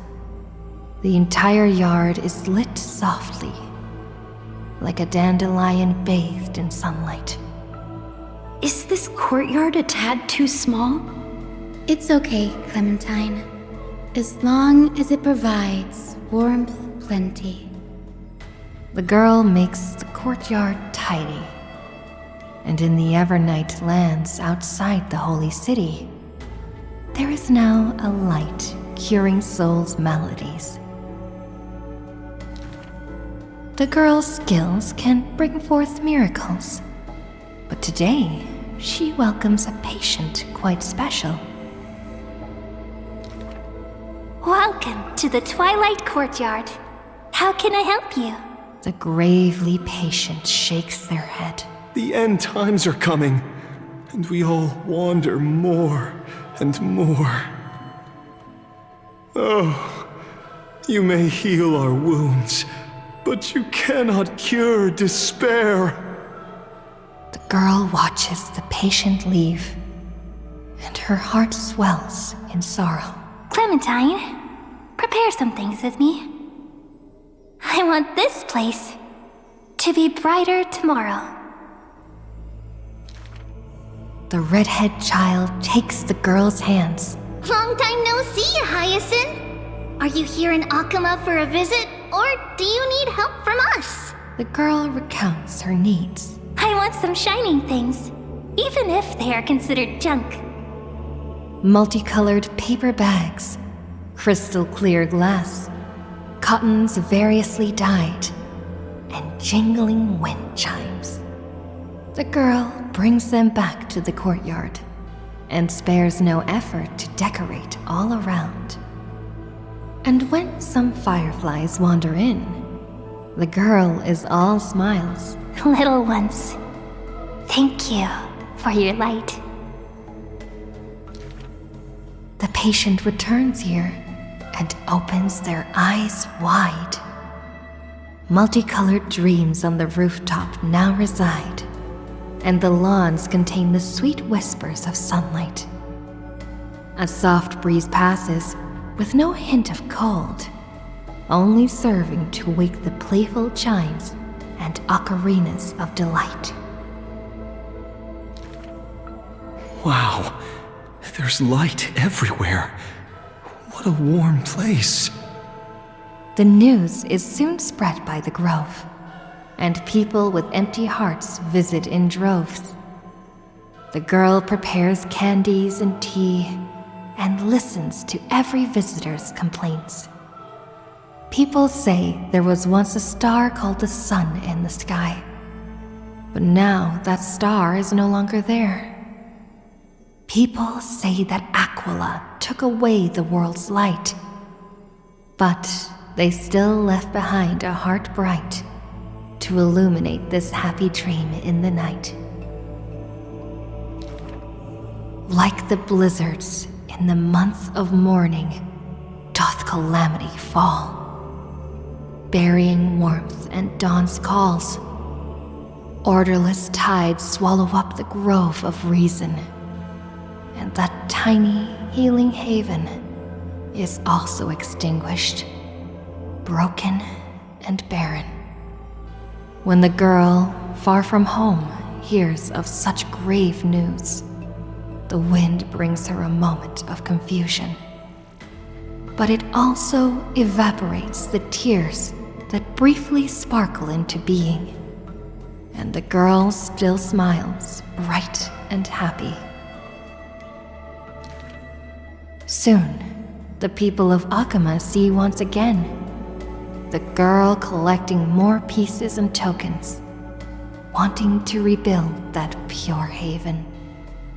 But she never realized that wherever she stood, she herself was that holy courtyard, that light-filled haven.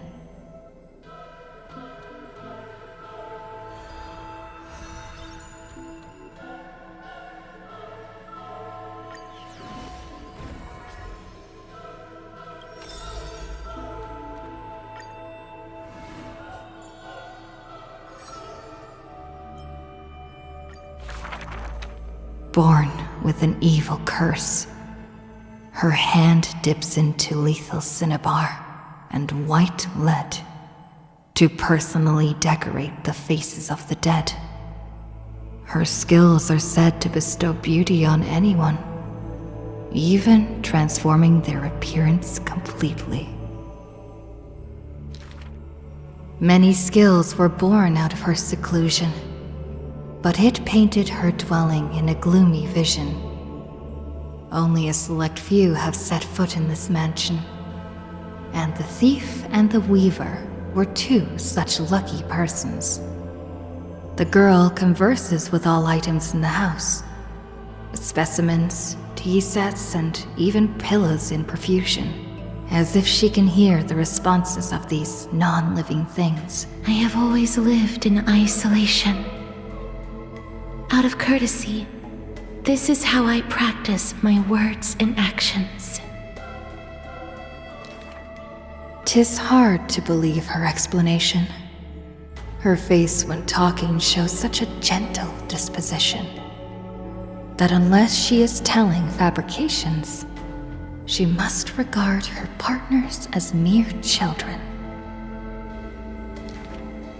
Thus, people pass these rumors down. Within the area of her encirclement, all things became frozen, escaping time's increments. It is an exaggeration, that is certain. People only found an ancient lion's head in Petals' ruined armaments. Those words are true. The head itself was nearly dead. Though they won in fierce battle, the warriors were powerless to turn the tide. It was the embrace where death dwelled that gave early release from their pain. This is how death escapes time. She keeps every final embrace hidden in her immortal heart. Out of her numerous works, butterflies and flowers often stand out stark.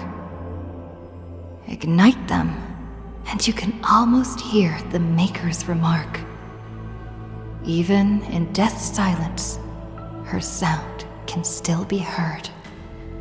It is a gift greatly treasured by the maiden.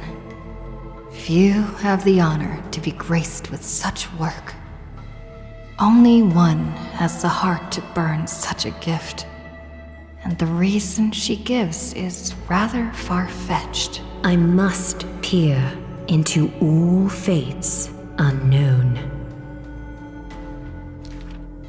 The power of time is boundless, but there is one thing that it cannot conquer. Death is abominable in humans' eyes. Apart from my identity, there's nothing about me worthy of praise. The beloved Gold Weaver hears this in distress, then tries to teach her the art of weaving and threads. It has been said that the maiden has works that the holy city possesses. But this is the judgment the Gold Weaver expresses. Ah, well, none can know all things, nor be skilled in all crafts. Her works are too early for the living to comprehend.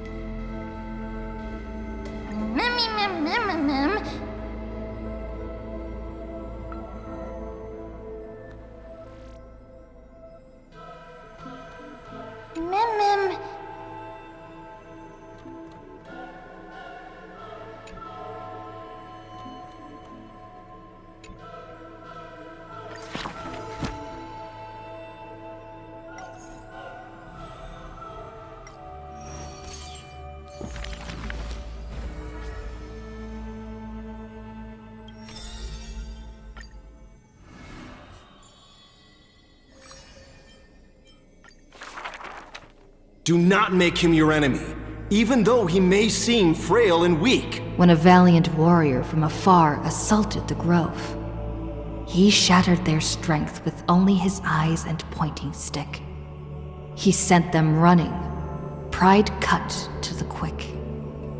He may seem cold and unkind, but he sees through human emotions with just a peek. A student was troubled by love's trials and aches. With one sentence, he guided them away from heartbreak, letting destiny's strands weave a path to love and happiness's shape. All is science, and human wisdom knows no bounds. Both martial prowess and emotions are knowledge that can be found. He firmly believes that all things can be deciphered, bared to those who peek. Those that cannot be solved are not mysteries infinite, but only questions waiting to be answered, not obstacles bleak.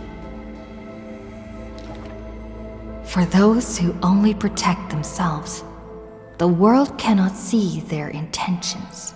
In sorrowful, parting hours, the scholar refuses trifling matters.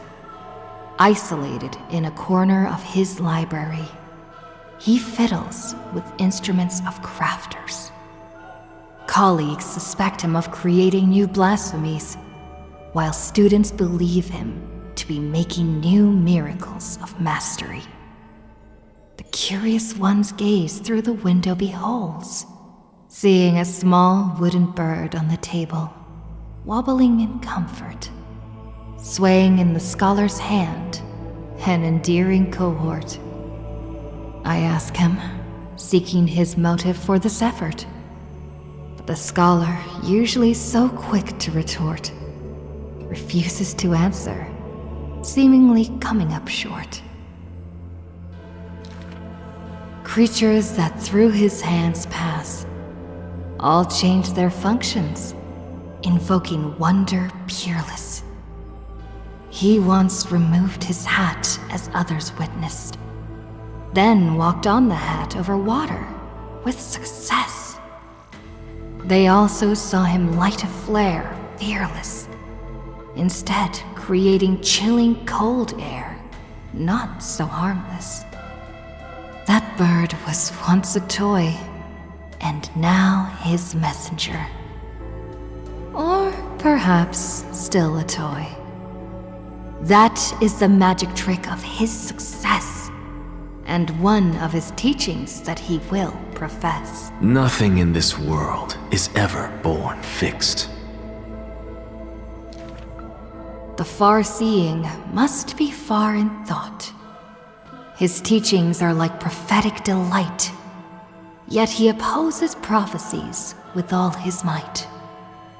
It's a time he refrains from looking back on, traveling all lands, chasing prophecies, trying to prove the priest's words were not unchangeable foresight. Countless times, he exhausted his crafty sleights, wanting to rescue the doomed and resurrect whites, wanting to shame the prophesized heroes of magic and might, wanting to sway promised villains to a course more upright. Perhaps fate could not guess his goals, but it could trample over his plans overnight. At the end, all his challenges flicker out, but he persists still in endless plight. His ambitions are too lofty, and so failure follows him never too softly. Through moments of defeat, felt increasingly common, the scholar learned one thing he has never forgotten. Respond to defeat with a smile haughty. Not from optimism, nor from a defeat of the heart. I thank this misfortune's severity. The laughter oozes with self-mockery, but is also full of a different emotion. If this road is easy to walk, then future generations will not praise my name in piety, says his ambition.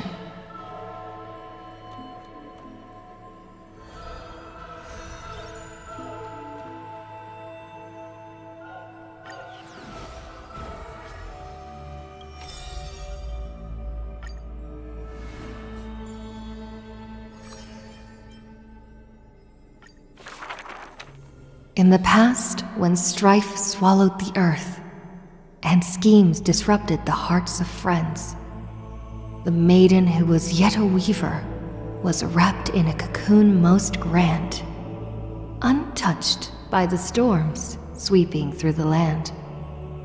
She spent her youth in a palace of romance, surrounded by treasures, with even maids beautiful beyond belief, often bathing in the praise and admiration of wealthy nobles. Till warfare set the threads aflame, and the devoutly praying priest was slaughtered before the altar. The family, adored by all, perished before their courtyards, and the blood of her maidservants dyed her golden mantle red. The golden threads covering her eyes snapped, and the concealed truth finally appeared firsthand. Before a strong wind, a weak nobility cannot stand. In the long, endless war, the Goldweaver family was shattered by the sword, and the legacy of romance became a tragedy. She had a broken mansion and an empty house. The nobles who once loved her, none now willing to help her. All the romance, talent, peerage, and beauty, what use are they in a disaster? As she closed her eyes in melancholy, the maidservant pushed a broken loom to her earnestly. Miss, would you like to pick up the shuttle again and weave for me? The young miss wanted to laugh, but she could only respond with shock, for the maid's face was now covered in scars as she fought to protect her mistress's safety. Though I can no longer see, I still want to don the garments you weave. And yet, when she heard this, the desire to weave overcame her fears. Therefore, in the broken shadows of a house, the loom of romance moved once more. The garments were exchanged for copious gold, buying back her renown of old. Yet beside this mistress most noble, there was always a blind maid in tow, dressed in luxuries unfitting. As the weaver attended banquets, the praises of her youth returned. That majestic lady must be Nestia in the flesh. But harsh words also joined. The mistress's beauty is quite reduced by a maidservant so unsightly. The maidservant apologized in embarrassment, lowering her head. My mistress, I have brought you shame. Yet her mistress brought her to the middle of the ball, having her garbed in the latest dress, as the model.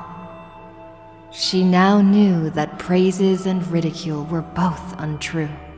and that romance cared not for beauty of the face. The golden thread of gods exists only within.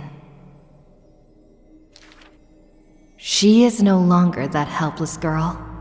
She already carries the god's authority and walks the hero's route.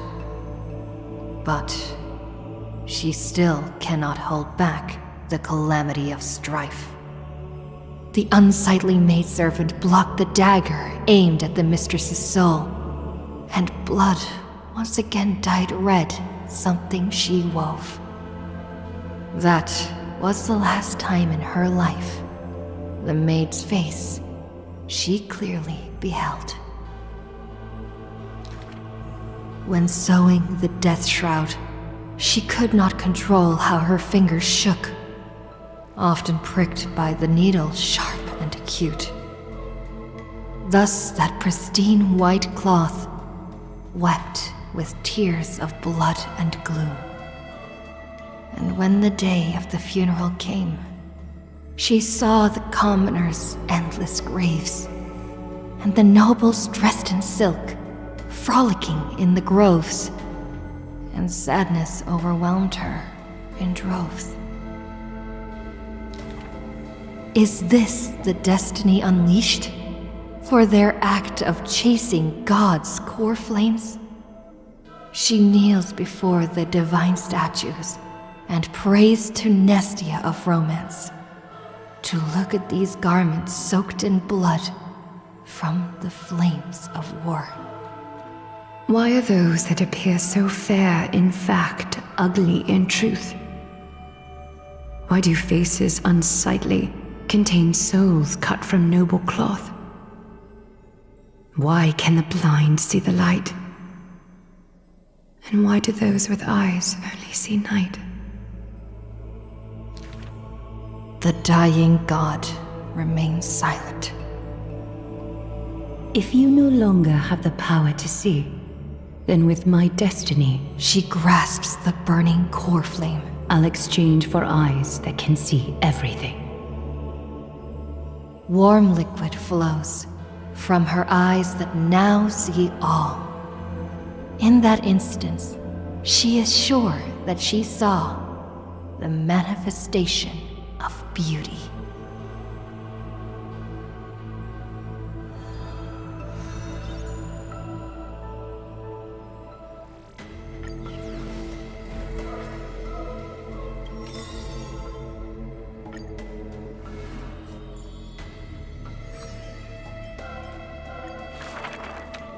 To die for glory is not eternal sleep. This is a lie all Castrum Kremnos keeps. The world after death is superior to reality and basks in light. But such vague poems the Crown Prince would not easily believe. Cowards who dare not to look death in the eye. He declared thus on the day he returned from the stream of souls. Longing for a martyr's heaven and reciting self-deceiving stories. His words are sacrilege incarnate, more arrogant than his blood and family. True warriors should treat that paradise with spite. Many followers thus stop, no longer following his steps, for they feel this young man's words, compared to poems, are even more absurd. A body immortal equals not perfection. The man braved dangers endless, simply to seek his weakness. In his greener days with more amateur skills, in crises where death denied him even after kills, he learnt why curse is a synonym for blessing, for he saw that visage of terror at life's closing. The man seems unmoved when this past is mentioned. Having braved death 9 times, he who was once lacking now excels above everyone else, still rising. Yet, when asked if he's still as ticklish as when he was a child, He does not answer. It's a wild tale he won't care to opine. It's said that Castrum Kremnos has secrets divine, through which the king's power has passed. A one-man army, by strength in their bloodline. Therefore, a traitor who does not inherit the throne is a king most infirm. As the protagonist hears these words, he refutes not, but openly responds. These are not rumors unfounded. But will they matter if my deeds eclipse those of all other kings, achieving glory beyond? Never turning back in war, he seizes all our glory. That rumor in the war camp of fury often casts a shadow on the man's heart, indestructible and fiery. When campaigns become mired in terror, he sends his army to places safe and secure. Yet alone he goes to fight, knowing death can touch him ne'er. The Kremnoan detachment who follows him in livery all die in bed, devoid of glory. They have their share of grudges upon death, but the man has no regret, none necessary. Your glory lies not in death, but in my hands. The dust settles, and strife calms.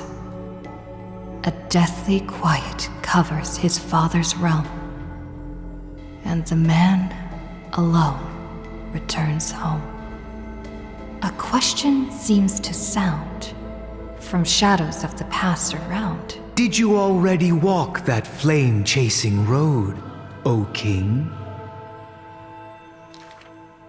Atop the throne, the man mutters alone. There's nothing else worthy of the hunt, for I am the blazing fire at the journey's end.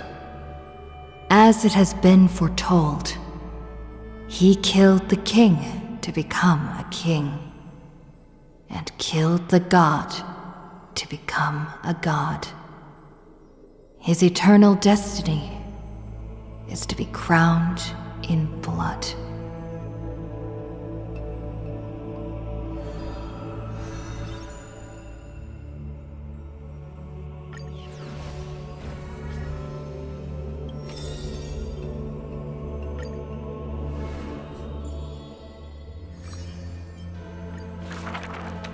To the dead, when she bids farewell, she casts this slate into the fire, an act futile. I have never heard of lands with such customs. At this time, something drizzles down the slate, full of colors, seemingly tears for the Reaper of Chills. It turns out the slate is inscribed with poems, and every phrase is diligently colored with skill. Before people pass away, I write down these poems. That is the limit of the girl's answer, and she only responds with silence for requests to read these poems. As time goes by, she finally opens her petal-veiled heart, and the reason behind her reluctance to show her work is finally clear. My poems are still too green. Not worthy to be art. It stems from the girl's shame and discomfort. It seems the girl once also loved to imagine with effort, and many wild tales were written on her part. A misunderstanding was what made her cease this art. It was a pair of arch-enemies who gained fame in the war. One of them burst into laughter after reading the girl's poetic words. He and I clearly wish to kill and tear each other apart. But in your eyes, you think we are close. unable to part. She did not write poetry as a pastime. It is said that she left great works under hundreds of names. In different times, she even criticized her previous beliefs, making her identity even harder to assume. I still found her weakness after many twists and turns. No matter how fickle her thoughts, she never lost faith in those words regarding the value of fragile mortal lives. She is heartbreaking and enchanting. She is the fingertips of death and the ghost of love and poetry. However, those poems have brought her many complaints. The poems that her hands composed all lack an ending of any kind, and the Maid of Death has no desire to continue them. This is truly difficult to write. The girl excuses herself. My duty is to lead the living to the end. I cannot think of a fitting end for a poem to the dead. Such is the epitome of lies. One who's grown used to death remains inexperienced with farewells. Therefore, I extend her an invitation. In this story belonging to herself, she can leave an ending reserved only for her. What she brings is not only death. She thus replied when we first met. And when we meet once again for the last time, she again deliberates over this closing statement. Apart from death, there is something else that is worth remembering. That is the journey she walked.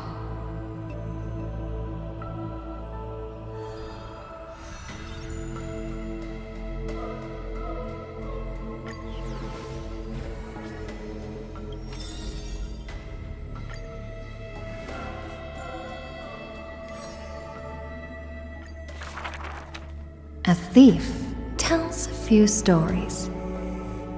The first story is titled The Golden Apple. It doesn't have to go to the fairest. That city is named Paphos, where the golden light of Nestia shines. The golden apple tree sits in the city's middle. Only the fairest can pluck its apples. The beauty pageant begins on time, as the fair ones stretch their supple arms, trying to pluck the fruits above their heads. Yet every time the apple comes within reach, a breeze blows the fruit away without a trace. The audience in displeasure disbands, with only one girl left standing there, her features bland. Yet to her surprise she finds her arms full of golden fruits, a harvest grand. The second story is titled Trying to Argue? Don't trick yourself, please. That city is named Idylia, where Circe's roots bury deep and wide. The sophist scholar holds a tortoise aloft, but his theories? Common sense bereft. Even the best athlete could never catch up to this turtle. None can overturn him in arguments, and he obtains the champion's crown in merriment. Yet, as he is about to leave, a wind blows the tortoise in front of him, and behold, his paradox becomes truth. To catch up to the turtle, an entire day and night he spends. The third story I will tell is titled A Competition in Trickery. Who do you think is the Grandmaster? That city is named Dolos, where even Zagreus was once tricked. The king promises to reward the perfect lie. wishing to recreate the deceit of the Titan, his grand feat. I think the world is a gourd. In truth, we are all already dead. The liars take their turns in the challenge, but no one pleases the king. With a gust of wind, the girl emerges before the king's face. And when she leaves, she already has the king's promised gold in a pouch. The others are curious as to what lie she raised. Zagreus can only tell lies. And I am Zagreus. The fourth story is called You Like Money. Good. But you must pay the price. That city is called Mythimus, where the sea breeze intoxicates the people with delight. A wealthy penny pincher prays to the Titan. Please give me the power to turn anything into gold. With a breeze, the rock in his hand turns to gold. But his joy is fleeting to behold. For with one embrace, his wife turns into coins, scattered on the soil. He howls at Fagusa to retract the blessing, but sees a girl in a hood in passing. The girl laughs hilariously, holding his hand in hers. Go back and check your vault. Some gold may be missing. But your beloved is right there, waiting. Cyphera, you took another long journey. And we want to hear your fun stories! The girl with the hood dangles her feet in the bath, as 2 coins dance and fly between her fingers. Basically, I visited 4 places, tricked them to my heart's content, and came back fully rewarded. The girl pauses her words and looks out the window, as the light above the Titan's shoulder casts her right cheek aglow. The dawn will never cease, and the thief star wanders in foreign lands. How would you know that I am not lying right now?